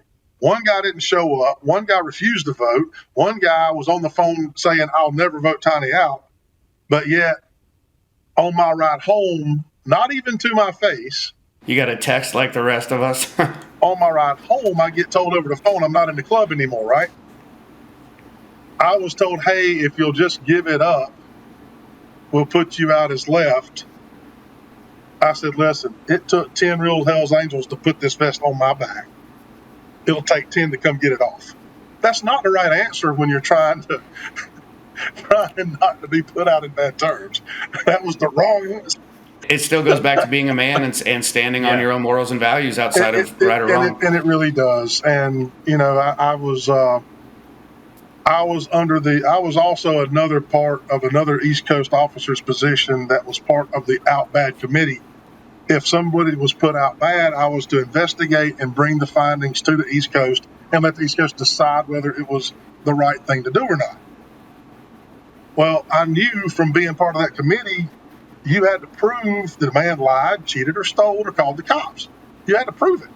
You couldn't just say it. I really like that there was that oversight, because most clubs don't have that or don't follow that. Oh, it was new. That was new, and it didn't last long. That's unfortunate, because I think all clubs should have that type of oversight. That's a lot of work. It is, but I'm the kind of guy that will stand up for what's evidence or what's right, and there's not a lot of guys like that. Okay, and when I needed somebody to stand up for me, he wasn't there. That dude did not exist. The jealousy existed. That was the reality of what was going on even 2 years after the fact. Yeah. Okay? So it felt horrible. Okay? On my way home, I'm thinking old school 1960s style takeovers. You saw the movie with the guy with the pistol and he's, you can stay, you gotta go, you can stay, you gotta go. I bet we all had those same similar thoughts. Those thoughts, went rampant through my head. And then, yeah, it took me a long time. I don't know that I've ever calmed down from it, obviously, but you learn to deal with it. You learn that, hey, oh my God, I have missed all this time with my family. That's a big one. I've wrecked other parts of my life because I was giving so much to this club that just a couple of jealous guys on a bad night decided I wasn't a Hell's Angel anymore. Now what do I do? Now where do I go? Tiny, how long were you a Hell's Angel for? Almost 14 years. So this is I've been talking about funny or how parallel some of our stories are, and one of the things that Jason and I bring up a lot is how so many of us have so much in common underneath the patch. If you don't look at the name of the patch, but just what drives us to join motorcycle clubs, the type of men we are, and all that. And it's just always so crazy when you talk to someone else and our stories are so similar. And same thing. I was in for 14 years as well, so also helped the club grow. So I'm just kind of resonating a lot with your story. And one of the things I guess I want to know is, so after 14 years in the club, devoting so much time to it, and now it's gone, like instantly gone, because it happens fast, right? There's no smooth transition. What did you do to replace that with? So you said, you noticed that you had neglected the family, but what else came up where you were like, okay, here's what I'm going to do moving forward? Man, and you, when it finally hits you, it's like a ton of bricks that after you've been in the club that long, you got a guy for everything, right? Yep. You got a guy that can fix a broken glass. You got a guy for the roofing. You got a guy that can, do the landscaping. You got a guy that's got a fishing boat if you need to take the yellow pages, the club yellow pages. As soon as you're put out back, you don't have anybody to do anything. Even to talk to I gotta most fix of the time. my lawnmower. I gotta sharpen my chainsaw blades. I gotta, this is how bad it was. I had a flat tire on my bike when I was going to visit somebody. I'm on the side of the road with a flat tire, and I have no idea who I'm going to call to come pick me up. That is a bad feeling. Humbling moment, I bet, right? And so you talk about what do you do? Well, you realize at that moment you've got to rebuild your entire social structure. Okay? You ain't got a guy anymore. You got yourself. And then you're going to have to go make some friends. You're going to have to get you some contacts. You're going to have to, or become independently wealthy or win the lottery, which I haven't done either one of those things yet. But you gotta rebuild every resource that you just sacrificed everything to have, because you've been scratching backs for the past 14 years, and they're not going to scratch your back now. Okay, they're not your friends anymore. What about that sense of belonging? So you grew up playing sports, you joined a club, and we kept talking about that sense of belonging. What did you replace that with, or have you? Yeah, did you find a new group? Man, I'm rolling around in it, okay? I'm rolling around in it. I went to Sons of Confederate Veterans because I've got 8 Confederate veterans in my family tree. And I was adopted from birth, met my blood family when I was 45 on my way back home from a USA run. That's another crazy story. Yeah, that's a story on its own right there. Oh, wow, yeah. So, so I had, okay, so these might be some like-minded people, but, club life, and you get there and you meet this other group of men. The age differences are there. The thought processes are different there. The political structure is different. And you're just like, I believe in what you guys are about, because they clean, they're an historical group, right? So they take care of history. They clean tombstones and things of this nature. Anyway, all good stuff there. Then you I've talked to some other veterans. I've talked to some other guys that were in bike clubs. I've thought about going back into some like A-Bake meetings because I've still got my motorcycles. I was a biker and a man before I ever got into clubs. So guess what? I'm still a biker. Absolutely. I'm still a man. I'm still a brother. That didn't change any of that. I might ride a little slower now, and I might not be in the same. Hey, real quick, Tiny. Just you touched on something earlier that we were kind of talking about. We all agreed on. for anyone that's looking to join a motorcycle club, and I'm of the firm belief that I'm not going to steer anyone away from it. We all knew we had tunnel vision when we went in, and no one could talk us out of it, right? So getting that all aside, what you were just saying about make sure you have a balance of people in your life that aren't just in that motorcycle club world, because when it gets taken away or you leave it, all that stuff can stay with that. And so the big piece of advice I give people is look at the members of the charter you're going to get involved with, but also, now that you just said that, keep a solid balance of things in your life that are going to stay as, staples. Like you said, like people that could help you with your bike, like get a mechanic that's not just strapped to the club. Like, don't have every single aspect of your life be club oriented. Make it be Absolutely. some separation, because there is no guarantee you're going to be in the club forever. Whether you leave on your own or it gets taken away from you, you need to make sure you have that. I'm glad I treated people good on the way up. Yes, Yeah. and always treat people right, because you never know how it's going to work out. That's what saved me was, I was very heavy into jiu-jitsu, and I felt, we traveled together, we competed together, and this was me as a grown adult. It wasn't that long ago. And so when I left the club, or the club left me, however I want to look at it, I still had a core group of guys that I considered my brothers that I could talk to. And, I still met up a couple days a week, and we would have, so I still kind of had that sense of belonging. I still had that brotherhood, but with a lot more positive aspects to it, because it was a little healthier hobby. But I was fortunate enough to have that, and I know a lot of our listeners don't. And I think that's something we're always trying to pick up is, if you don't have that, what's something somebody could do to not just crawl into a hole and say that, I just lost everything. And there's nothing wrong with getting into something else while you're in the club as well. So you have that extra support. You have a different group of people. You have a different perspective of stuff, because, I just think it's super healthy to have multiple things going on in your life, so that if one falls out, the other one can take a front seat, or, step up to the plate. So that's my advice to anyone that's listening, is make sure you have multiple things going on in your life, and that way, if something drops out, you're not left holding the bag. What are you doing now, Tiny? We've touched on a little bit, but so you're still riding, obviously, because you're a biker. That's what bikers do, right? Are you riding, like you have friends that you do like annual rides with, or monthly rides? Yeah, I've got some guys that, a couple of them have been in clubs. A couple of them have never been in clubs, but they were like local bikers, guys that's been around forever that, they'll tell you I was the same person. But, one of the guys I looked up to that was a Hell's Angel that I wanted to emulate, he was always the same person every time you met him. He was, he would talk to you like you were a normal human being and a man and respectful. And I always, treated people that way. And that way, when I run back into them in life now, they know, hey, Tony never did me wrong. So those type of guys still come around. We still got some fraternity and brotherhood there. But you know what? It's tough to navigate some of that, because there's so much animosity. You're going to run into a lot of guys that are still angry, that are still mad, that, and you're going to run into some other guys that just don't care anymore. Yeah. I did absolutely run into a brother that's been gone for a couple of years. His status was out bad for a lot of years. Same situation. He lost everybody, all of his contacts. Then finally they did change his status back, because they thought he was going to come back, but he'd already found something better. Okay? He found another fraternity, the oldest fraternity in the world, and became part of that whole system.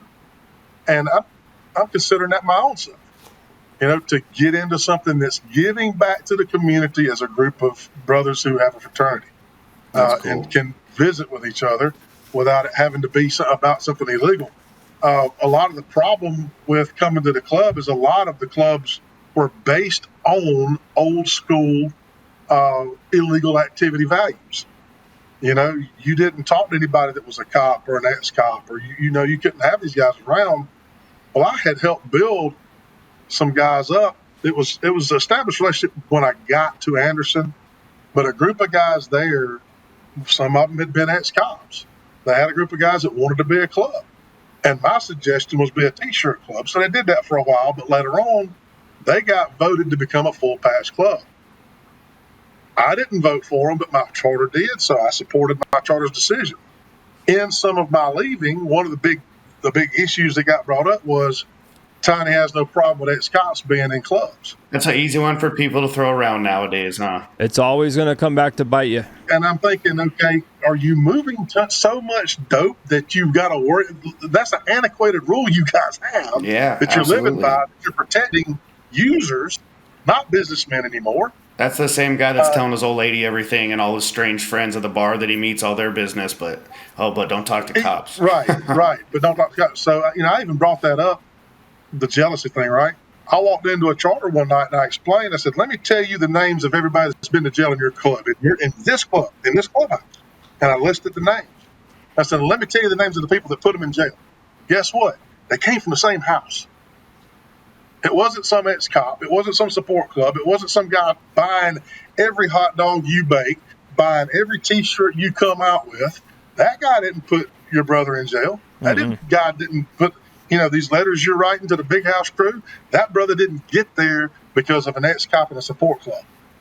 Okay? He got there because of the guy that was in the back room with him. Yeah, usually another brother. The guy that put him there. Absolutely. Yeah. So, that part of it. One thing I've noticed about, because we were talking about out bad and status, is Jason and I've had a lot of ex-members on, and a lot of guys quit riding after the club, which I understand a lot of it, but, as an avid biker, I can't comprehend it.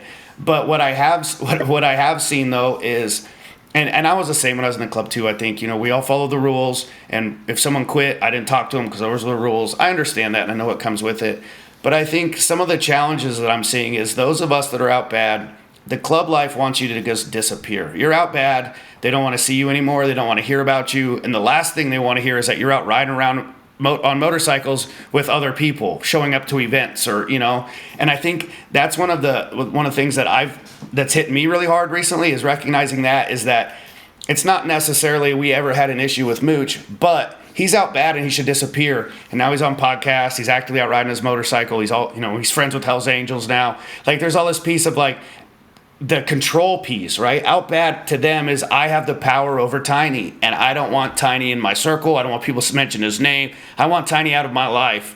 And then they say, okay, well, Tiny's still doing all the same he was doing before, but now we don't have power and control. That sets him off. And I think that's one of those, there's first getting used to being out, and now there's these things that come with it, right? It's like we keep facing more and more challenges from getting put out, but also to me helped me recognize so much of how much happier I am outside of that life. And I don't regret being in the club at all. I loved that whole life, but I'm so happy with where I am now too. And it takes that kind of outside perspective to see those things. Look at the bullets we dodged. Yeah. As we get older, we evolve, right? And so if you can't look back on your life and appreciate the things that you went through and then learn from them, I mean, you're not getting anywhere. So everyone's got to take a step every 3 years, I think, and look back and say, did I do some good? Did I do some bad? Did I make more connections? Did I make a positive impact on somebody? Especially as we get to be these ages, right? And we were in clubs. Like I said, I'm not trying to detour anybody from becoming a member of a motorcycle club. I'm here to help. If you need some advice or you want to know, hey, just ask me. I'll tell you straight up, it's going to be fun and it's going to be a lot of disappointments. But guess what? If you want to do it, go for it. I'm not going to tell you not to do it. We all did it and we all learned some from it. We all grew from it.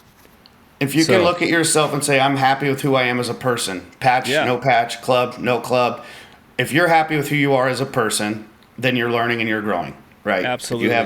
Otherwise, what else are we doing for? Exactly. And Tom Kyer, I don't know if you know that name or not. Tom Kyer? Tom Kyer. Uh-huh. Yeah, he's a Filipino knife fighting Kali expert. And so you do Filipino stick a knife Kali or a Eskrima Kali? I do Kali too. We go through our martial arts and we train ourselves and we get better. He's got this philosophy. He says, okay, kill your clone. So every night at midnight, you have to fight who you were yesterday. And who wins decides who you're going to be tomorrow. So if you want to win at midnight fighting your clone, you have to have done something today to make yourself at least 1% better. So I'm that 1%er. Now that's the 1%er I am. I just want to do something today to make myself 1% better. Depression is real. The emotions and the feelings of loss, the feelings of worthlessness, the feelings of wasted time. Those things are very real. And you can't do anything about what's happened. Nope. And you can't do anything about what's around the curve because it's already there. What's around that curve is already there waiting for you, whether you're ready for it or not. So if you do something today, maybe lift a pound heavier, maybe get that arm bar a second quicker, maybe keep your palms down in that motion in Kali when you naturally want to turn your hand over. These are little things that you can do to make you enough better that where you kill your clone at midnight, tomorrow you're better than you were today. And if you stack enough of those up on top, I feel like you're going to get where you're wanting to go, not where this world's trying to drag you and take you. Okay? If you're part of your own plan and you're asking a higher power than you are for help, and you're trying to listen, so we're very spiritual people. Bikers are very spiritual people.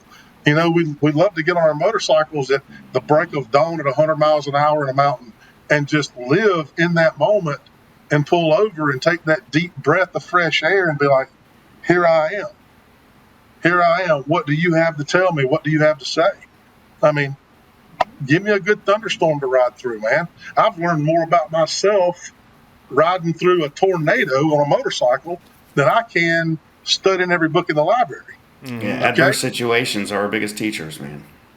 But you gotta, hey, did you go fix that?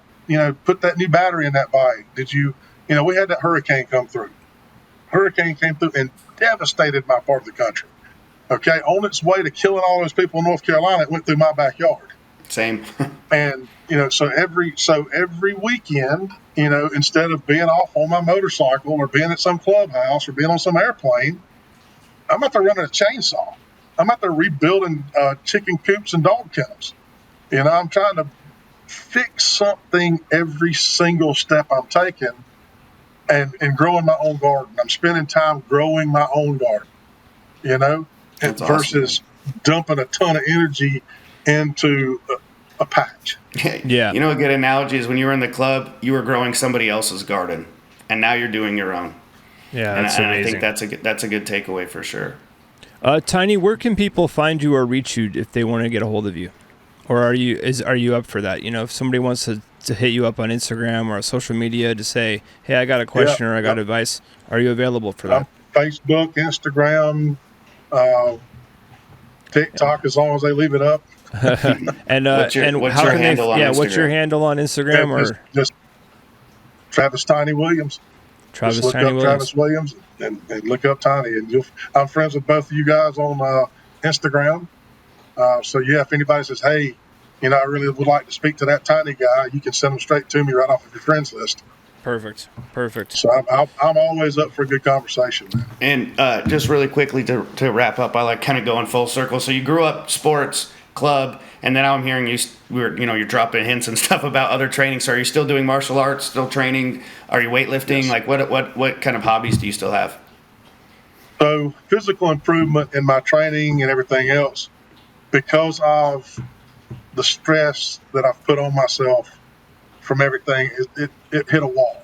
So I've had to back up and work on my mental health first and learn how to control some of my cortisol levels and things of that nature before I can go back into full-time training. I had a bike wreck that destroyed the side of my foot, and it broke some ribs and did some crazy stuff. So I haven't been able to train. I actually wound up punching the ground in that wreck. Oof. So when I work on a heavy bag, I can't work on a heavy bag for so long before it's just, doctor says just rest it, right? So you rest, and then you think you're fine, and you go do it, and you think you're okay, and then you do too much. Yeah. So it's a never-ending cycle of training and lifting, especially now getting over 50. You got to hit it a little different way because you got to get up and go to work tomorrow. Absolutely. So, just staying active is the important piece, though, right? Every day. You didn't just lay down and say the club's out of here and I don't know what to do and now I'm not doing nothing. But you staying positive and staying active, I think, is a really good takeaway. Easier said than done, right? You have to. It's great meeting you, Tiny. Great meeting you guys, too. And I think we all got a lot of good out of our past. And for sure, there were some horrible moments. But you know what? We're still here. We're still moving forward. And tomorrow's going to look good. That's right. We're going to fight the guy at midnight. That's it. Kill your clone, man. Exactly. All right, brother. We appreciate your time today, and we hope to have you on again soon. This portion of the podcast is brought to you by First Bank. Thanks, First Bank.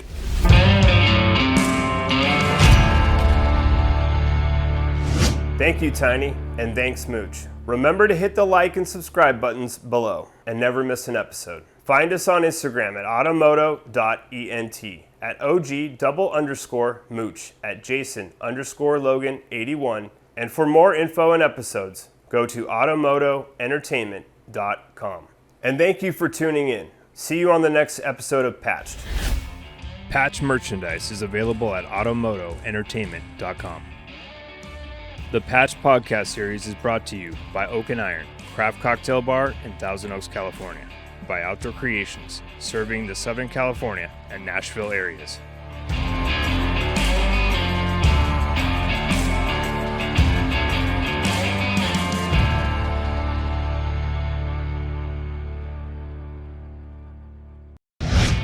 That's what we did. We were scumbags. We loved being on bikes and we loved strippers. And I woke up one day after about 7 days of doing it and I was like, what the am I doing in life? Welcome to Patched, where we look at the personal impact of life in outlaw motorcycle clubs. This episode, my co-host Justin Mooch Delaretto and I sit down with Johnny Bomber, former member of the Mongols Motorcycle Club. This is not how you live life. This isn't what it was meant to be. And that day I made the decision to never do it again, and I went and talked to my P and I told him what was going on, and he supported me, and it made it easy. That's this episode of Patched. Are you an active member? The kind that would be missed? Or are you just content that your name is on the list? Do you attend the meetings and mingle with the flock? Or do you just stay at home and criticize and knock? Do you take an active part to help the club along? Or are you satisfied to just belong? Do you push the cause along and make things really thick? Or leave the work to just a few and talk about the clique? Think this over, brother. You know right from wrong. Are you an active member? Or do you just belong?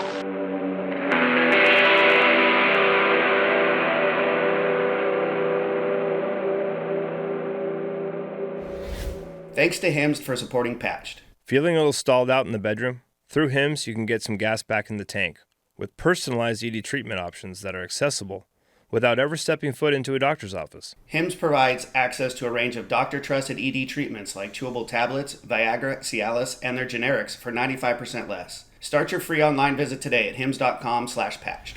Hey Mooch, hope you're doing good. How are you? Hey, good man. What's up, Jason? Hey, a question we got asked last season that we wanted to address is some viewers reached out and asked if it's really true if you have to sign your motorcycle over when you join a motorcycle club. You know, in my experience in the first club I was in, the Vagos, that was an old rule. But, you know, a lot of times, a lot of things have changed over the years. One, for example, is a lot less people own their motorcycle. So you can't really sign over a pink slip to something you don't own.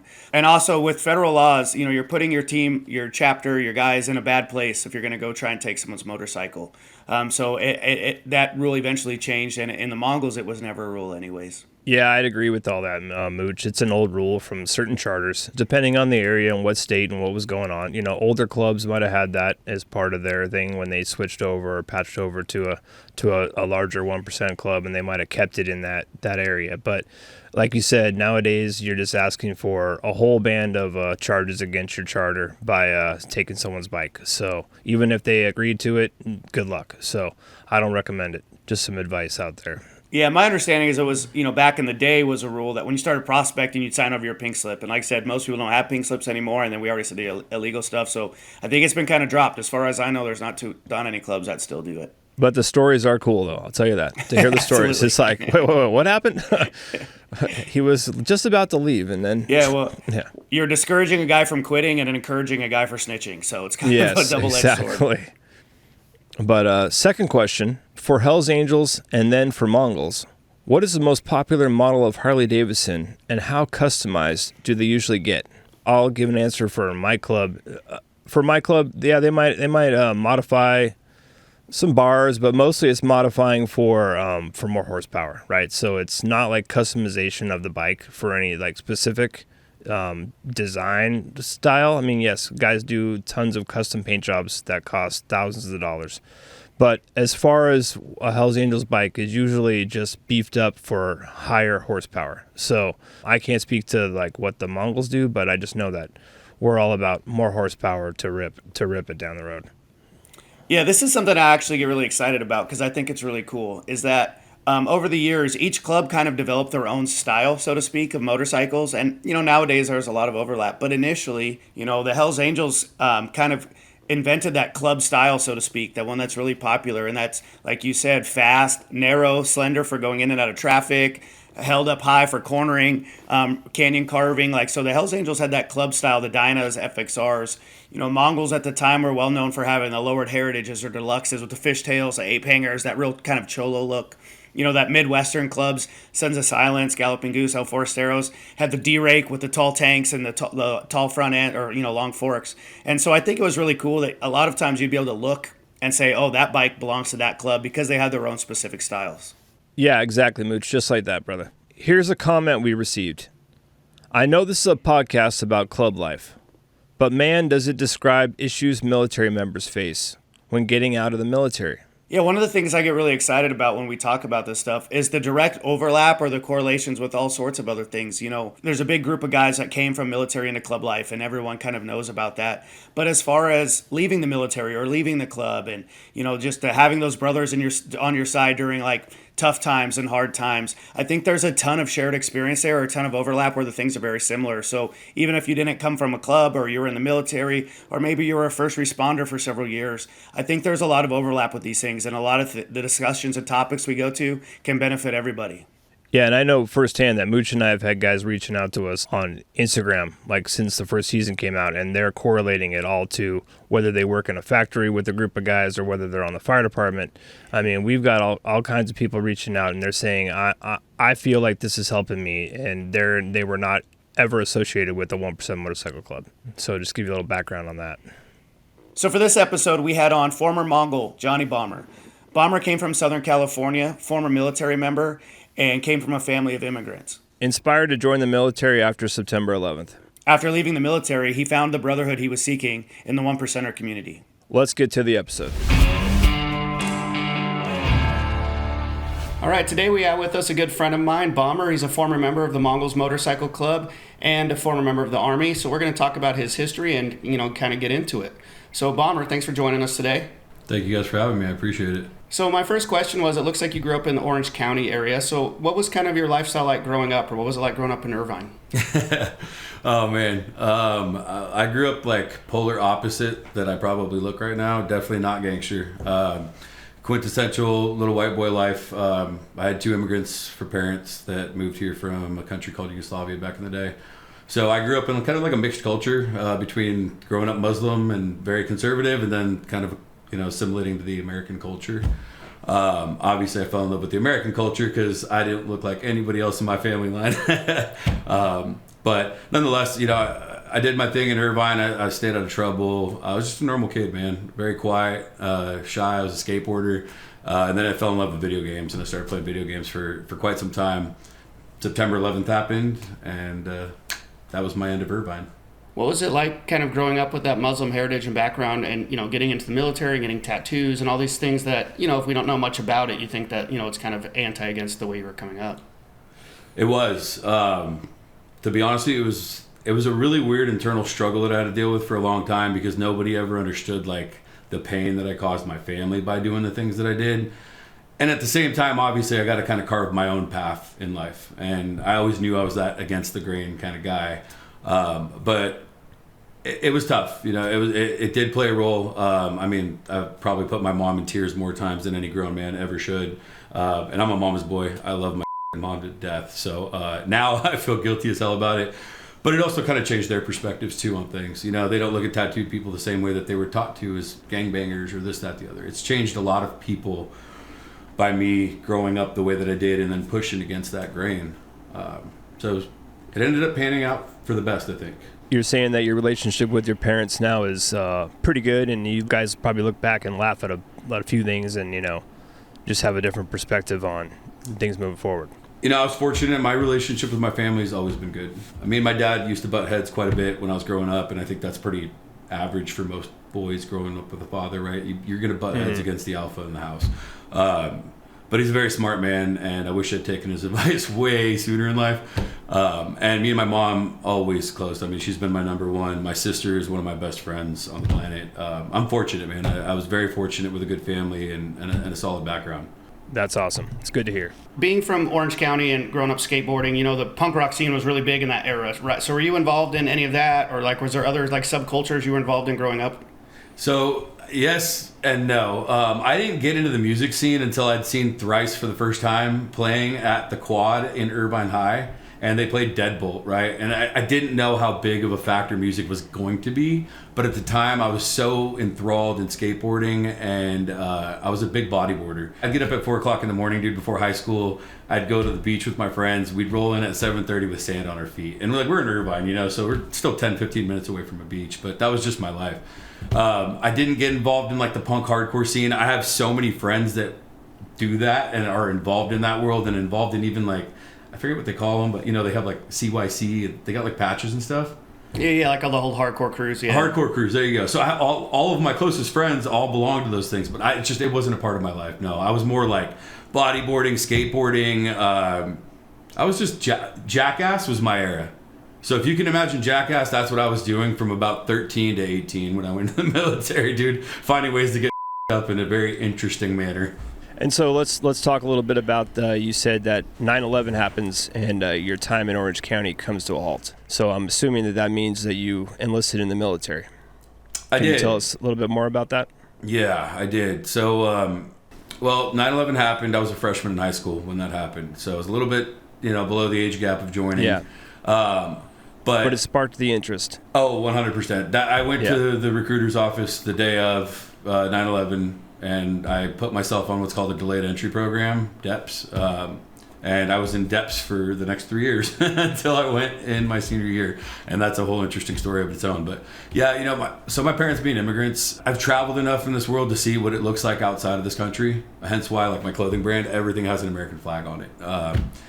This country really, whether people want to complain about it or not, is one of the most beautiful things you'll ever see. Just the sheer fact that people can make it here to some degree. Where they came from, there was nothing like that. So I felt like my family to some degree owed some debt, if you will, to the country. And, what better way to serve it or pay my family's debt off by going into the military. Obviously, the 9/11 thing was a huge catapult that actually made me go and sign the paperwork. It went from an idea to, paperwork. The reality. Yeah, the reality, exactly. But yeah, that's exactly how it went. And then I ended up on that delayed entry program until December of 2005, and I shipped out. How did your family feel about you joining the military? And especially, coming from a Muslim background, how did they feel about you joining the military, especially during 9/11? Yeah, it was a rough outcome, is what I would want to say. The decision was easy for me, but they had a very, very hard time with it. And it was a kind of up way of doing it from my part, but I'd really kind of started rebelling against the whole Islamic community that I'd grown up in around 13. In my opinion, I'd seen a lot of fakeness within religion, where people act one way in public so everyone could see and then do another thing behind the scenes. And that wasn't really my thing. So I stayed away from my family for quite some time at that point, and I joined and given them basically 24-hour notice. I showed up the night before, and they made a spectacle of it regardless, but my mom was devastated. I think my whole family was. She showed it the most. But, a bunch of my cousins and family came over and friends, and I still have the pictures. It's crazy.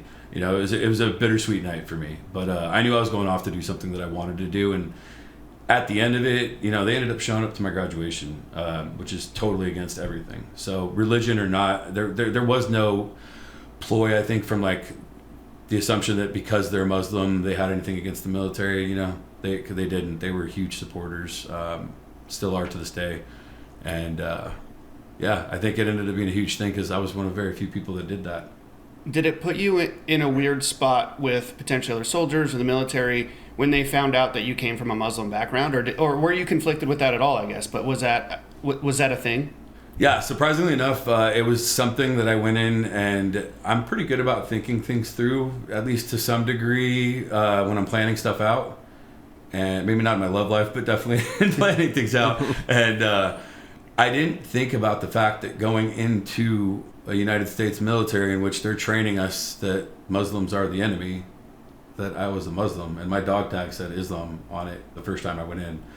And I'll be honest with you, that ended up changing to no religious preference.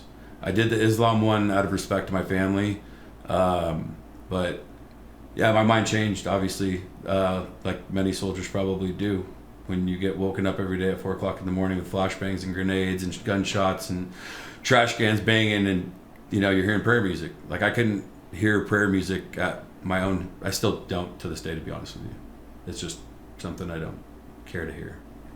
So I think, one of the parallels that we'll get to later when we get into motorcycle stuff, but going into something with these core morals and values, the way you got brought up, and then seeing those change from other experiences and stuff, is that kind of what happened with the Army? Would you say that's kind of how it played out? So I was fortunate in the fact that I grew up with a good family, again, that I feel instilled a very foundational set of morals in me. Like, I knew what was right and what was wrong growing up. I'll never forget when I was a kid, I got caught taking a wallet, and I was so in 7th grade, man. I knew I did something wrong. And when the cops got there, I cried like a bitch, and I can say that out loud because I don't care. You know what I mean? I was a kid. I knew I'd done something wrong. I shouldn't have stolen that. And my morals, I think, only were enforced with the military. They really just taught me this other level of it, though. It was a lot more of like personal accountability and things along that nature. I still remember they go by this loyalty, duty, respect, selfless service, honor, personal integrity. They run by this code, and that code of ethics seems to have just gradually increased and been sharpened with the experiences that I've had, club included, And so thinking about all that stuff over the years, and since it's been years since you've been in the military, and, keeping in contact with brothers you were in the military with, and then, getting into club life, does any of that still weigh on your mind, just being involved in it all, and, dealing with the fact of, your faith at the time? And I'm sure now, at being older, we always, look back and we can say, the way I acted when I was younger wasn't maybe the best, right? Those decisions weren't the best thing. And as you get older, you can look back on yourself and say, I made a mistake, or I'd like to evolve myself better now, right? So does any of that play into your, being, in your 40s and, just how you run your everyday life, right? Like you take all these things that you've accomplished and been a part of, and do you still think about those times when you were just joining the military and dealing with all the stuff, and does it still weigh on you, from decisions you made back then? You know what? More often than not, I suffer from all the fun things that I think most grown men that have been through life do: PTSD, anxiety, general anxiety, social anxiety. You can name a million different things.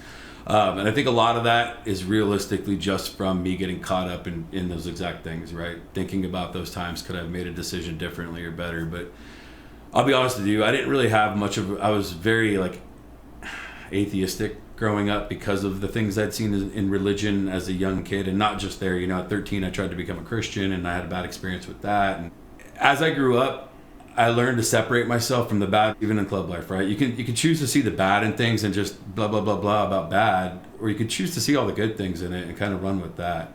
And, I decided to kind of get away from the negativities of religions, which I was a very big, religion, I tattooed an upside down cross on me because I just was anti-religion. And it's somehow, my spirituality with God has never changed. And through that, I feel like I'm just consistently molding and getting better. But yeah, it does make me go back and think about those things quite a bit. Would I change anything? No, because I think everything is what got me to where I am today, the exact way that I'm supposed to be. God had a plan, and whether you're religious or not, again, I'm not a religious person. I do believe in God. But I think there was a plan, and I unfolded it, I don't think we had any other options. And I think reflecting on your past life, right, and taking it into stride to know that you had some faults and you can admit those to yourself, helps you talk to young guys that are coming to us nowadays, right, for advice. You can tell them, with honest, open, truths to say, hey, you're about to do this, or you're looking to do this, and you might want to look at it from these different sides, not just be yes or no, but I feel like for guys like us that have been in the club life, that you were in the military, for guys that have done a lot of different things, and if you can actually say, yeah, I up in some certain spots, but I've done a lot of good, and I've taken from it, you are a valuable tool to the next generation. We are that valuable tool to the guys that are coming around, the guys that are interested in bikes, the guys that are interested in the club life. It's like, I get people that ask me all the time, I'm thinking about joining a club, and I'm not trying to tell them no. I'm just giving them advice on what I might have missed when I came around looking into things. And I think that all those life experiences that we've had help us to say we weren't perfect then, and we're definitely not 100% perfect now. But like, let's take all this knowledge that we have and let's put it together and spit it out with some truth. I think it's a big thing that can help a lot of people. I get hit up a lot by viewers from the show and other stuff, and I think about joining a club. What would you say? And I think going off of what you're saying, one of the things that's really resonated with me is I like to tell these people, take a step back, and what would joining the club bring to your life? Like, how would it better your life? What are the positives it would bring to your life? Because it did bring a lot of positives to a lot of our lives, right? And we could all talk about the negatives as well. But much like the military, much like a new job, anything, like, how would this help me move forward in life? And I think that's the way people need to start looking at these things. Like, if I step out and join the Army as a teenager, or I step out and join this motorcycle club, what's it going to do to improve me as a person? And I think that's the conversation people need to have with themselves when they're really considering these things. Yeah, not just think about like, I'm so excited to do this next thing, but like, how's it going to affect me 10 years from now? Absolutely. Right? And where am I going to be 10 years from now with having this under my belt, right? I tell a lot of guys like, hey, when you're researching, like you're not researching, but when you're hanging around a group, a charter, some guys, maybe a small club, I go, get to know the members on a real personal level. I go, because if you can like understand how they all operate, and I'm not saying like, all their intricacies, but to understand that they have jobs, that they take care of their families, that they're responsible, that they, you can tell a lot about somebody by if their car's clean or if their car's a mess, sure. Right? Like all this different stuff that you don't go in blindly thinking these guys are all angels, regardless of what club they're in. You got to really get to know these people because you're going to be in it with them, like in it. Yeah. Without any way out except for to walk out that door or to get down with somebody. So you gotta really understand who you're getting in bed with before you join that club. I know Bomber's heard me say it before, but this is something I really harped on a lot within the Mongols. Is a realization I had as I got older and I was in a club for a long time was I didn't want to look around the room at church and say the only thing I have in common with these guys is this patch. Like, we're forced to be brothers. I wanted to look around and say these are guys I would hang out with whether I was in this club or not. These are guys I would go to the movies with, barbecue with, go over to their kids' birthday parties with. Like, how many times we get hit up and people go, I want to join a club because I'm looking for brotherhood. You don't get handed brotherhood, right? You have to earn it. And you shouldn't have the only shared thing is our top rocker, right? Or we're all in the same club. We really need to have these shared morals and values, shared interests, certain things in common. And the only way to figure that out is, like you were saying, Jason, is hang around, man. Hang around and see it and look at it. Yeah, because, we all get tunnel vision. It's like we'd like to have that patch as soon as possible, right? Of course, you're like, hey, what do I got to do and how do I got to do this? Like, I want this thing. I want to be part of that group. But that was how I looked at it when I was going in there, tunnel vision. And I want to give these guys that same advice to say, just take a deep breath, take a step back. Like, don't be fooled by the fact that someone's got a patch on. Yeah. You know what I mean? Get to know what you're getting into, because, we all think we do, but then you get in and you're like, damn, that's surprising. That's surprising. Like that, I didn't expect that, or and like I had a different relationship with people in clubs, right? Everyone knows I spent time with guys from all different clubs, and I had like a solid relationship with guys from different clubs that had my back. And so for me, I clicked and have this core group of people that weren't supposed to have anything in common.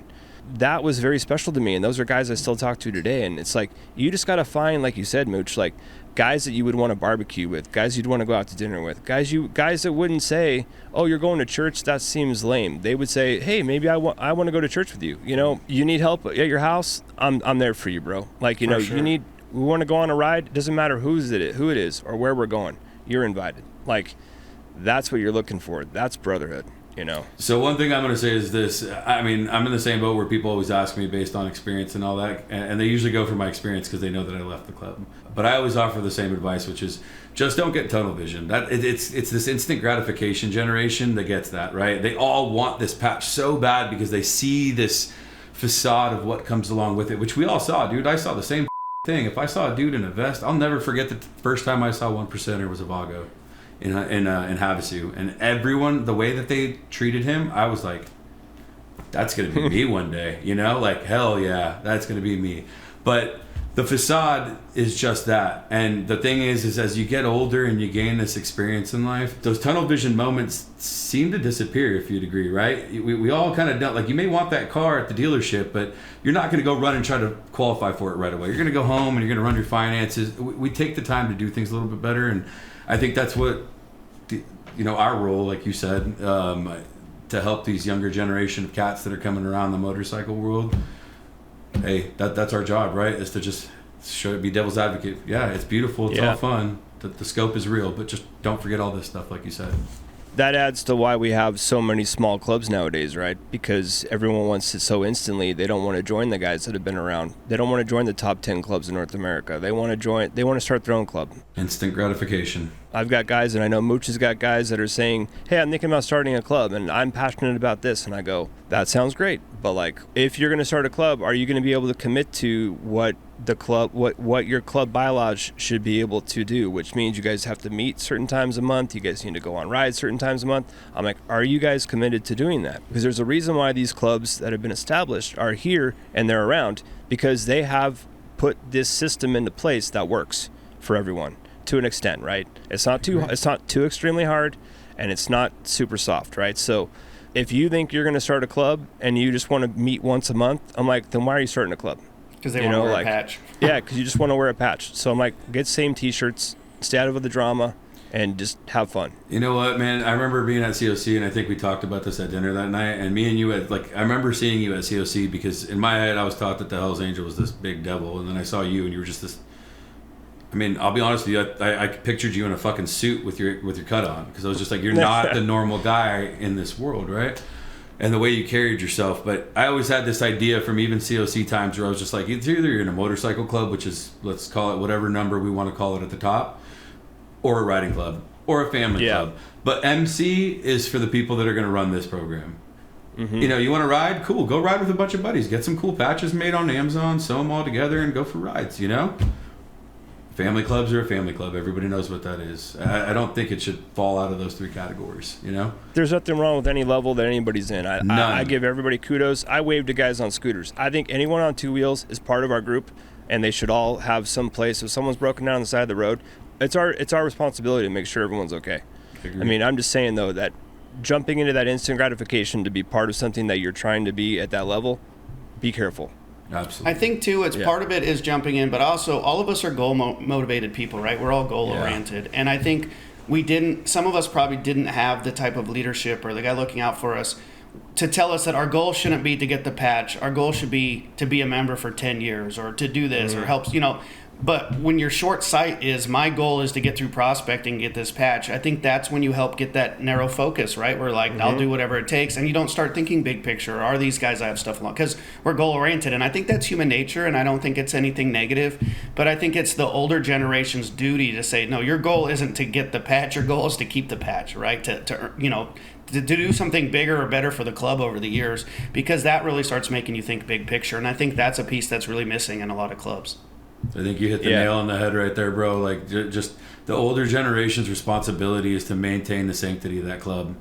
And when you're letting people pull personal favors to get people in and that kind of stuff, or you're shortening times, and when you make those exceptions, you're making exceptions to your club, right? And as far as I'm concerned, like, when I wore that patch, I upheld that to the highest possible standard that I could. Just like when I donned my military uniform, I wore that thing with pride because I knew what it represented. And I feel like those are the things that are diminishing those worlds. It's just that, again, we're going to run back to instant gratification and just not taking your time. Yeah, we know shortcuts don't work. There you go. Shortcuts just don't work. You know what I mean? You got to do the miles. You got to put the miles on to get the respect, and that's all we have to say about the club life. And some way or another, right? Like I didn't prospect, and I'm not saying this to defend myself, but I was a member for 15 years that put in a lot of work for the club. And so, sure, I do agree that everyone should prospect. So again, I'm not saying this defensively, but you have to put in the work one way or the other. And I don't mean illegal stuff. I mean, working for the club, helping start chapters, bringing members in, keeping everyone on point, doing positive things, helping brothers get help. But you got to put in that work if you're really going to respect that patch. We're getting on to the subject of bikes and stuff like that. Yeah. What type of bike did you ride? What was your favorite? Like I always ask people, what was your favorite time of day to ride that bike? Tell us about some good stuff. And what got you into motorcycles? Like what was your first attraction to motorcycles in the first place? Girls were my first attraction to motorcycles because I had absolutely no experience whatsoever. But I was a BMX kid too, so I played with BMX, but never dirt, never anything crazy. A few years after I got out of the military, I was driving a big old lifted truck, trying to look like the whole Riverside scene because that's where all the hottest girls were, in my opinion, the bro-hos with, the tattoos and oh God. So I tried to play that part very good, and I ended up getting a couple dirt bikes. And as much as I was not a dirt bike rider, I fell in love with the two-wheel idea. So right away, I got my first bike, and it was a ZX-10 street bike. Unfortunately, I'm one of those people that doesn't understand that there's a brake. I just gas, And how old were you when you got the ZX-10? So I think that's important. The ZX-10 was right when I got out of the military, so 23. Mm-hmm. I was 23 years old when I got my first actual bike. I rode that thing for about 6 months before I got into a wreck with it. And it wasn't... That's what I was going to say.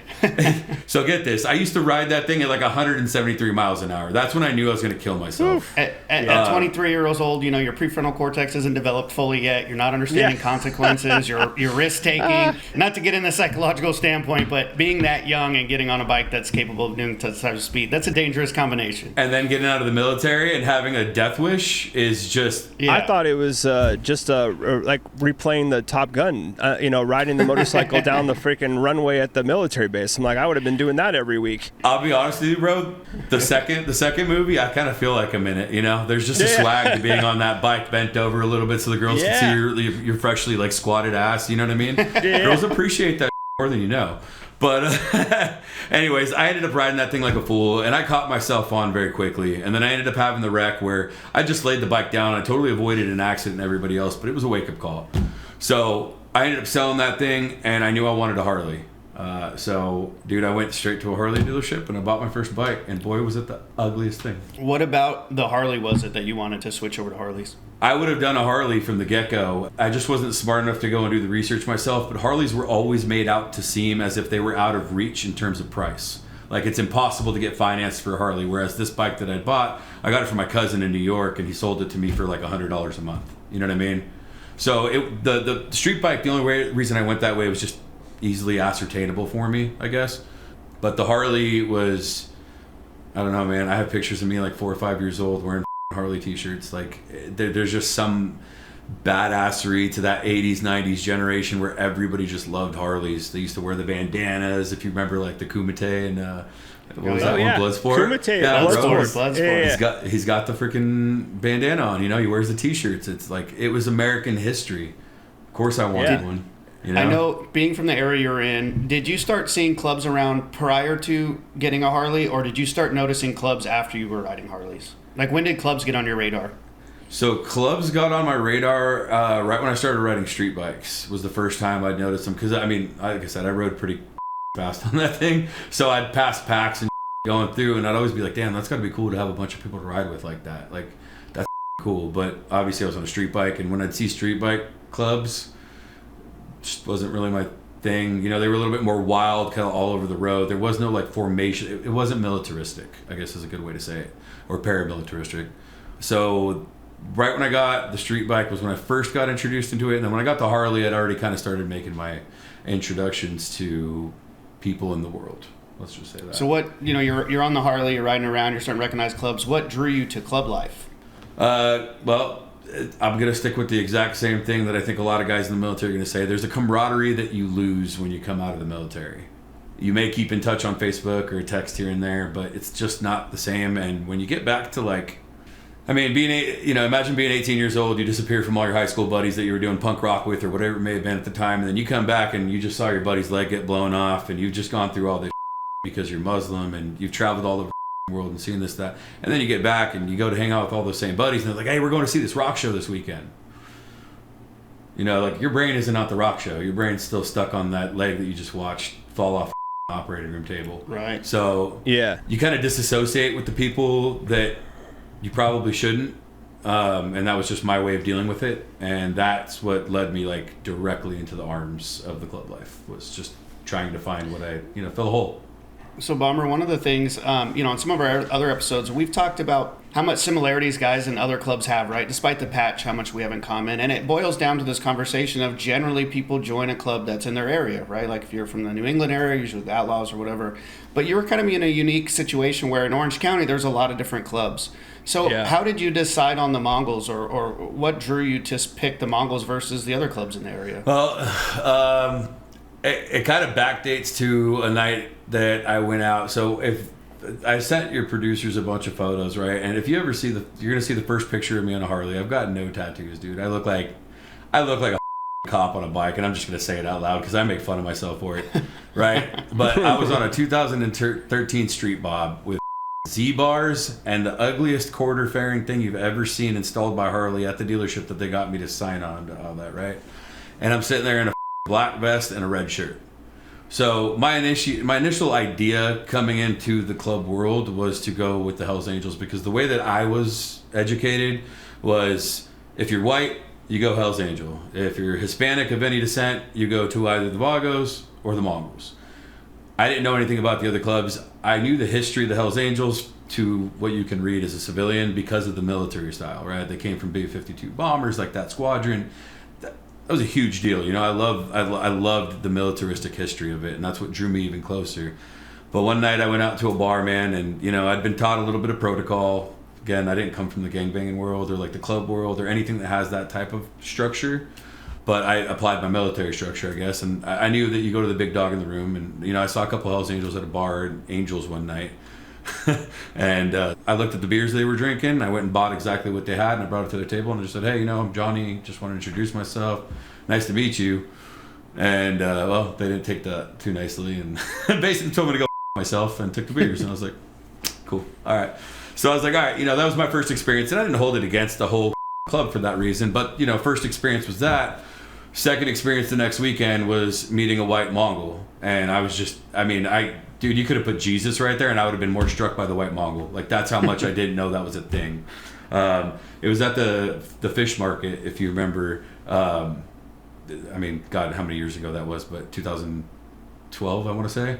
But at the fish market when we used to do those runs. Yeah, that's when I was living down there. Yeah, I'm not going to name who it was, but I saw a white brother, and I was just like, I want to be a part. Yeah. You'll have to tell me off air because I'm curious. Yeah, I will. And dude, not only that, but then I saw my first Indian brother, right? And I was like, what the hell is going on? They're multiracial. But yeah, anyways, I went to one event with them, and it turned into a barbecue, and that barbecue turned into hey, come over for dinner at my house. And then the next day it was, hey, you want to go for a ride? And dude, what do? Like that, you fall into it, right? It becomes a love. Absolutely. A love. If you're searching for that, and someone extends the olive branch that you're interested in, I remember, and Mooch remembers, we dropped whatever we were doing to do this stuff. If someone called and said, hey, can you go with me the next day? I was like, hey, everything's put on hold. I'm going with such and such, to go run errands. It's like, I just wanted to be around it. Goes back to us being goal driven, right? We wanted to be around it, and we were going to drop what we did to do it. Amen. Absolutely. So I totally get it, bro. If someone, especially if they're inviting you to a barbecue, to a dinner, that's like you got the golden ticket for Willy Wonka's chocolate factory. In my world, to get invited to somebody's home, in the Islamic tradition, I guess you would say, and then not only that, but just even my cultural background, being Albanian, there's no bigger invite than to be brought into somebody's home and eat their home cooked food. You know what I mean? Yeah. That's as close to family as you're ever going to get. So for some stranger to invite this random white boy from Irvine with a brand new bike and no experience, that's all it took. Patch Podcast would like to thank our sponsor, Hims. Thanks, Hims. As we do, as we're always talking here and we're opening up to people, just remember that a person's sexual health is just as important as their mental health. Yeah, confidence in the bedroom will transform into confidence in your regular life, and you'll see yourself be happier throughout the day and living a more positive, healthy lifestyle. There's absolutely no shame talking about it, and there's definitely no shame figuring it out. Yeah, and it's 100% online, so there's no need for uncomfortable doctor's visits. Just fill out an intake form on their site, and a medical provider will determine the right treatment option. If prescribed, your medication ships directly to you for free. Yeah, and there's no insurance needed. One low price covers everything from treatment to ongoing care. Start your free online visits today at hims.com/patched. That's HIMS.com/patched for your personalized ED treatment options. hims.com/patched. The featured products include compounded products which are not approved nor verified for safety, effectiveness, or quality by the FDA. Prescription required. See website for details, restrictions, and important safety information. Price varies based on product and subscription plan. With hundreds of thousands of trusted subscribers, Hims can help you find the ED option that works for you. Thank you, Hims.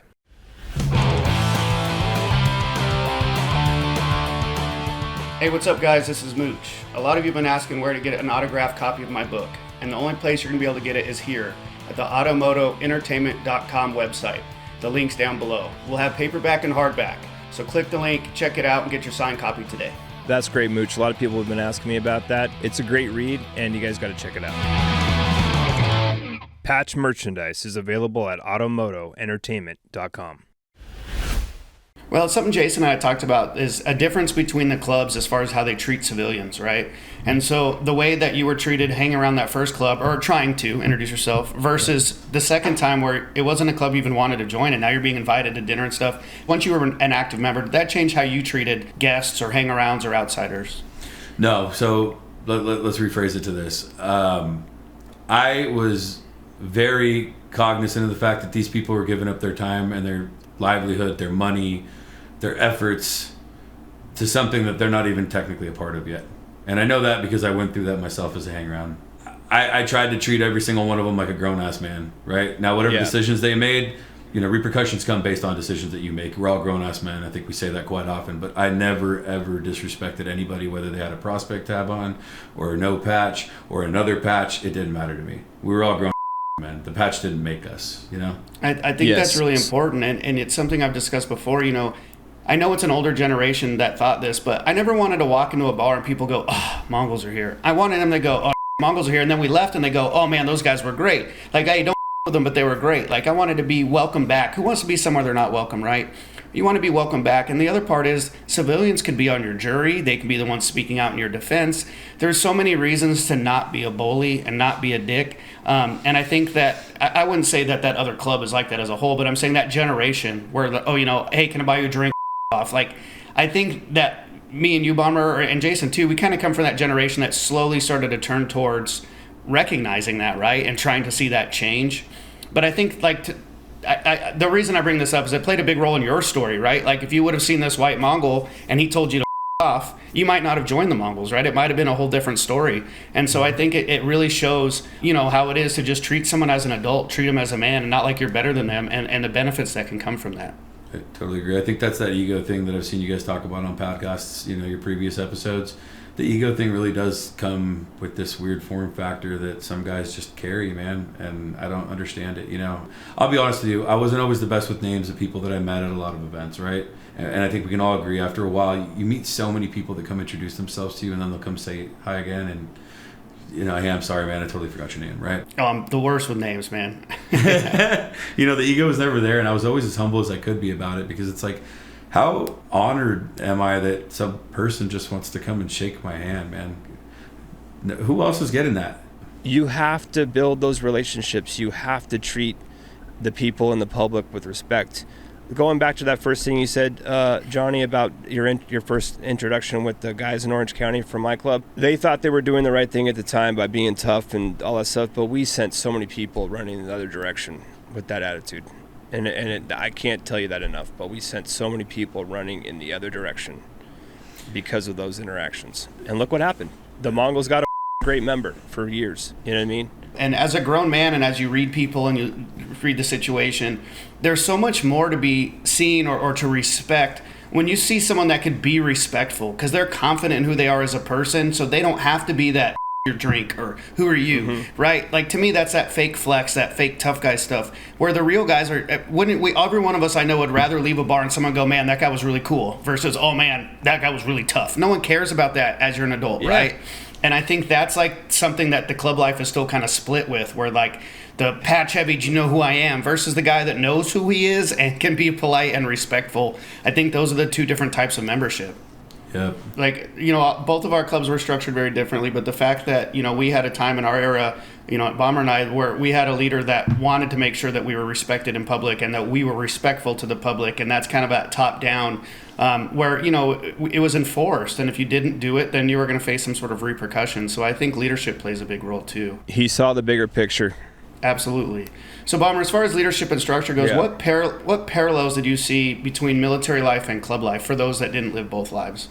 To be honest with you, it's relatively similar depending on the type of chapter that you were in. And I know that even within our own organization or former organization, there was very different types of chapters. I think we could agree to that, right?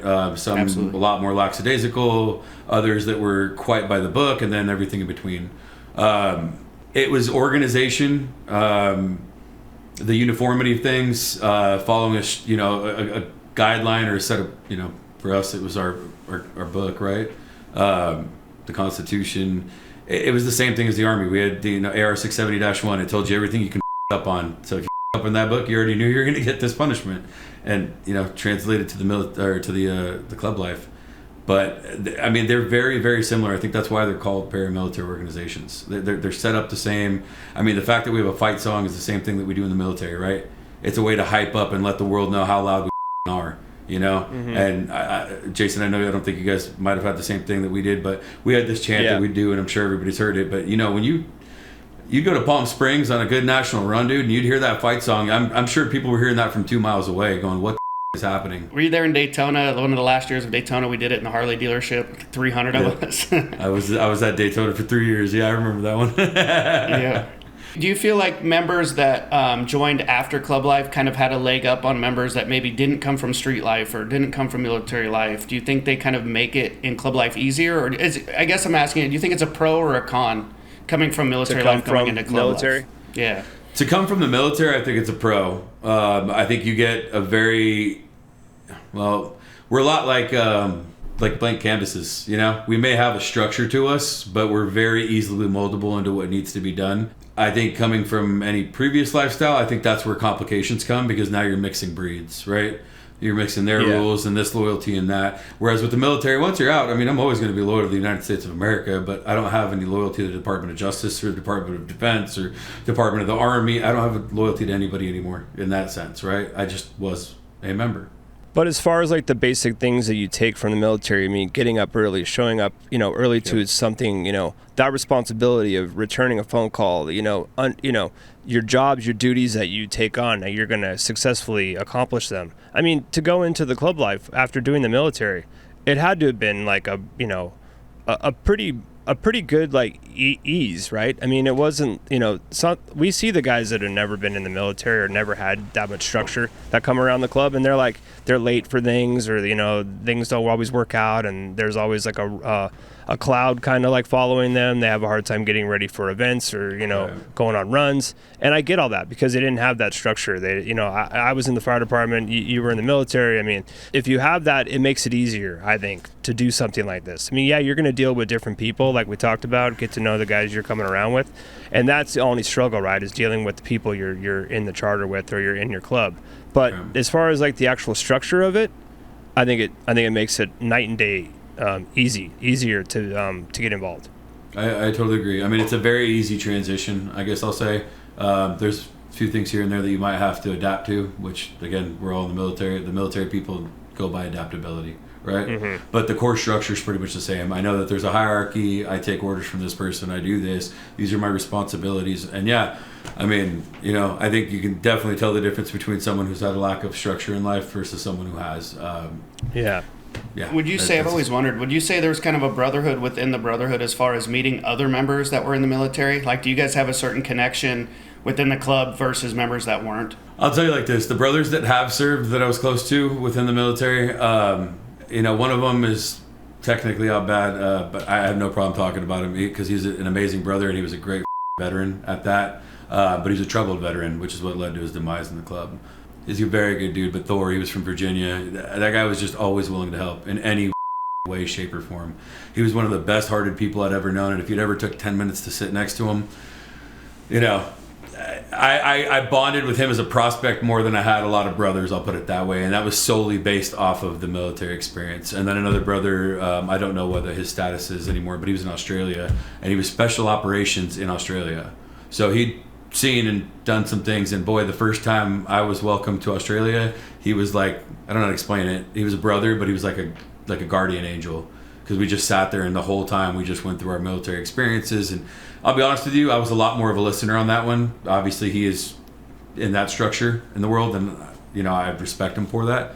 But yeah, the military guys if you see it, they tend to stick to each other a little bit closer. It's easier. We've known each other. Just like if maybe a punk rock guy came into the scene that you knew and then he happened to become a brother. Dude, it's no disrespect to anyone else, but you just got something together. You met. Yeah, we have some shared history. Yeah, commonality, shared history exactly. for sure. So let's talk a little bit about what's going on with you these days. You want to tell us about what you're doing for work, your personal life, you have any kids or pets, or what you like to do, how's your routine, nowadays?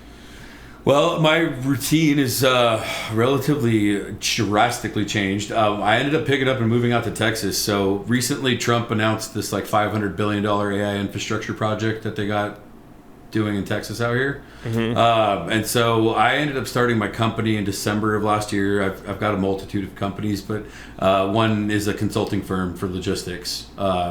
And so I ended up getting onto that contract. Literally, like the month I started my company, I somehow pulled the contract. So, God was definitely on my side on that one, because I'd just been released from my last job as a crane operator for this company for 4 years.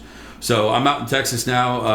I run a company called Albicon, and I subcontract basically to these projects. And it's crazy to see what they're building out here, bro. The future of the United States is going to start looking more and more futuristic very soon. So I do that primarily. I am, in the gym every day. That's kind of just a structural thing for me, I guess. I wake up every day in the morning, go to the gym, I fix my bed, I clean my 3-bedroom apartment that I'm the only person that lives in, but it's Texas, baby. You can afford a 3-bedroom out here for nothing. And I go to work, I come back. My life is very structured still, believe it or not. I don't think the structure disappears. What I do for fun is, dude, I'm a video gamer. I got sober while I was in the club about 5 years into it, after one of my daddy in the club got locked up, and me and him were just like the two that would run drugs and bikes and the gambit for 5 years straight. And just before, he went in, I had gotten sober and tried to pull him with me, and video games were kind of my escape. I have a bunch of friends that I know in real life and people I've never met from all over the world. We all play competitively online, so much like people go and watch NFL and whatnot, people pay to play us watch. It's pretty cool.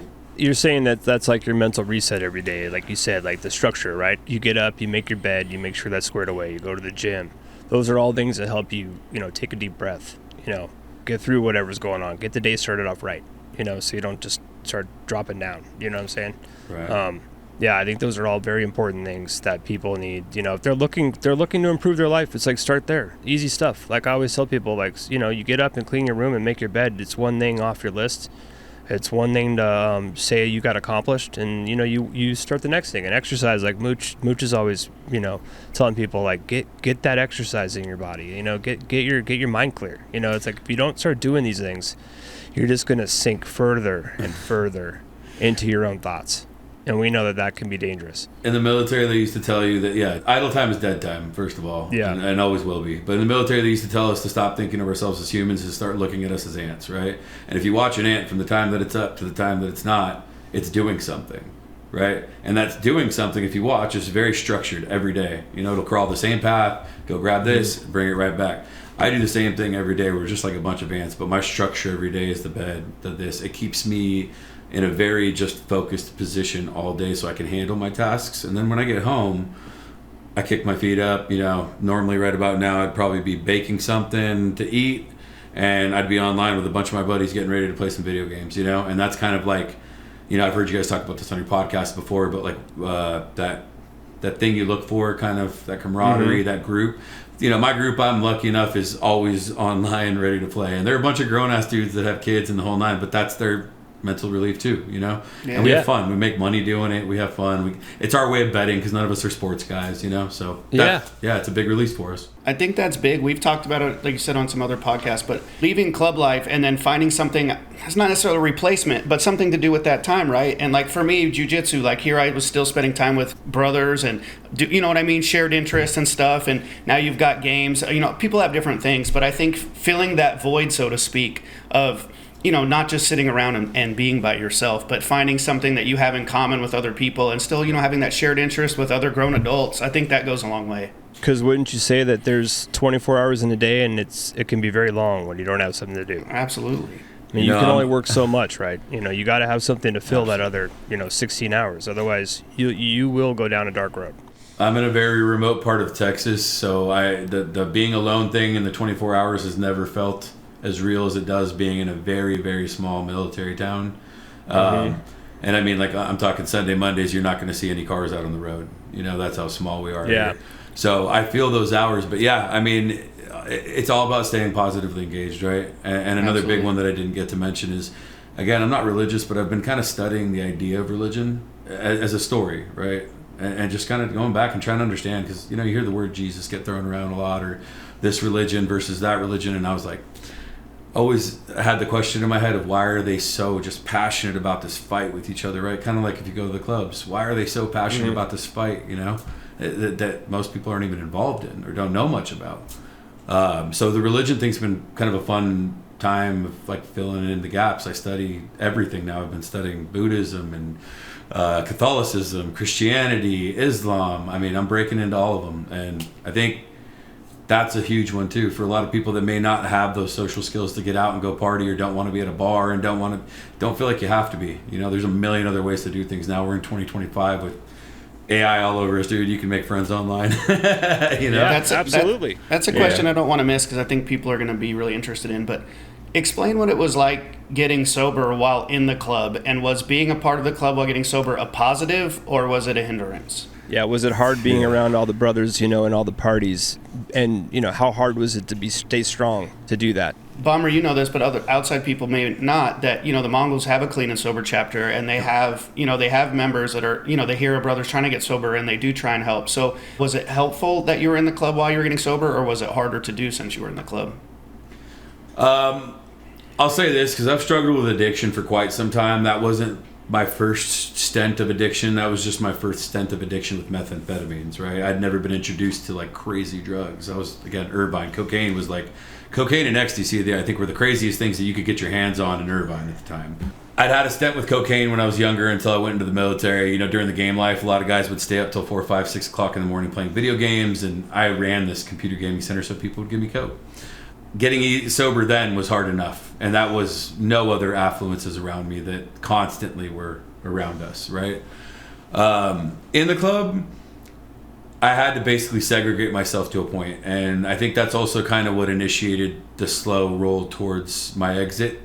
Was as I got sober, I started realizing a lot of things that were keeping me there were just superficial. The stuff that I was there for originally, it had dissipated. We had a regime change. I had multiple regime changes with my chapter, and I didn't recognize anybody within it anymore.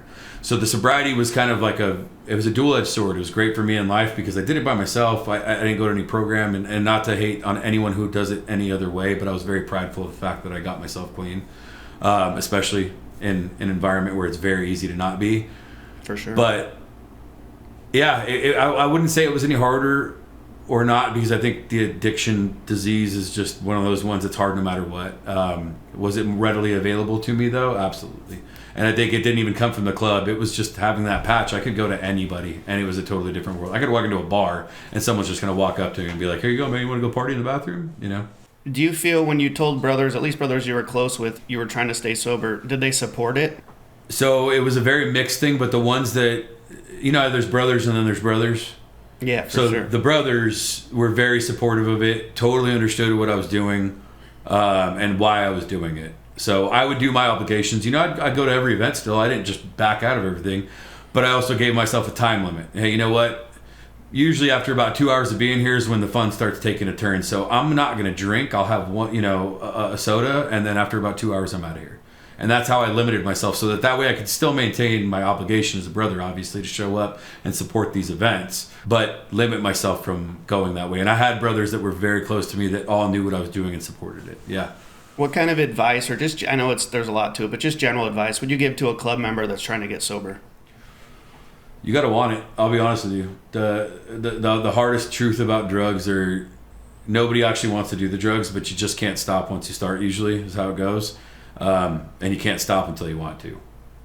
For me, it was waking up one day and just realizing like I'd been on a 7-day meth binge, or just riding around strip club to strip club with a former brother of mine, my daddy in the club, That's what we did. We were scumbags. We loved being on bikes and we loved strippers. And I woke up one day after about 7 days of doing it and I was like, what the am I doing in life? Like, this is not how you live life. This isn't what it was meant to be. And that day I made the decision to never do it again, and I went and talked to my P and I told him what was going on, and he supported me, and it made it easy. That's a huge accomplishment. Accomplishment. It was a lucky accomplishment, and God was in my corner, because that's not an easy one to kick, I'll tell you that much. I think for me, like, I was sober in the club the majority of the time, and so my experience was a little, like, almost the opposite, right? Yeah. But what I do remember is being able to, like you said, being on your bike, going to strip clubs, part of the boys, being able to do that sober and really genuinely appreciating what I was doing was a much different feeling than doing that on a bender or because I was motivated or fueled by something else. So I was still able to do a lot of those same things to an exception, right? Like you said, I'll go to the party, but I'm not going to be at 4 a.m. at a hotel room after party, right? If I'm trying to stay sober. But I would still have those moments where I'm in the corner talking to some brother and getting to know him, or on our bikes, riding from bar to bar. And I think that's the piece, or that's kind of the takeaway, at least it was for me. It was still being able to enjoy those things without the substances. The hardest thing about that was so after about a year of like kicking it, I started coming back around quite a bit. I started showing up to everything, and I mean, when I say show up to everything, I mean I'd show up to every single event, fly out of the country, fly all over the world. I was everywhere. But what I did was I got lucky enough that I got placed into weird positions with certain brothers that were exactly asking what you said, which is like, you could see they didn't want to be in the position that they were in with it anymore, but they just didn't. They couldn't say that to certain brothers that they were around, right? They'd be looked at as less than. So I noticed certain brothers started kind of flocking my way, and when they did, I'd welcome with open arms, and I'd just be like, hey, let's go do this. Let's go have a drink over here. And then find a way to counsel, you know what I mean? And not to sound like I was in a higher place than them, but I put myself at their level, and I was like, bro, what are you doing this for? Like, how are you going to feel tomorrow? Putting that line up your nose is going to hurt. You know what I mean? It'll be fun tonight, and we can all say that. I can say it. I'm honest about it. That's a big piece of the brotherhood, right? Is being able to help others around you, and especially being that, like you were that guy that people were able to come to. That's a very important role in any life, right? But being able to be like that is a very important role, and I'm sure they were grateful to have you. Sometimes guys just need to know that there's someone else that can see that they're struggling, right? They can acknowledge it, right? It just takes that one hand on the shoulder and say, hey, brother, like, I can tell you're not doing good, or I can tell you need something, It's like you can't always be jumping around and say, let's go to the next party, right? Someone's got to say, wake up. And one thing I'm going to say is this real quick with the sobriety thing. That goes patch or no patch, like you said. That's just man, you know what I mean? To check on your brothers, other men. I check on people at work that I don't even know.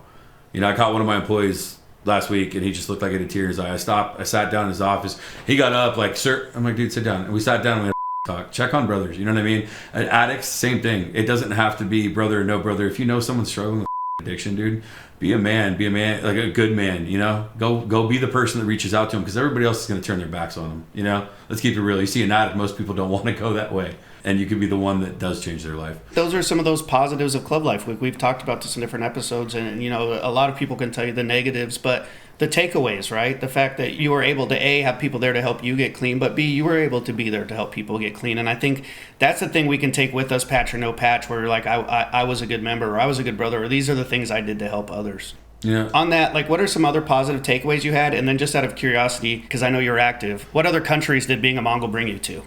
So club life taught me quite a bit, man. I learned that I had it very good in life because I got a lot of backstories from brothers all over the world, and then just as close as fucking 5 miles away from where I grew up, that just had totally different backgrounds than me, and it humbled the fuck out of me because I was just like, dude, like, again, the God thing started coming up real fast because I was just like, that could have been me, that could have been my card, and it wasn't. So humility was a big one, I would say, and it definitely took me from just some normal ass little white boy from Irvine into something else. I transformed pretty quickly having to live that life. But I think it was for the better because what I did was I grew this monster looking character, and everyone that ever met me afterwards was like, man, like I was stoked to get to sit down and talk to you. You're just a normal ass dude. You look like you'd kill me, but and I get it from guys that are top dogs flying around in private jets all over the place to the guy that works at McDonald's. It's cool. It's a cool thing to get, I think, to earn. It's like an accolade, It's that fascination, right? It's the people outside looking and saying, I wish I could do that. Whether it's, like you said, someone that's getting on a private jet or it's some guy that's bagging groceries. They look at us and they say, wow, what's the mystery behind that guy? And if you're willing to talk to that person, you just made their whole day. You made their whole year. It just takes a quick conversation and acknowledgement, a hello, hey bro, how you doing? And I always like to look at people's name tags when I'm places if they're wearing a name tag, and I say it by their name. I go, hey John, how you doing? Or thanks for Robert, thanks for bagging my groceries, or I appreciate you. Like that little level from a guys like us that look the way we look walking around, that's something they're gonna remember forever. And it's like, how hard was that? You see somebody, like you said, you see a guy at work that you can tell is got a tear in his eye, right? You see some people, they're walking with their head down when they're walking in public, right? And I like to catch them off guard and say, hey, how you doing today? And that might be the one thing that stops that person from going down a dark alley. That one interaction. And it's like, how hard was that to do? It's not hard. And so like you said, Johnny, you have to reach out to people and you have to think about people and you have to make the effort, because if we're not making the effort, we are failing ourselves. We are fortunate to be alive, and we need to acknowledge that and be authentic. Pay it forward. And remember the humility. That's the other big thing. Is just remember the humility. Patch on today. You didn't have a patch on yesterday. You might not have it on tomorrow. Yep. And that goes with being authentic too, right? Be who you are. Yep. Let your real self shine through, regardless of your patch. Amen. And I was going to say, it's funny that you mentioned that looking at people's names. So I have a rule. In my industry, obviously, I have to talk to people on the phone all the time. So I always carry a notepad and a pen right next to my desk, right next to my mouse. And I always write people's names as I get on that phone call with the Chase representative or the Verizon representative. And I write their name down. So when they're like, hey, so-and-so, da-da-da. Most people don't say to them. And I'm like, hey, how are you, so-and-so? And you could literally see the difference in the conversation and how much more willing they are to help you just by that one thing. And like you said, if you see a server or a bartender or someone, cashing out your groceries, thank you, Lacey. Thank you, Tom.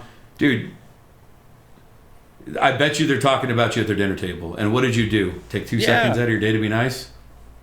Exactly. It's not that hard, guys.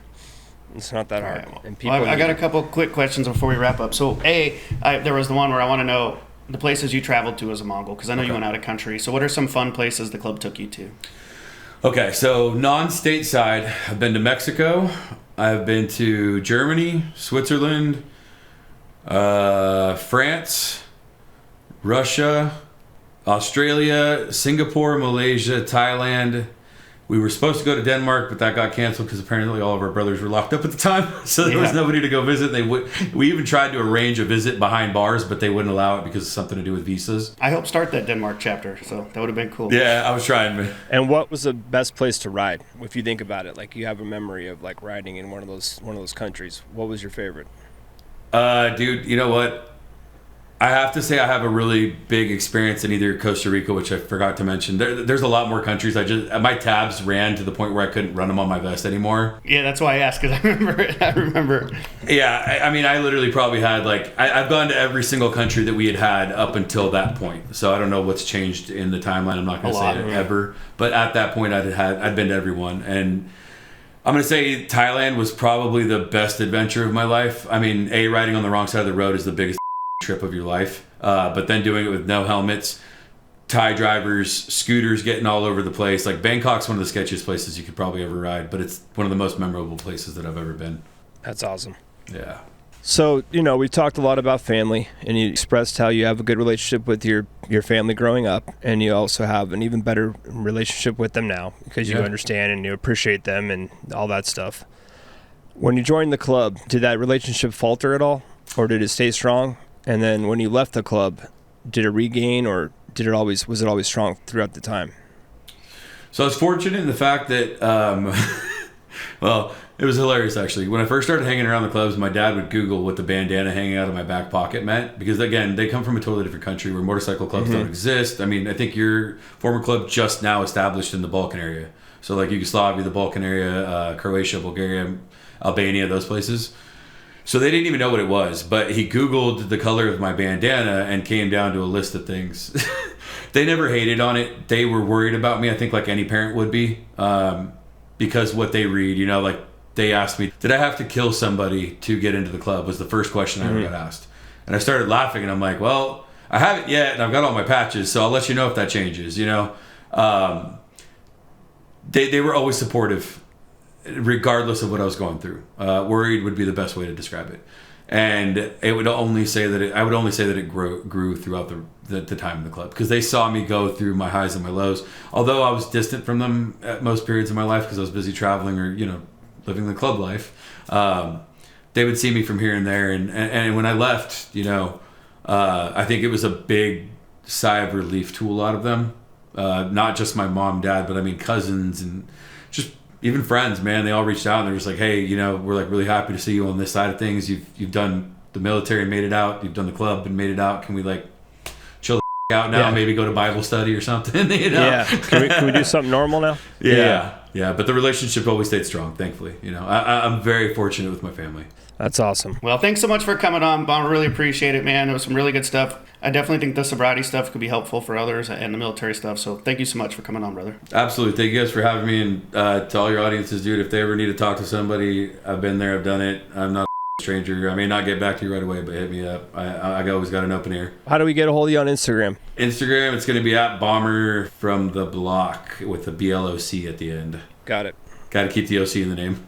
Or, everyone that follows me, you can look it up on my friends list too, because I follow them and stay active with them. There you go. Well, we really appreciate you being on. I mean, it's huge. This is a great episode. A lot of people are going to get a lot of good things from this, and we'd love to have you on again. That was great. Really appreciate your time, brother. Thank you. I appreciate you guys having me on. This portion of the podcast is brought to you by First Bank. Thanks, First Bank.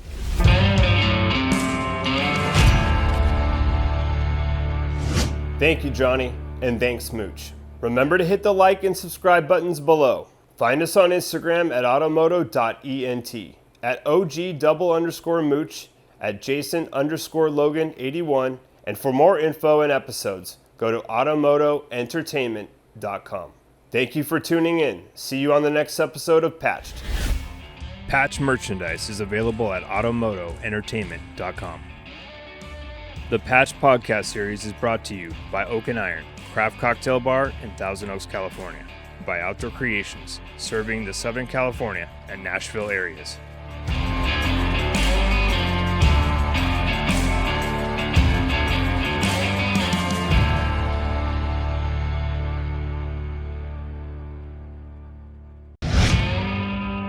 When he walked up, bro, they had like 5 here, 7 on the side, and then there was 3 probates out in the street, and 3 came at me.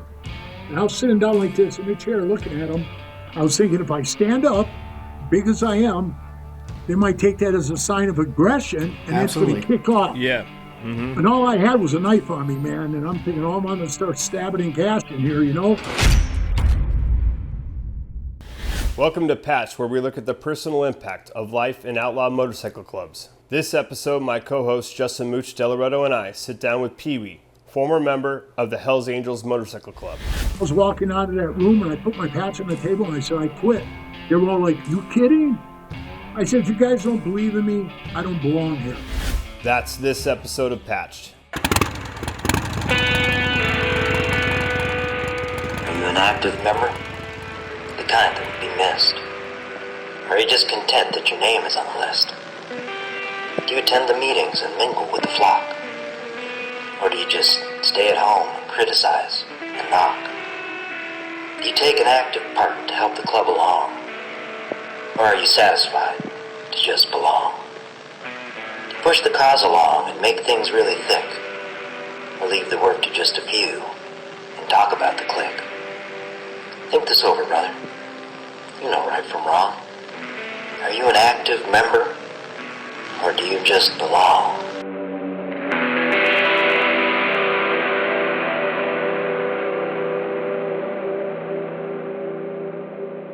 Hey, Mooch, it's great to see you, brother, and I love that hat. Thanks, brother. Appreciate it. Always good to see you too. We have a series of questions we got on this next question, right? It's a couple of questions, so follow me on this. The question is, I've never been in a club, but it seems like they chew up members and spit them out. Why can't they figure this out?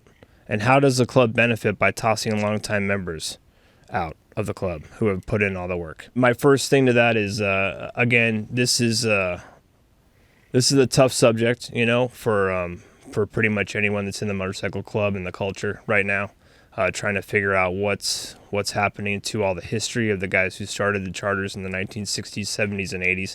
They've either passed, and the members that are still hanging in there, a lot of them we've seen kicked out of the club in the last 5 years. This is not for us to point a finger at. This is just something that we're hearing, and obviously my only concern is that we're talking about a lot of club history, the guys who started these things.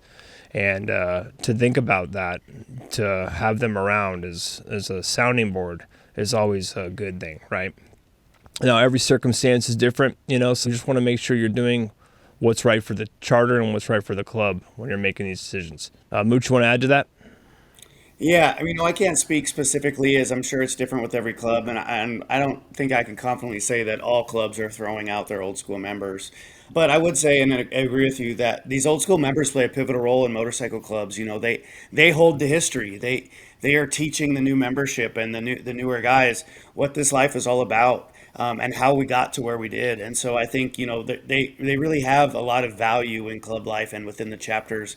And I think newer members are doing themselves a very big disservice if they're not hearing them out and, seeing how they can learn from them. Another thing that we're forgetting to talk about is that the old expression that history repeats itself, right? So these guys have seen things go in waves, every 15 years, every 20 years, the club will go through another series of the same thing, right? It's just a different day, whether it's a court case, whether it's a battle between other clubs. These things are all repeating themselves in cycles. So when you think about if these guys were around in that last cycle, you might want to keep them around just to kind of find out how everyone made it through it, right?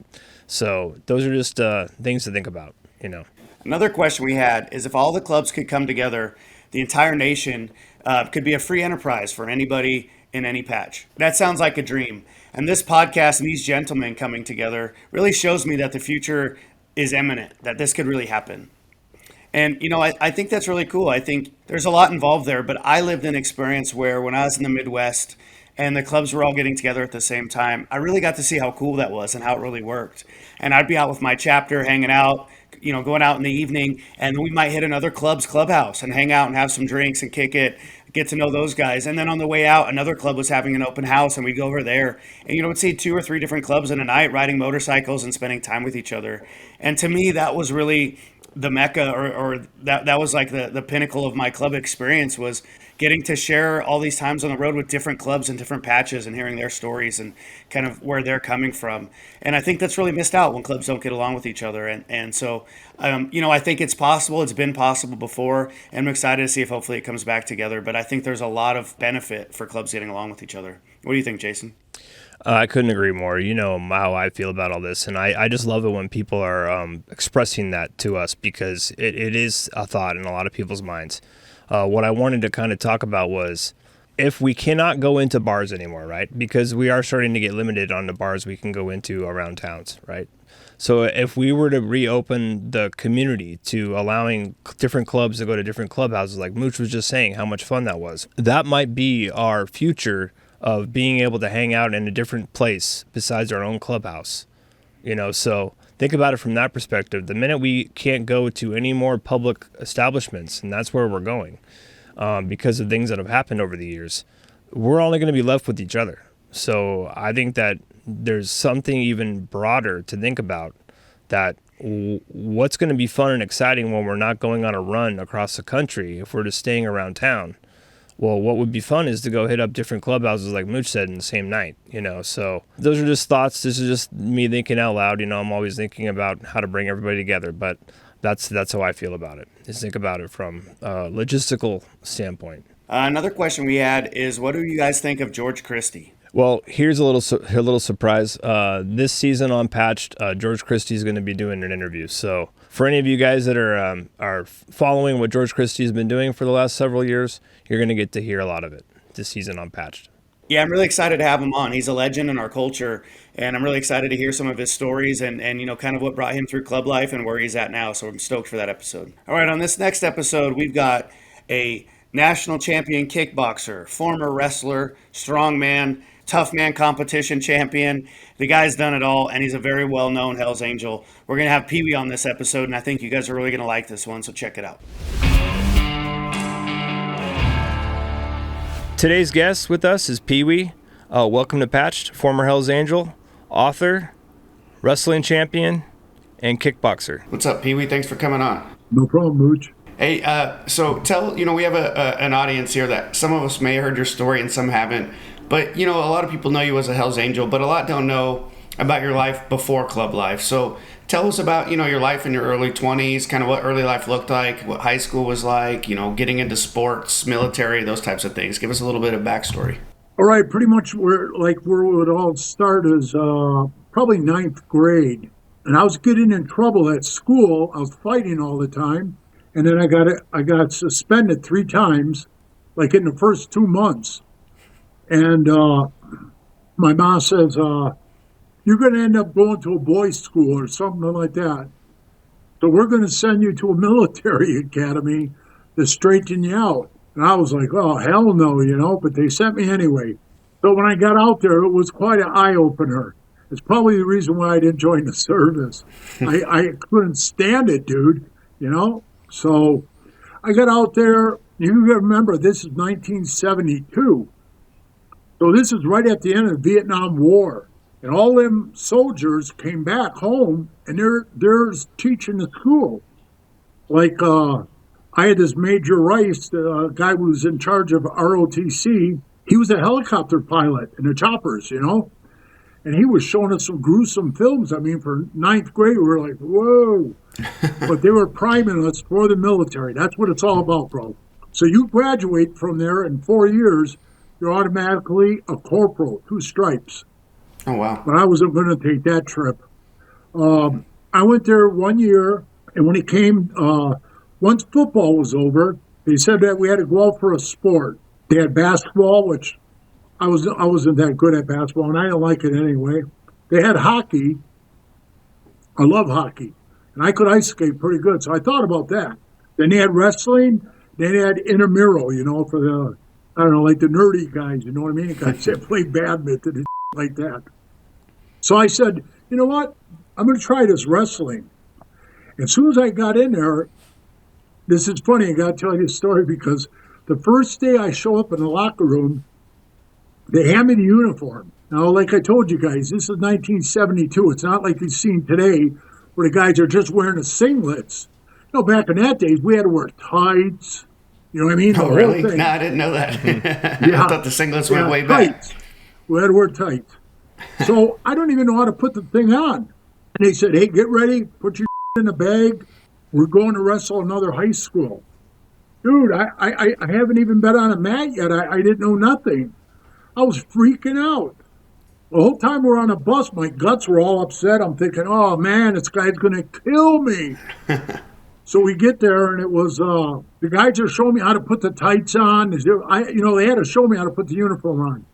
Oh, we all run out there, run around in a circle. We line up, and then the guys run across and shake each other's hand. Who's wrestling who? Yep. There's nobody across from me. So I said, where's the guy I'm wrestling? They said they don't have a heavyweight, so you win automatically. I was like, what no? You could have retired undefeated then and there. Right. So, I was like, woo! So I was 1-0, and then we went back, and they taught me how to wrestle. And when I was wrestling, I picked it up real easy, so it was natural for me. And that was my calling. It really was. You said you didn't have experience with wrestling before that. Have you watched? Did you know anything about wrestling? No. You know, a lot of people that don't know about collegiate or freestyle wrestling, they think WWF and stuff like that. Right. Which I guess was probably wasn't that big in the 70s. But did you know much about wrestling in general before you jumped into it? No, not at all. Not at all, Mooch. I didn't know anything about wrestling. I didn't get into that WWF stuff. I didn't even watch it. I wrestled that year. I did fair. I went to the state tournament, and I placed fourth. But you got to remember, they're small schools. You know what I mean? They were like parochial schools in the state of Wisconsin. Kid from Pius, a big kid from his Catholic school. He's the one that beat me right at the beginning. And he kept advancing, so he kept bringing me forward. That helped me out. So when that year ended, there was no way, bro, I was going back there, My mom says, well, I can't afford you to go back another year. It was like $5,000 a year to go there back in 1972. It's a lot of money for back then. Oh, yeah, it's over 10 grand now. I know that for a fact, yeah. I was glad they didn't have the money. So she said, you're going to have to go to the high school in our neighborhood, which was South Division. And in Milwaukee, they had north, south, east, and west. Our school was really old. I mean, there's pictures hanging up on the walls of basketball teams. Did you guys ever see that movie, Hoosiers? Yeah. Oh, yeah. Okay, I'm telling you guys, I'm not kidding you. I get choked up at the end of it when it shows the picture up on the wall, the guys. That's the pictures all over South. All the old black and white pictures, they're all white guys, right? From the 20s, 30s, 40s, 50s. And I thought it was so cool, man. Wrestling teams, they had so many championships.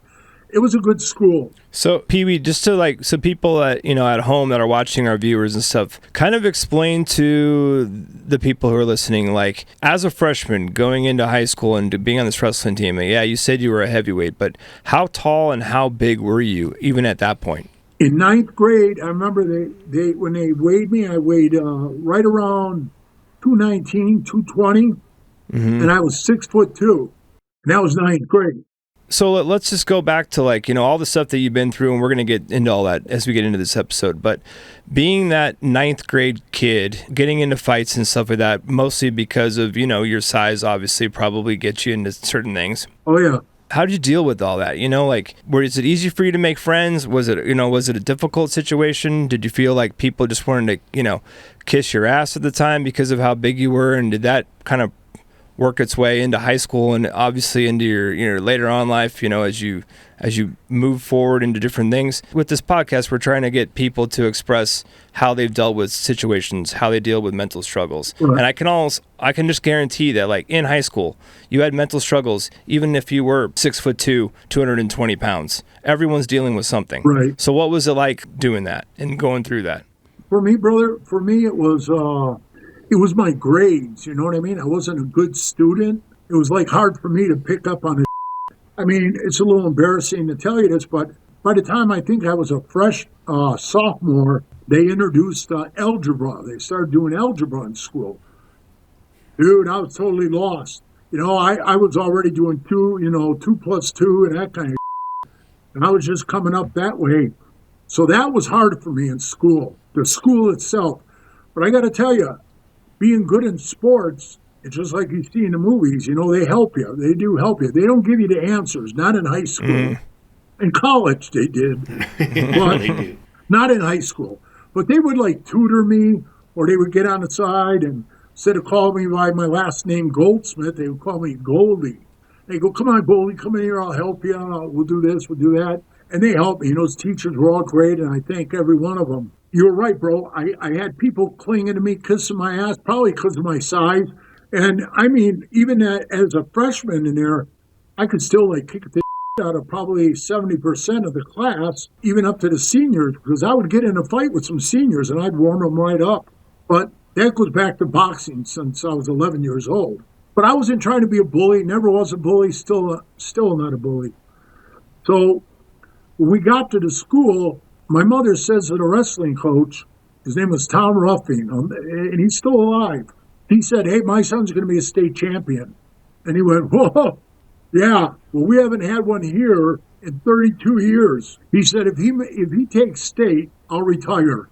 And my mom was pretty sure I was, right? I think that first year I was like 11-7 or 11-6, my record, so it wasn't even like a 500 record. But in my sophomore year, when I came back, every year I got better. And I would go to clinics, wrestling clinics in the summer to better myself. I think my sophomore year, I was something like 18-4 or 5. I only had 5 losses. Then my junior year, I was 26-2. Oh, wow. I lost, up at state. And then I got knocked out up there. And then when we went on from there to my senior year, and I was 31-0. And I lived it, ate it, slept it, and bro. I mean, I was so into the wrestling thing, that's all I cared about, Were you still boxing at the time when you were wrestling, or were you just wrestling only? No, I stopped the boxing. And I was just doing the wrestling. And, we do football, then wrestling would come. And then to top it off, bro, they would come to me and say, hey, Goldie, you want to throw the shot put for us? I never threw a shot put. I never shot that big steel ball ever. So I just show up there, and they show me the form, and I fling that thing out like 46 yards or where the hell it is, right? So we did it as a relay, and we won first place. So we got first place in the city conference, and I got a gold medal for that. Everybody says, oh, I didn't know you were out for track. And I said, well, I went out one time, I threw a ball, and that was it. When I say I lived it, I really did, bro, because 31-0, I had 29 pins. Nobody scored a point on me. And when I got to state, I beat a guy 10-1 and 11-2. So, I mean, that's how much I was into it, Did you wrestle in college, or did you end at high school? Yeah, and here's the sad thing, and that's what, like when you brought it up, bro, about the schooling. I was bad in school, not bad in grades, The teachers loved me. And I think I had a 2.2 average when I graduated, like a D+. So I just barely crawled through the crack, And when I went to the University of Wisconsin, there was 5 of us up there, and I think 3 of us were state champions, and the other 2 were second place in the state. And we all went up to the University of Wisconsin, the Badgers in Madison, and head coach Dwayne Clevin at the time, he says, Mr. Goldsmith, I can't offer you a scholarship. You have to carry a 2.5 grade point average to get a scholarship. I didn't have it. So I didn't have it. The other state champ didn't have it. And the 2 guys who took second, they didn't have 2.5 averages either. And then the one guy, Bobby, who I still talk to this day, he was from Juneau High School. His name is Bobby Potter. That kid took second in his state as a freshman, second as a sophomore, second as a junior, and he won it his senior year. But I mean, that's amazing. So he only had like 3 losses. Yeah. So he was phenomenal. And he's standing there, and coach tells him, well, Bobby, you got a 3-point. You just tell me what you want, son. What do you want to do? And he looked at him, I'll never forget as long as I live. He says, hey, you know what?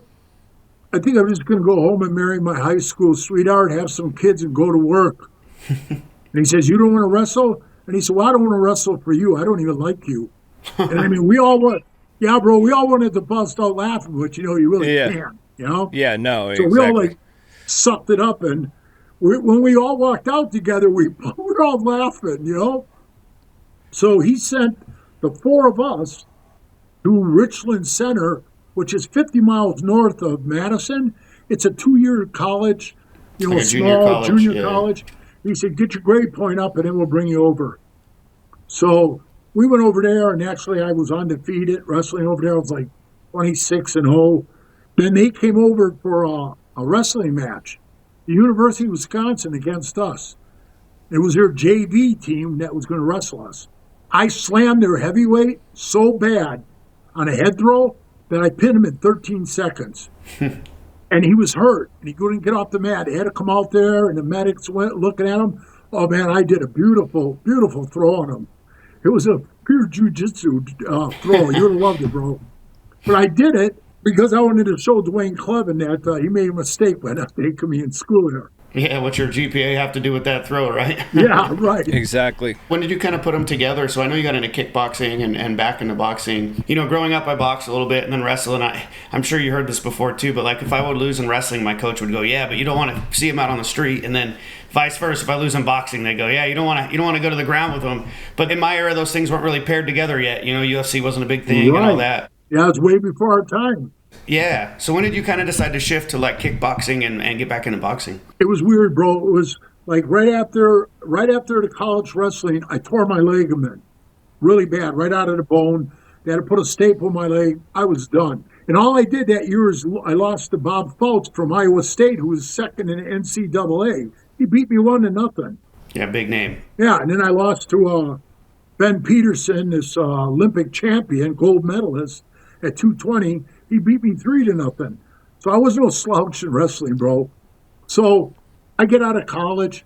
I see all my old high school friends are all, you know, the hair comb back, the old sha-na-na, you know, we're all greasers and we're listening to old doo-wop music, cars, chicks, the whole thing. That's what I did, bro. The cool stuff. And we were sitting in a bar one night, all us greasers. We look up at the TV and the guy goes, "How tough are you? Come on down to the tough man contest," you know? I remember those, yeah. Remember those? Yeah, with the big boxing gloves, right? They had the big 16-ounce boxing gloves, yeah. Yeah. And all the guys go, "Hey, Chuck, go in there, man, go in it." And they said, first place is $1,000 cash. And I thought, man, I could use the money. I need it. So I went down and I signed up.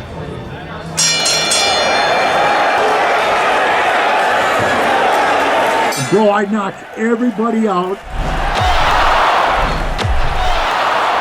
in the first round except the third guy.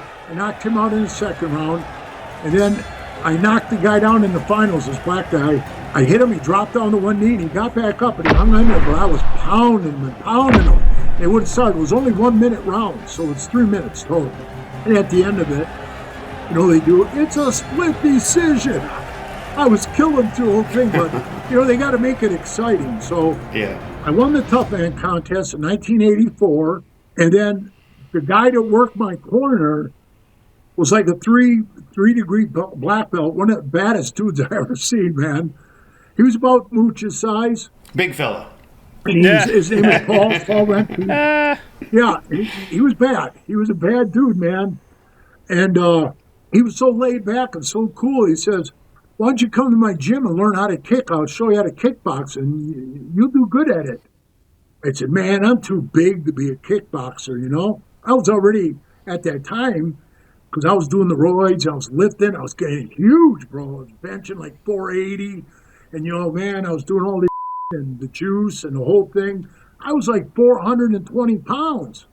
And I said, "Man, I can't, you know, I can't kick." He said, "I'll teach you." And I'll be a son of a bitch. He taught me. And I was kicking so good that, you know, when he put that glove up by his head, the side of his head, I could do a wheel kick and kick his, you know, the side of his head. So I got pretty good at the kickboxing, you know. I mean, I got good at it, and he started setting me up on matches. And, you know, I thought it was cool winning $1,000 for a Tough Man. So I tell him, "Hey, this first fight, man, you gonna give me $1,000?" He goes, "Let's see what the crowd is," you know, because he gets the big draw off the crowd. It was packed, bro, packed. I wasn't the main fight of the night. I was a semi-main one. Crowd went crazy. After my fight, bro, most of them got up and left. They didn't even stick around for the guy. He was a lightweight, like a weatherweight. Mm-hmm. And it just kept going like that and like that. "Okay, got another fight for you. $2,000. All right, $3,000. $4,000, you know?" Oh, that's amazing, brother. How far did you go in kickboxing? Because you won some titles, right? What I did is I won a USA title at the Bradley Center where the Bucks play, where the Milwaukee Bucks play. They didn't fill that place, but, I mean, it had a good-sized crowd. I've got all that stuff on video yet somewhere, but they gave me the big belt that says USA champion. It was BKA, Battle Kick Association. Then they had the PKA, and then they had one other one I can't remember. It was so long ago, bro. At what time did motorcycles start making their way into your life? Believe it or not, it was probably around 1984, like right after I won that Tough Man contest. One of the greasers that I was hanging around with, he did an armed robbery, and he went to prison for it. And then his girlfriend was selling shit, and she said, "You want to buy his Harley?" I was in my early 20s. I said, "I don't even know how to ride a bike. I never rode one." "Oh, it's easy. You want to buy it?" It was a 1980 lowrider, and this was like 84, so it was 4 years old. I think I paid $3,100 for it. I remember when he dropped it off, I had a friend over there, and he showed me, hey, here's the throttle, the brake, the clutch, 1 up, 3 down, 4-speed, I said, "Yeah, okay, man." So I was holding that clutch with my left hand, and I'm revving the bike up a little bit, trying to get that feel of it. And as I was revving it, I started letting that clutch off. It started moving. And next thing I know, when my momentum went back, I rolled the throttle, wham, bam, I took off. I went right up this hill, right to a fence. And yeah, that was my first ride. And then, I felt all embarrassed. I picked the bike up, rolled it back down, and the guy goes, "Yeah, man, I'm gonna have to sit on the back with you and teach you how to do this." Is there a picture of that anywhere?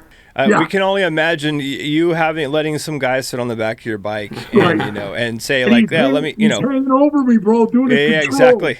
And Yeah. bikes were small back then too. You're a big fella. Yeah. Oh yeah, a lowrider, it's like a Dyna. It's like a Yeah. Dyna. So after a while, I got pretty good at it. I was riding around, and then there's times I can remember that I didn't have full control of the bike that like I would want. Like we did in the clubs. We all knew how to ride, or we wouldn't have made it, right? Well, back then, I'm just giving you an example. If I was coming off an off ramp, and the yellow cones that are out in front. Oh yeah. Mm-hmm. There's a couple times I said, "Oh, hey, this is my exit." I started weaving over, and I don't know why, because I didn't know all about like leaning into the bike. So I'm just trying to turn the bike. Man, I'm headed right for the barrels, Yeah. and I just missed them. And I'm thinking to myself, man, I'm going to kill myself on this bike. But I got better and better. Even then, I ran into some guys, and a lot of the greaser guys were like buying bikes, getting involved in motorcycles, and the next thing they were from an old street gang called the Immortal Sinners.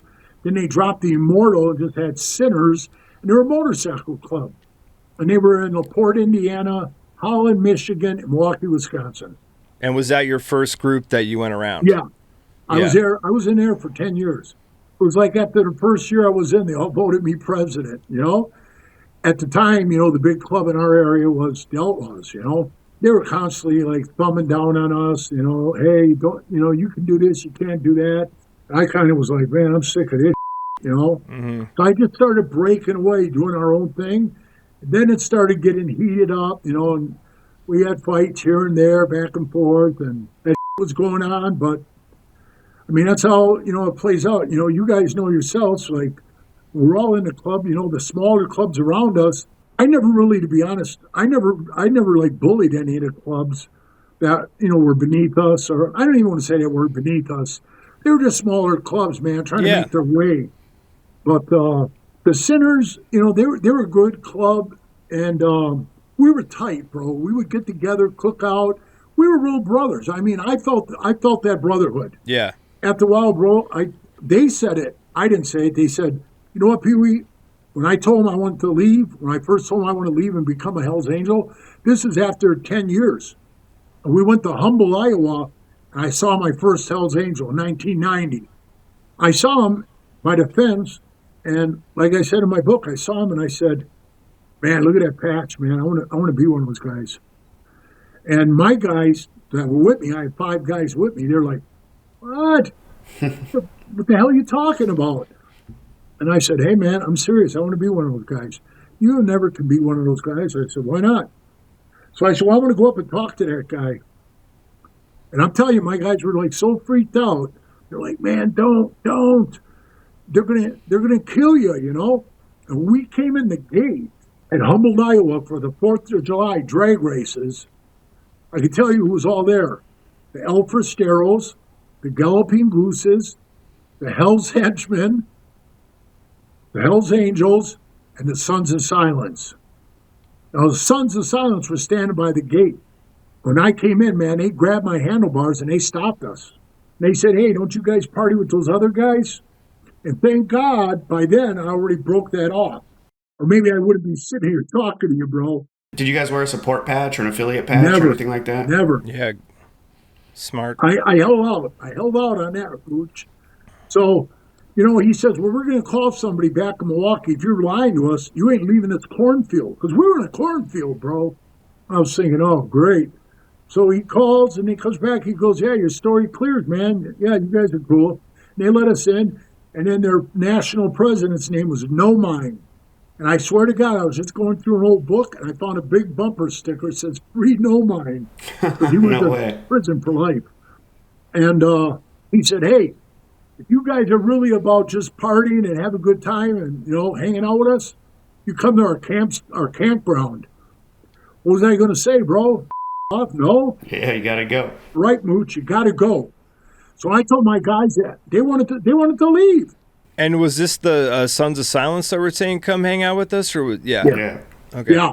I haven't even talked to a Hell's Angel yet. Yeah. This is just going through the gate. You're just right. First introduction, Sons of Silence, boom. Right. And then I seen some of the Alfred Steros. I said hi to them. They were cool to us.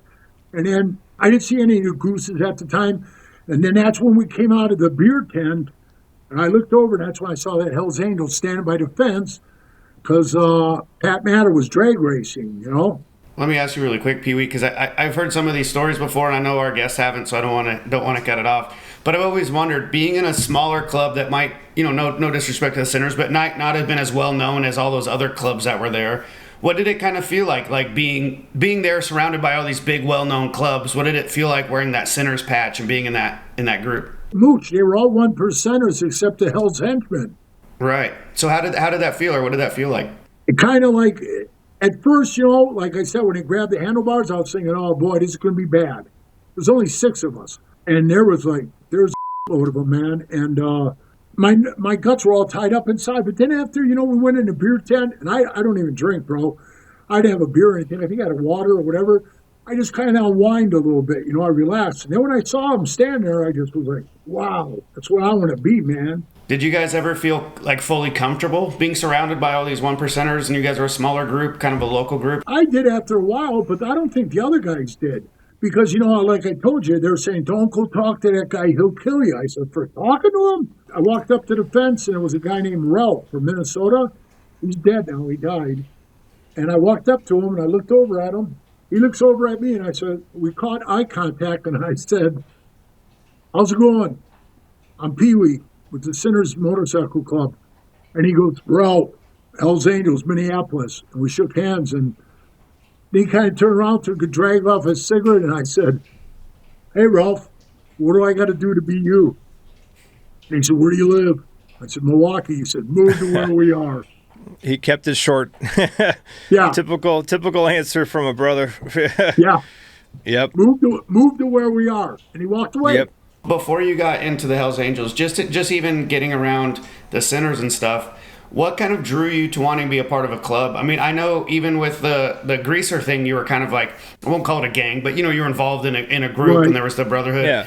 Do you think that came from sports and being a part of a team? Did it come from your upbringing? Like, what kind of drew you to that? Yeah, because, Mooch, I didn't have, you got a brother, you know what I mean? I didn't have any brothers. I had 3 sisters.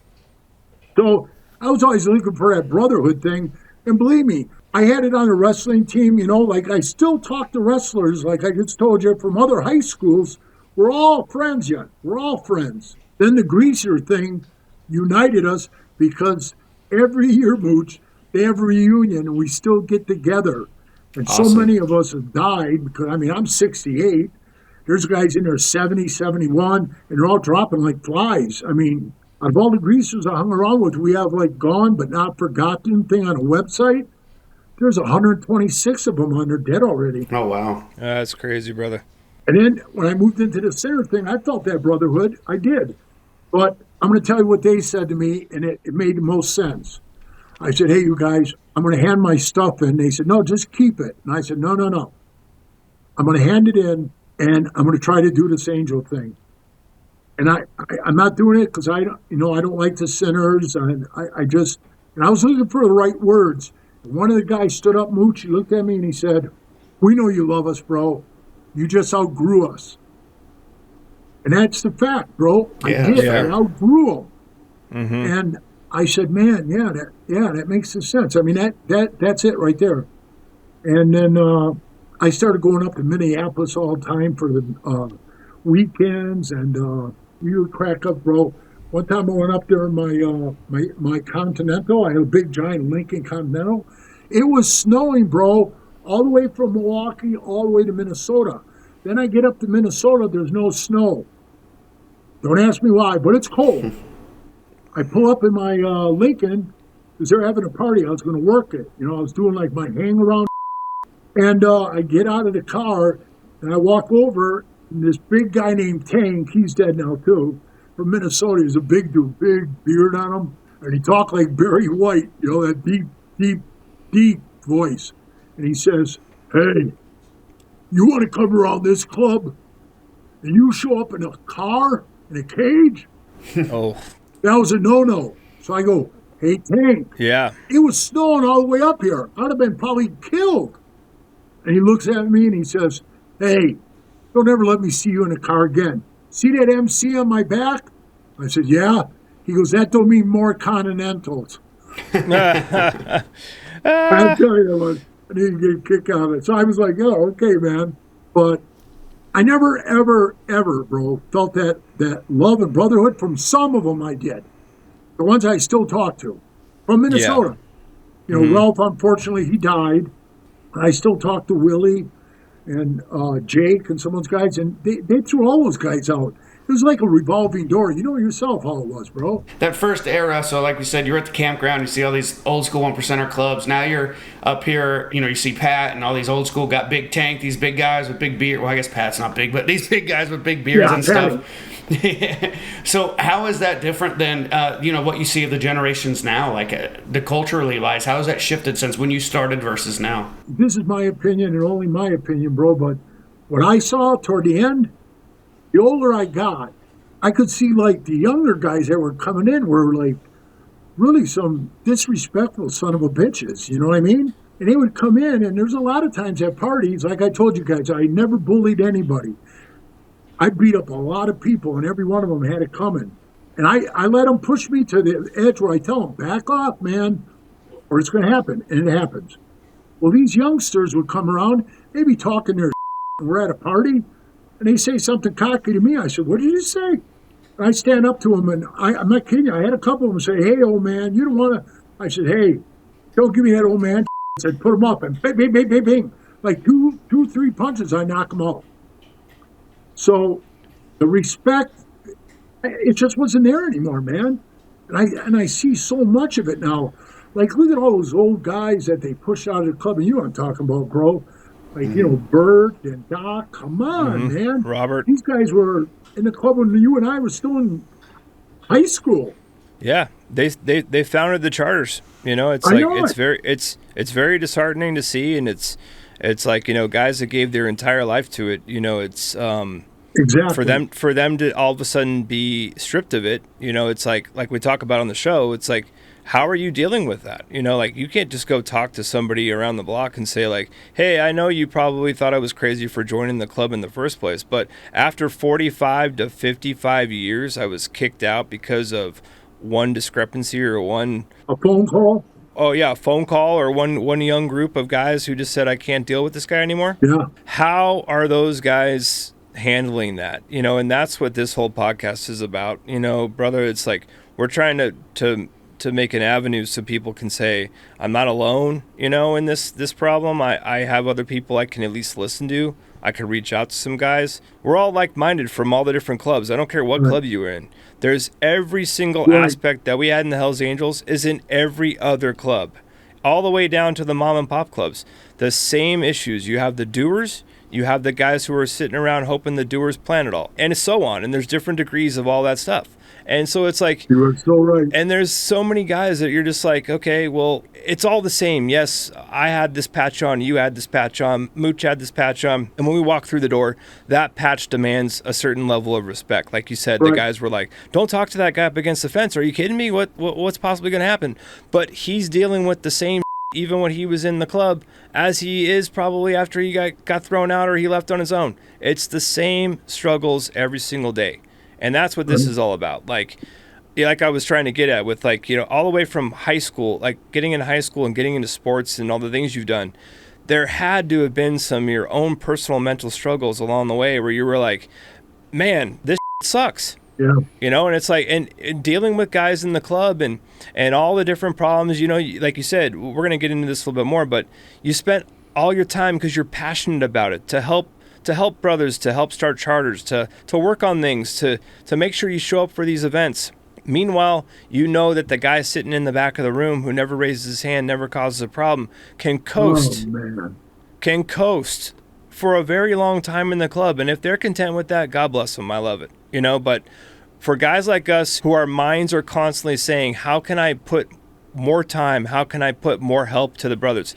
How can I reach out and maybe talk to somebody from a different club to try to straighten some that just weighs on us so deep.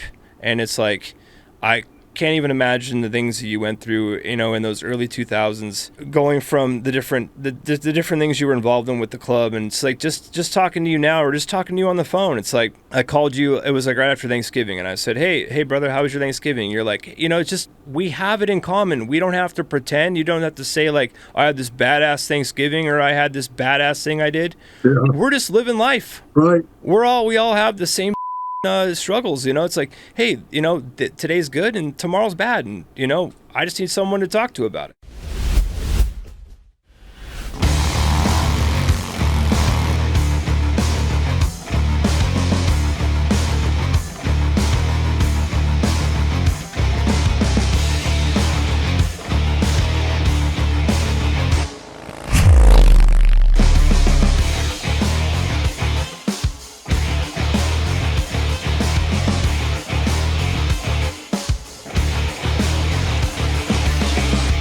Patch merchandise is available at automotoentertainment.com.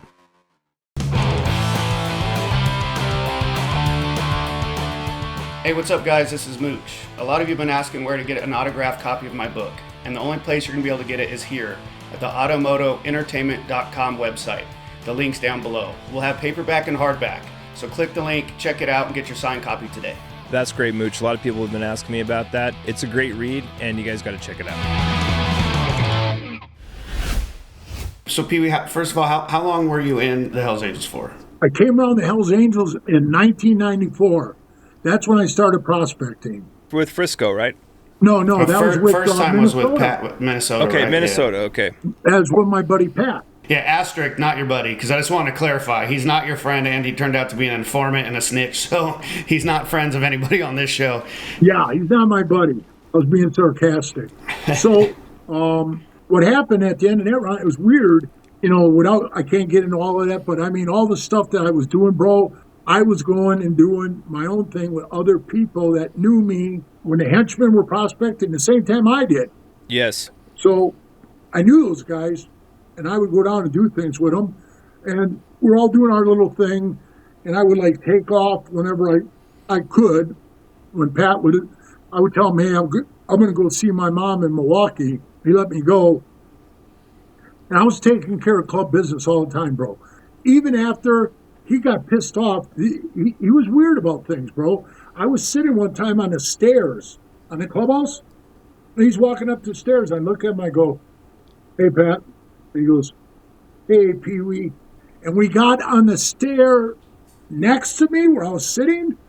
He was barely above me, you know what I mean? All of a sudden, I see him close his fist and goes, what the do you say? He was going to blast me. And I jumped up and I go, what?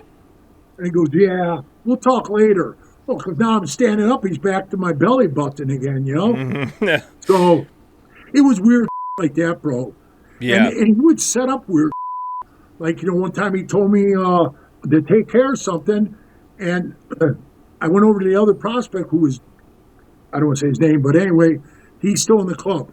And we both were supposed to take care of this, and I did my part of it, and I said, hey, take care of the rest of this. And he goes, I'll have it done for you, bro. I go, man, because Pat's riding my ass. Well, that night, they called me in the clubhouse. He asked me, did you take care of that? Well, when I got there, I asked the other guy, the other prospect, I said, hey, you took care of that, right? And he goes, I didn't have time. I was like, oh, man. Yeah. You know, I'm the one that's going to pay for this. You know? Exactly. So I said, okay. Sure enough, they opened the door. Hey, Pee Wee, get in here. So I go in there, I walk up, I'm standing there, you know, he's sitting in a chair, and then he stands up. Well, I think he was standing. He says to me, you take care of that? I said, no. And he goes, why not? Well, I didn't put it on the other guy. I just said, I just didn't get to it. Well, you got to just eat it. You know what I mean? Mm-hmm. And I'm standing there. Richard, his other rat buddy, was standing to my right of me. And as I'm looking at Pat, like I'm looking at you, he sucker punches me in the side of the face. And my head probably went like that a little bit, you know? I mean, he knocked me down, bro. I looked over and I said, you sucker punched me in the face? And man, he was like, you could see his face like, whoa. I think he thought he was going to knock me out. When I said, you sucker punched me in the face? Pat says, you don't think you had that coming? Well, naturally now I turn my focus back on you. So my head's back, looking back at you, and I go, what, to get sucker punched in the face? The son of a bitch does it again. So this time I jump back, I put my hands up, I said, let's go, man. He throws a punch, I catch it, I throw it down. He throws another one, I catch it in my hand like a baseball, throw it down. I'm thinking, oh my God, this guy's such a bad boxer, I'm going to kill him. But I'm still trying to get into the club, and you understand, you know what I mean? If I would have mopped the floor with them, they were all, I don't know what would have happened, but it never works out good. That would have been it. It never works out good for you. You know that, Ron. And I just go, all right, man. You know, so I'm thinking to myself, this guy ain't going to stand and box with me. What do you think he does, Smooch? Shoots on me. He shoots in to grab me. I says, oh, you in a grapple? Oh, come on. I'm all about this. I duck down between his arms. I go into like the old fireman carry. I pick him up in the air. And bam, I slam him on the floor of the clubhouse. This is no guys. I bet that was the end of that. All the plaques and fell off the wall. The whole house shook.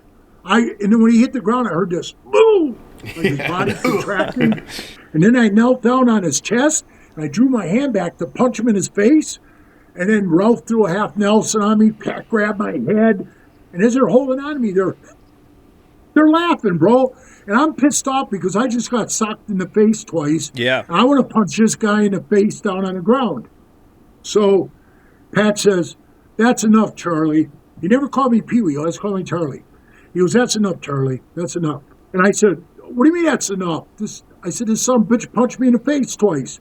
And he goes, we were just mud checking you to see if you would fight. Come on, man. I ain't going to fight when you sucker punch me in the face. Yeah. You spit in my face, I'll fight you. So I just went like, whatever, man. And, you know, it just kept going on and on. Needless to say that era didn't work out for you, right? So you moved. No, so what he said to me, Mooch, is when last time he called me in there, now Ralph was the sergeant of arms. And he was a bad dude, bro. He was a bad BMF, right? He comes in the door, he opens the door, and he goes, Pee-wee, come in here. I knew it was going to be bad. Now, I prospected for 14 months already. That was a long time for the 90s, brother. Right. And bro, I did more than most of the guys in that room would do.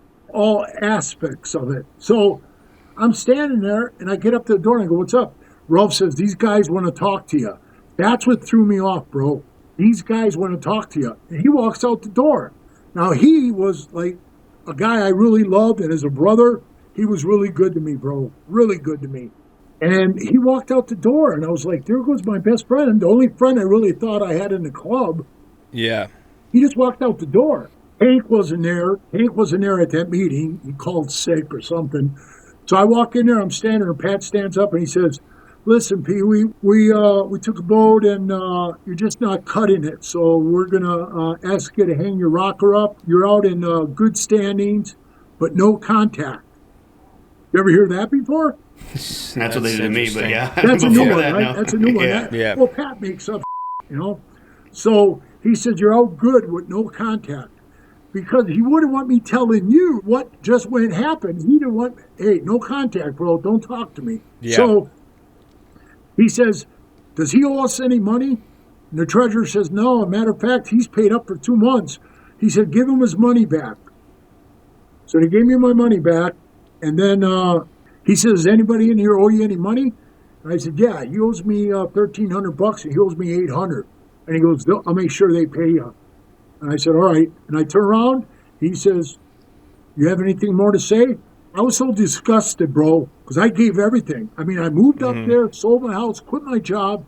I gave everything I had except my testicles. You know what I mean? When I was walking the door, can you believe he said this? He goes, hey, Pee-wee, if you want to wait around, we're all going to go hit some titty bars, and you can come with us. Why would I hang out with you, bro, after you just kicked me out of the club? Right. Yeah. So I'm walking out the door, and they called Jimmy to come in. And Jimmy's a real screw-up, right? He's great. I still talk to him to this day. He never made it in the club. But he's walking in, he goes, hey, where are you going? I said, I'm out of here. They kicked me out. And he says, wait, I think they're going to kick me out. I'm going to need a ride home. Yeah. I wasn't going to give him a ride on the back of my FXR, you know? Hey, yeah. So I said, yeah, sure, Jimmy. I got on my bike. I split. Yeah, they did. They kicked him out of the club, too. I stayed out for the year. Then I came back, and he says, yeah, we got a problem. Hans, I don't know if you remember him, Hans. He said, Hans hates you. And that was it. It's got to be anonymous, yeah. So he goes, until that changes. So I let it go. And I opened that shop in Sturgis way before I was a Hell's Angel. I had that thing for 19 years. So I went out there and I was working it. And let me tell you, man, the banditos would come in here and tell me, hey, you're going to sell our support. I tell them, no, I ain't, man. No, I didn't sell anybody support. I sold my own Pee-wee stuff. So I was kind of bitter about the whole thing, you know. And yeah. And then, you know, I would run into guys, and now they can talk to me. The year's up. And guys were like Mel Chansey says, why don't you come to Chicago by me? And I love Mel, man. I go by Mel still to this day and hang out with him. So I tell him, all right, Mel, I'll come by you. And then next thing, Mel catches a case.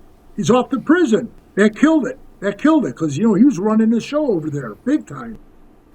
Then Rusty, hey, you want to come to Orange County? So I fly out to Orange County. I'm visiting with all the guys, you know. And then that year they came to my shop and they hung out at my shop and they sold T-shirts. I just let them do it for free. And Rusty says, you want to come here? I said, yeah, I'll come to Orange County. And he said, okay, and everything was cool. Rusty catches a case. He goes to prison. I'm a black widow, bro. You sure you guys want to talk to me? Yeah. So just talking about all that stuff, like, you know, you spend 14 months as a prospect, you go through all the rigmarole, you do all the stuff, you're getting into fights, you're dealing with the drama, you know, the stuff that you didn't even create, you're dealing with it. That next year, like, what was it like for you? Like, did you doubt yourself? Like, did you doubt leaving the Sinners? How did you get yourself back on track? You know, like, did you just focus on the shop in Sturgis? And like our viewers at home, we like to tell them like how you made it back to being normal again. You know, like, how'd you deal with all that? Or did you just stockpile it away and say, we just got to keep moving forward? At first, you know, I got to tell you this. This is going to sound bad, but I'm being right up front honest the way I felt. When I got on the bike when I was riding away, I felt like I took a huge, you know what I mean? I was like, you know what I mean, bro? But in another sense, my mind, the way my mind works, is like you just said, and Mooch said it, you know, from being like captain of the football team, you know, captain of the wrestling team. When I was a greaser, I was like, everybody, don't fight Chuck Goldsmith, he'll kill you, you know? I was like the bad of those guys. And then when I joined the Sinners, I became president. So everything I tried in life, the kickboxing, I won the championship. Wrestling, I was a champion. So I'm saying everything I did, I accelerated at. I want to be a Hell's Angel, I got the boot. Mm-hmm. I got the boot. First time ever, I got the boot. Yeah, that had to have been tough. You know, like, it was the first, like, defeat, you know? It was. It really was, bro.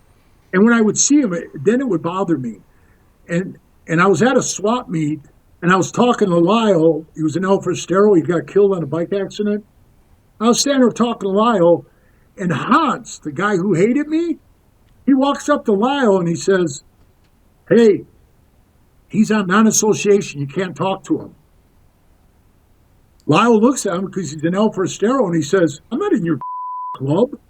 I'll talk to whoever I want to. Yeah, what does that matter? And he just walked away like, what? And I looked at Lyle. I said, thanks, man. He said, man, you're my friend. Nobody's going to change that. And I mean, we were We hung out at Sturgis. He'd come hang out at the shop. And all those guys to this day still talk to me. Yeah. The guys in the club. I just had one call me and tell me, hey, it's my 35th anniversary, bro, in Minnesota. And they said, you didn't come up for it? I go, Do you feel, Pee Wee, like it was like you said, you're captain of the football team. You always excelled and kind of came into leadership. Was it almost a blow to your ego when you got kicked out? Yeah.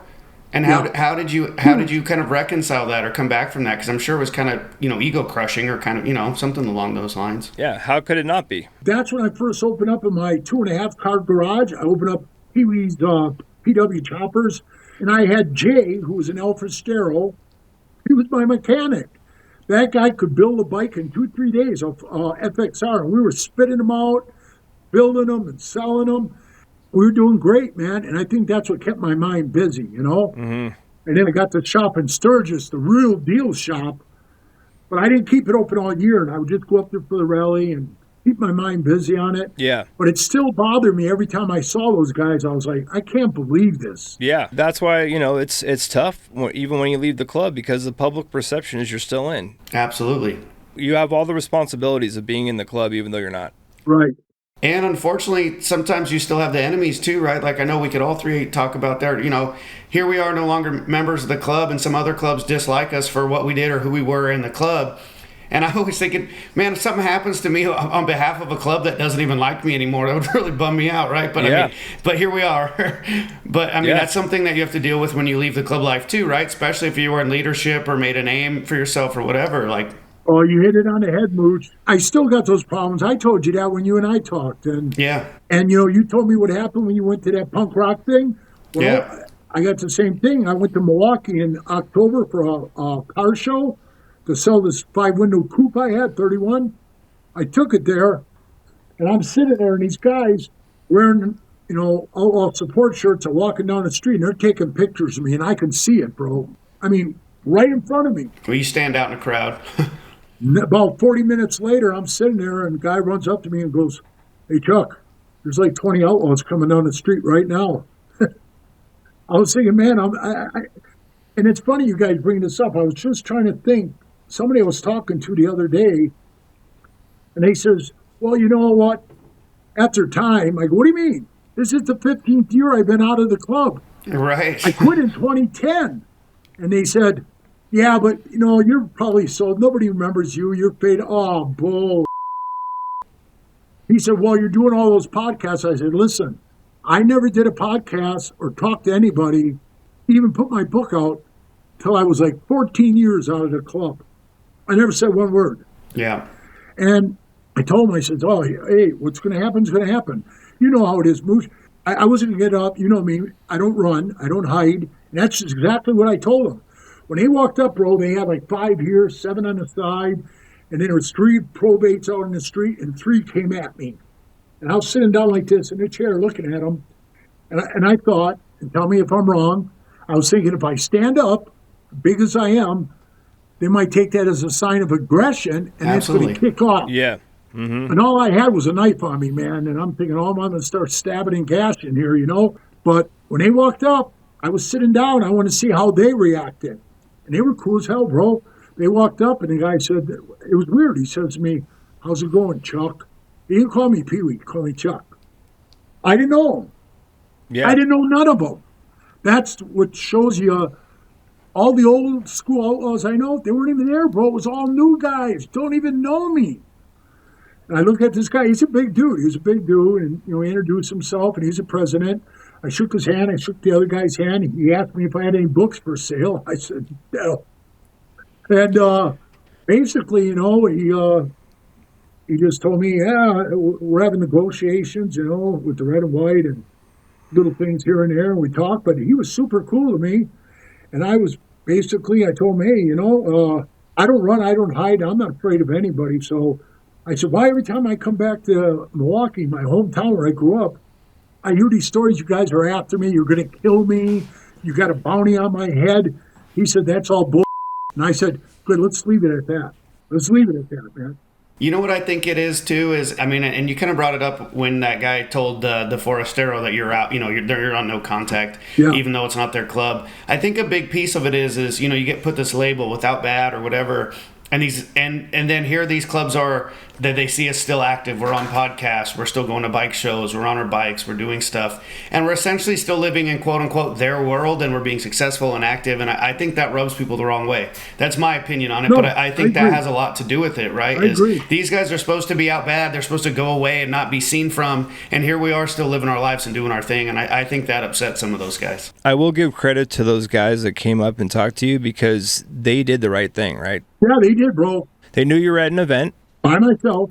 By yourself. They got together. They came to talk to you like a human being talks to another human being. Yeah. And get to know you for a little bit. And it's like now, and then you were able to ask them like, hey, about these rumors. And they said, no, it's all bull. Right. That is half the battle. Right. You're probably right, bro. But I'm gonna tell you something that was really cool. What I did. His name was Joe, the outlaw I was talking to, and he was really cool. And when he left, everybody said, "Hey, everything's cool now with you and stuff." And I said, "Well, we'll see." You know what I mean? I felt better the way it went down. It was all good. So the following week, I had to come back to Wisconsin because a friend of mine bought us Packer tickets up in Skybox.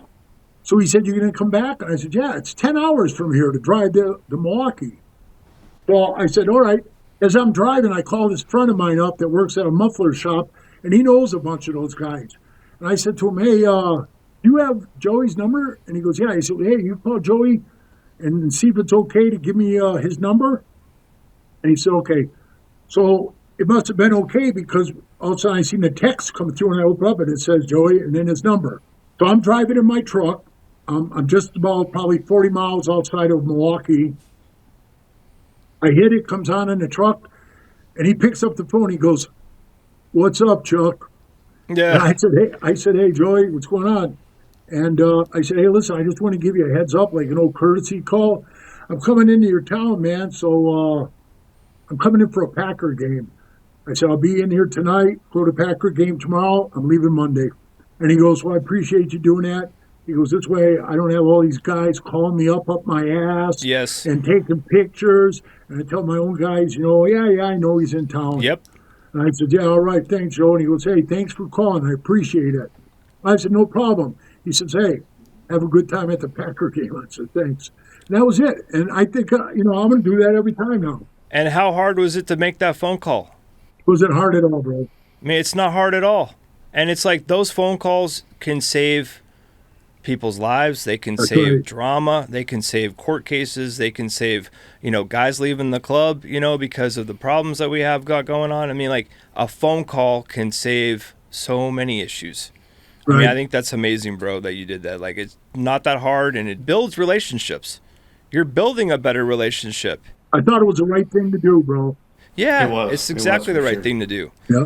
Yeah. Pee Wee, so you left the club, you were doing the Sturgis stuff, and then just to kind of fast forward since we've been talking for a while, you end up rejoining the club and then starting a chapter in Vegas. But when you finally left club life, and like you said, you were out for it's been over 15 years. How did you readjust to club life? Like, what kind of things did you do with your life to still be happy, fulfilled, move forward, have friends, those types of things? What did you do to replace what the club gave you?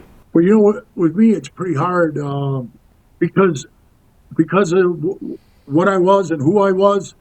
So many people, first thing they want to talk about is that. You know what I mean? Of course. Everywhere I go, "Hey, man, aren't you this guy?" "Hey, man, when the guys up here meet me, they all want to hang around. They want to be my buddy." They almost their pants when I sold my bike because I got to have a full knee replacement in a week, Mooch. Oh, dang. Yeah, so I'm getting my knee replaced. And I said, "I don't even ride." I said, I don't even ride anymore, but I do miss it. You know what I mean? I keep thinking, stop buying all these hot rods and get another motorcycle. And then get another FXR. Somebody asked me the other day, do I regret quitting the club? And I said, no, I don't. Then I did, yeah. I regret it. I really did. I'm not going to lie. Big as I am as a man, when I was walking out of that room and I put my patch on the table and I said, I quit. They were all like, "You kidding?" I said, "No, if you guys don't believe in me," because there were already rumors. He ratted. I said, "Read my paperwork." I gave nobody's name up. Nobody went to jail because of me. I said, I talked to the cops. I always talk to the cops. And he came to Sturgis. I was the representative, always talking. I'm not stupid. I know what to say. Yeah. So I said, if you guys don't believe in me, I don't belong here. That's why I left. Swear to God. And as I walked out here and walked down the stairs, I had tears in my eyes because I loved it so much. You know what I mean? It was such a part of me. Everything in that clubhouse. You gave a huge amount of your life to it. Yeah. Yeah. Yeah, everything in that clubhouse, you guys, I actually put in there. Like, all that stuff was given to me. Everybody gave me everything. All the posters, all the club banners, all the was all mine. It was all in that clubhouse. Probably like 3-4 death heads that were framed in glass, hanging on the walls. All that stuff I donated all back to the club. And then, when I quit, I tell them it was Tuesday, and I said, I'll pack up all my stuff and I'll be back Thursday, and I'll bring it all to you guys in boxes, everything I have. And they said, all right. It was about 8:30, 9 o'clock maybe, and I left. I got on a bike, I rode home, and I just walked in the house, and I didn't want to talk about it because it was still really eating at me. And then all of a sudden I hear my doorbell ring. I go to the door. Here's these 2 clowns from my charter. This one kid that we had, he was a joke. You know what I mean? There were so many guys that after they got in, you look at me and go, how the hell did I let this guy in? Right. Well, the other guy was always spun out. So when they came to my door, I opened the door. I said, what do you want? They said, well, we decided after you left that we're not going to wait till Thursday. We want your now. And you know me, man. Big boom, I take off, in my boxers. I didn't give a I told him, you ain't getting from me. I'll bring it when I say I will. So the next day at Denver Choppers by Mondo, he calls me up and he says, hey, they came and took your bike. Because my bike had death heads all over it. I just called them up. I told them, hey, man, you took my bike? And they said, yeah, I had death heads on. We had to take it. I said, well, I'm going to tell you what. If that bike came back in 24 hours, 2 of you guys are going to be worm food by Friday. I'm not around. And they know I don't around. So next day, that bike was back there. And then Mondo, the tail light was AFFA, and the A's flashed as my directionals. Mondo takes a grinder and takes it off, because they told him to. And I get there, I told Mondo, I said, man, who the told you to touch my bike, And I just took it to a body shop, and they just sanded all the death heads off and painted it black. And I told Mondo, I says, man, you break my heart, bro. We were good friends. And I stopped him twice from getting his ass kicked from Hell's Angels.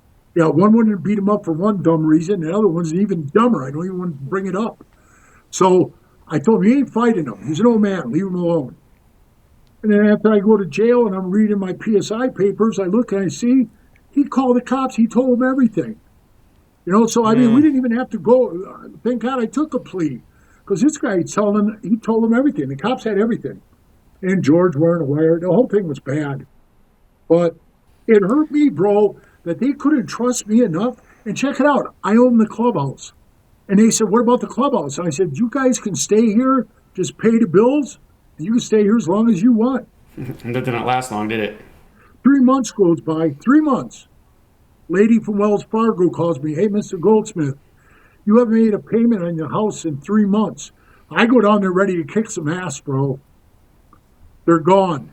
They left. Like pieces of trailer trash. They move out in the middle of the night. They move all the out of there. They drain the pool because it had a big Hell's Angels sticker in the bottom of the pool.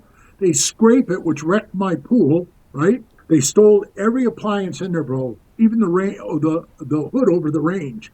So I look around, all the appliances are gone. They left the place in shambles. I thought, these dirty son of a bitches. So, I mean, they really did me wrong, bro. And I had a hard time with it. That's probably the hardest thing I had to swallow because I just told you guys, I was a guy who kicked a lot of ass. And when I seen them, I wanted to beat the out of every one of them. Pee Wee, talking about all that stuff, I mean, it's a lot. I don't know how you dealt with all that. It's a lot. But, like, who were you able to even talk to about this? Nobody, bro. Nobody. And I'm going to tell you this. This is so cool that you're bringing this up. I got to tell you this because it's really important. So I know you would remember him. You remember a guy from the Boston charter, Quinny? I think so. And he quit the club. He quit the club when we were still in the club, you and I. He quit like about 2009 or something like that, maybe 2008. He was the president in Boston, and he quit. And I had so much fun with that dude. Man, that's one guy I really loved and I had a lot of fun with. Well, listen to this. The other day, I get this message on Facebook Messenger where, like sometimes where you get that, I forget what it says, something messages. Yeah, message request. Message request, right. It's guys that aren't your friends on Facebook. So I go in there. I don't know his real name. Like when I was going to trial, everybody knew me as Pee Wee, but they didn't even know it was Charles Goldsmith, Yeah. So I said, who's this guy? I start reading it. He goes, hey, I used to be an HA. I'm an ex-member. I was in Boston. They used to call me Quinny. I'm like, what the hell? That's crazy. And he said, I just read your book, and I got to tell you something. For years, I struggled with closure, and I didn't know what I did right, what I did wrong. I had all these emotions going through my head. I read your book. You cleared my head. I just want to say thank you. That's huge, brother. That's huge. Yeah, it made me feel really good, bro. Yeah. Really good.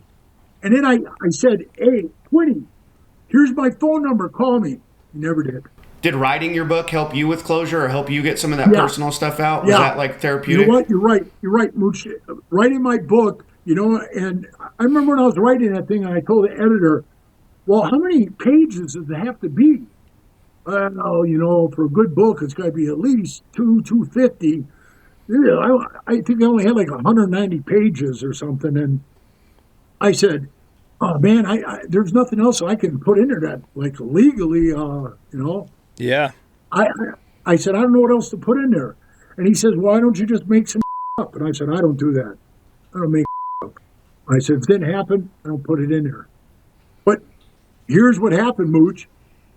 When I wrote the book on Word, you write it, it's 8.5 by 11. Yeah, way different margins, huh? Yep. Right. And when he shrunk it to 9 by 6, I had 300 some pages. Oh, wow.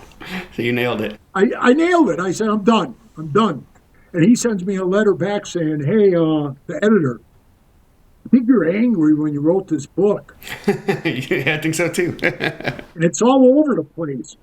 I said, well, hey, I had to change it twice because if you look in the book, you'll see Sonny, he wrote the foreword to the book. When he started reading it, and he wrote the foreword to it and he signed it. Ralph Sonny Barger, and underneath it says Cave Creek, Arizona, 2010. That was the year I quit. So I had to go back and change everything, but I used his opening of the book, I don't think he'll complain. He's dead, but... Yeah. What kind of advice would you give Pee Wee to other guys that, left the club, whether they left on their own volition or got kicked out, but to move forward in life, how to put it behind them? Like, what advice would you tell those members? Mooch, I swear to God, Mooch, that's an awesome question. People ask me, and I really don't know how to answer that. You answered my question for me when you said the book, and it did. I thought about it. The book released my, whoo, there it is. Mm-hmm. But Get it out there. These other guys who leave, I don't know, man. I could, there's so many, in the group that, the group we're in, right? There's so many of them in there, and you try to talk to them and stuff, and, you could see it yourself, bro. Come on, you're in a group. You see, they post all them old pictures, which, I once in a while, I kind of look like, give it a break. So then I went on a binger and I said, well, here, and I threw like 1 million out there, Yeah. And I thought that would dry it up for a little bit. It did. And then I, had the other troublemakers. I think the group helps too, though, to an extent that it gives people something still to belong to, right? Here's all these ex-members, and the group that you started, for people that don't know, Pee Wee has a Facebook group, and it's not just ex-Hells Angels. There's guys from every 1%er club. And, there's no rhyme or reason to it. It's just a group of guys talking about whatever. But at least it gives them a place to belong and other people to talk to that have shared experiences, whether they want to or not. Not all those guys will say they want to discuss it or talk about it. But I think at least it opens that door, right, where we could have that communication if it's needed. And those pictures, like, as much as you might think, like, God, you're posting all these pictures, but for guys that aren't verbal, they can sit there and look at those pictures and they might say, I remember that time and I actually had fun there. Right. Yeah, and that's happened. That's half of it, right? Just remembering the fun times, like Mooch and I always try to talk about on the show, is we're trying to talk about the positive stuff that we got from the club, because cool, it's so easy to go, like, you get on the phone with a brother that just got out, or they've been out for a while, and the first thing they talk about is like the negative, and you're like, yeah, we could all go down that road, like all of us, right? Mom Pop Club all the way to the top 1% clubs. There is negative stuff. We know what we signed up for. Yeah. We know what we were doing, right? You don't go to 5 to 6 funerals a year and just think like, oh, this is normal. So for those guys that get a chance to like see those pictures and say, man, that run was fun, or like, I remember that guy, he made me laugh, like, all that stuff is huge. Those are definite positives. It's small things that we don't know. They're positives. You're right, bro. Yeah. You're right. And Pee Wee, you've seen it. There was a pagan that posted some pictures, and I said, oh, is that Roar to the Shore? He was like, no, it was such and such, but hey, Dave and Monster were there. And I was like, oh, I was at this run, and it just opens up that dialogue, Yeah. I mean, you can definitely overshare and overpost, but I think it helps opening that door as well. Yeah. Yeah, I think a lot of guys on their release, they just release their feelings, and they'll call me personally and tell me, hey, I'm glad you added me to this group, bro. I feel like I'm at home, like they're at home. And it's funny because most of them will tell me, man, did you ever meet that Mooch guy? And I says, no, I talked to him a bunch of times. And they'd say, he's cool as hell. Oh, I see him all the time. And they think this guy could put on a donkey's ass, and they like it. That's good to hear. That's good to hear. But yeah, brother, we appreciate you sharing today. It's been a great episode. Would love to continue the conversation, or at least maybe Mooch and I'll come have lunch or come have dinner with you, because like so much stuff to talk about. So many good things. Mooch, I'm going to move to Texas. Okay. Oh, nice. I saw that. Good. It'll be closer. Your house. Yeah. Right by Fort Worth. So man, we'll come out there, hang out. Absolutely. Sounds great. Pee Wee, before we sign off, can you tell everyone where they can get a copy of your book or anything else that you want to promote? Believe it or not, I just sold. Remember, I told you, Mooch, I bought 1,000 books. I sold them all. Awesome. So, that's congratulations. Right. Yeah, when I got to say, big shout out to that Sosa on that Demon Road too. I mean, when I went on there, man, I was selling 15, 30 books like a day. It really kicked it off. Yeah, I sold a bunch through there too. And I sold all the books. I just reordered 2,500 more, and they're supposed to be delivered here tomorrow or the next day, but I would say wait a week. I just use my name. It's CharliePeeWeeGoldsmith.com. And when they go on the site, I got pictures, I got shirts, They're all my Speed Shop shirts, but... The best spot to get the shirts and the books is CharlesPeeWeeGoldsmith.com. Yep. Cool. Appreciate your time, brother. No problem, bro. Appreciate you guys, man. This is awesome what you're doing, man. Thank you so much. Thank you. This show you guys are doing, you're going to put closure to all those people who need it. I appreciate that, bro. That's what this is all about. Good. This portion of the podcast is brought to you by First Bank. Thanks, First Bank.